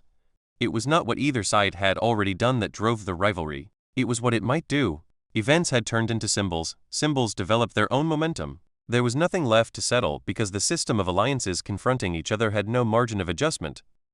That must not happen in the relations of the United States and China insofar as American policy can prevent it. Of course, were Chinese policy to insist on playing by Crow Memorandum rules, the United States would be bound to resist. It would be an unfortunate outcome. I have described the possible evolution at such length to show that I am aware of the realistic obstacles to the cooperative U.S.-China relationship I consider essential to global stability and peace. A Cold War between the two countries would arrest progress for a generation on both sides of the Pacific. It would spread disputes into internal politics of every region at a time when global issues such as nuclear proliferation, the environment, energy security, and climate change impose global cooperation. Historical parallels are by nature inexact, and even the most precise analogy does not oblige the present generation to repeat the mistakes of its predecessors. After all, the outcome was disaster for all involved, victors as well as defeated. Care must be taken lest both sides analyze themselves into self-fulfilling prophecies. This will not be an easy task, for, as the Crow Memorandum has shown, mere reassurances will not arrest the underlying dynamism. For were any nation determined to achieve dominance, would it not be offering assurances of peaceful intent? A serious joint effort involving the continuous attention of top leaders is needed to develop a sense of genuine strategic trust and cooperation. Relations between China and the United States need not and should not become a zero-sum game. For the pre-World War I European leader, the challenge was that a gain for one side spelled a loss for the other, and compromise ran counter to an aroused public opinion. This is not the situation in the Sino-American relationship. Key issues on the international front are global in nature. Consensus may prove difficult, but confrontation on these issues is self-defeating. Nor is the internal evolution of the principal players comparable to the situation before World War I. When China's rise is projected, it is assumed that the extraordinary thrust of the last decades will be projected into the indefinite future and that the relative stagnation of America is fated. But no issue preoccupies Chinese leaders more than the preservation of national unity. It permeates the frequently proclaimed goal of social harmony, which is difficult in a country where its coastal regions are on the level of the advanced societies, but whose interior contains some of the world's most backward areas. The Chinese national leadership has put forward to its people a catalogue of tasks to be accomplished. These include combating corruption, which President Hu Jintao has called an unprecedentedly grim task and in the fight against which Hu has been involved at various stages of his career. They involve as well a Western development campaign designed to lift up poor inland provinces, among them the three in which Hu once lived. Key proclaimed tasks also include establishing additional ties between the leadership and the peasantry, including fostering village-level democratic elections and enhanced transparency of the political process as China evolves into an urbanized society. In his December 2010 article, discussed in Chapter 18, Dai Bingguo outlined the scope of China's domestic challenge. According to the United Nations Living Standard of $1 per day, China today still has 150 million people living below the poverty line. Even based on the poverty standard of per capita income of 1,200 yuan, China still has more than 40 million people living in poverty. At present, there are still 10 million people without access to electricity, and the issue of jobs for 24 million people has to be resolved every year. China has a huge population and a weak foundation. The development between the cities and the countryside is uneven, the industrial structure is not rational, and the underdeveloped state of the forces of production has not been fundamentally changed. The Chinese domestic challenge is, by the description of its leaders, far more complex than can be encompassed in the invocation of the phrase China's inexorable rise. Amazing as Deng's reforms were, part of China's spectacular growth over the initial decades was attributable to its good fortune that there existed a fairly easy correspondence between China's huge pool of young, then largely unskilled labor which had been unnaturally cut off from the world economy during the Mao years and the Western economies, which were on the whole wealthy, optimistic, and highly leveraged on credit, with cash to buy Chinese-made goods. Now that China's labor force is becoming older and more skilled, causing some basic manufacturing jobs to move to lower-wage countries such as Vietnam and Bangladesh, and the West is entering a period of austerity, the picture is far more complicated. Demography will compound that task. Propelled by increasing standards of living and longevity combined with the distortions of the one-child policy, China has one of the world's most rapidly aging populations. The country's total working-age population is expected to peak in 2015. From this point on, a shrinking number of Chinese citizens aged 15 to 64 need to support an increasingly large elderly population. The demographic shifts will be stark.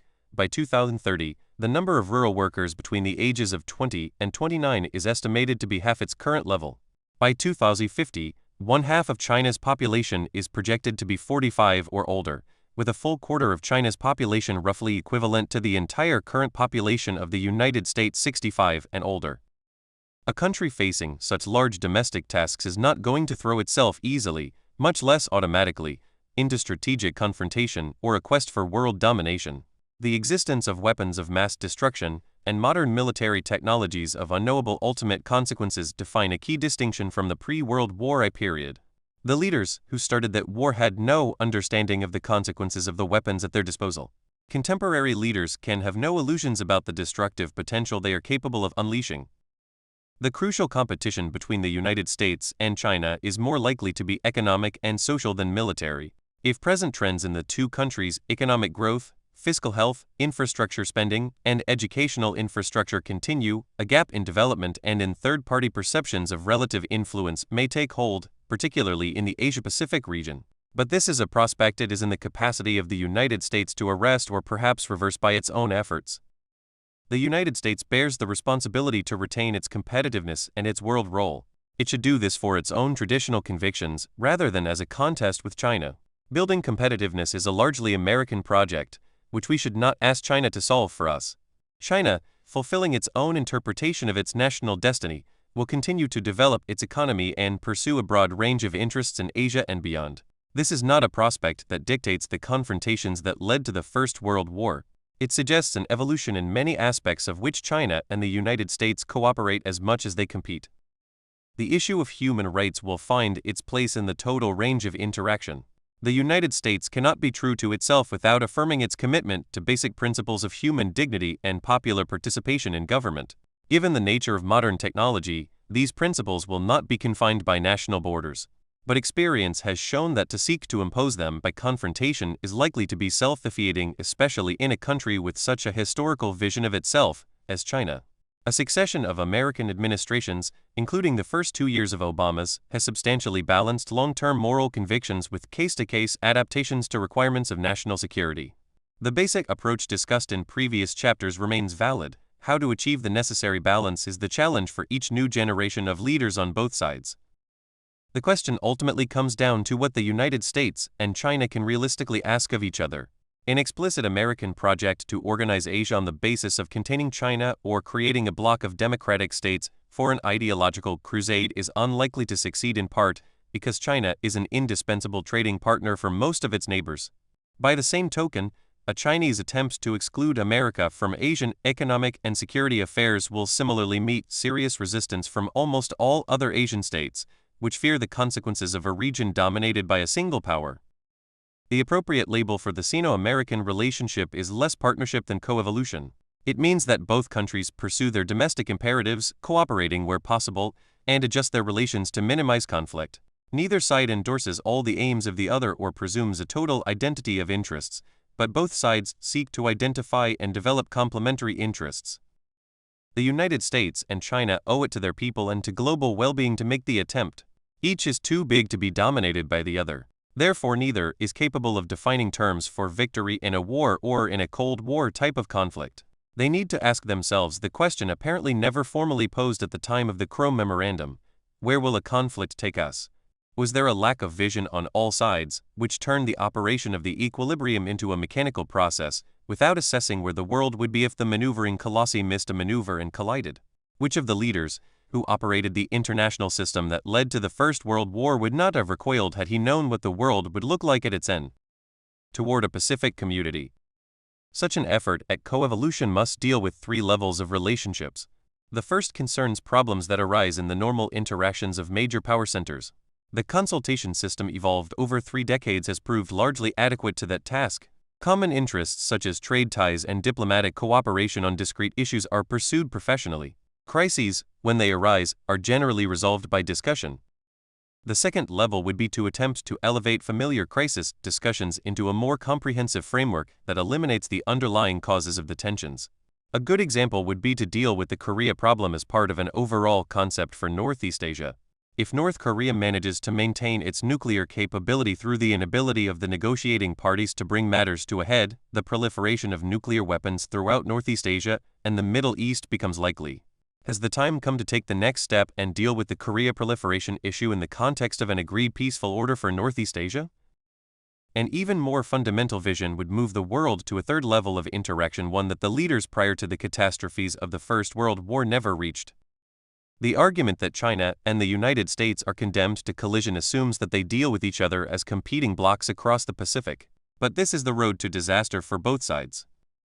An aspect of strategic tension in the current world situation resides in the Chinese fear that America is seeking to contain China, paralleled by the American concern that China is seeking to expel the United States from Asia. The concept of a Pacific community, a region to which the United States, China, and other states all belong and in whose peaceful development all participate, could ease both fears. It would make the United States and China part of a common enterprise.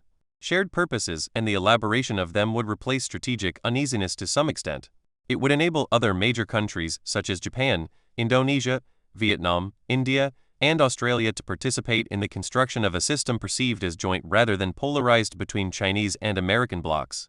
Such an effort could be meaningful only if it engaged the full attention, and above all the conviction, of the leaders concerned. One of the great achievements of the generation that founded the world order at the end of the Second World War was the creation of the concept of an Atlantic community.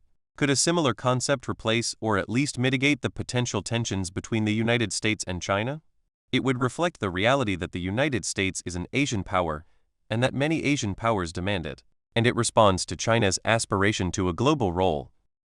A common regional political concept would also in large part answer China's fear that the United States is conducting a containment policy toward China. It is important to understand what one means by the term containment.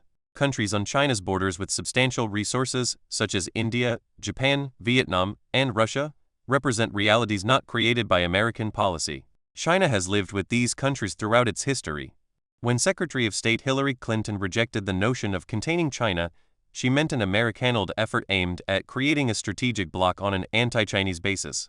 In a Pacific community effort, both China and the United States would have constructive relations with each other and all other participants, not as part of confronting blocs. The future of Asia will be shaped to a significant degree by how China and America envision it. and by the extent to which each nation is able to achieve some congruence with the other's historic regional role. Throughout its history, the United States has often been motivated by visions of the universal relevance of its ideals and of a proclaimed duty to spread them. China has acted on the basis of its singularity. It expanded by cultural osmosis, not missionary zeal. For these two societies representing different versions of exceptionalism, the road to cooperation is inherently complex. The mood of the moment is less relevant than the ability to develop a pattern of actions capable of surviving inevitable changes of circumstance. The leaders on both sides of the Pacific have an obligation to establish a tradition of consultation and mutual respect, so that, for their successors, jointly building a shared world order becomes an expression of parallel national aspirations. When China and the United States first restored relations 40 years ago, the most significant contribution of the leaders of the time was their willingness to raise their sights beyond the immediate issues of the day. In a way, they were fortunate in that their long isolation from each other meant that there were no short-term day-to-day issues between them. This enabled the leaders of a generation ago to deal with their future, not their immediate pressures, and to lay the basis for a world unimaginable then, but unachievable without Sino-American cooperation. In pursuit of understanding the nature of peace, I have studied the construction and operation of international orders ever since I was a graduate student well over half a century ago. On the basis of these studies, I am aware that the cultural, historic, and strategic gaps in perception that I have described will pose formidable challenges for even the best-intentioned and most far-sighted leadership on both sides. On the other hand, were history confined to the mechanical repetition of the past, no transformation would ever have occurred. Every great achievement was a vision before it became a reality. In that sense, it arose from commitment, not resignation to the inevitable. In his essay Perpetual Peace, the philosopher Immanuel Kant argued that perpetual peace would eventually come to the world in one of two ways, by human insight or by conflicts and catastrophes of a magnitude that left humanity no other choice. We are at such a juncture. When Premier Zhou Enlai and I agreed on the communiqué that announced the secret visit, he said, "This will shake the world." What a culmination if, 40 years later, the United States and China could merge their efforts not to shake the world, but to build it.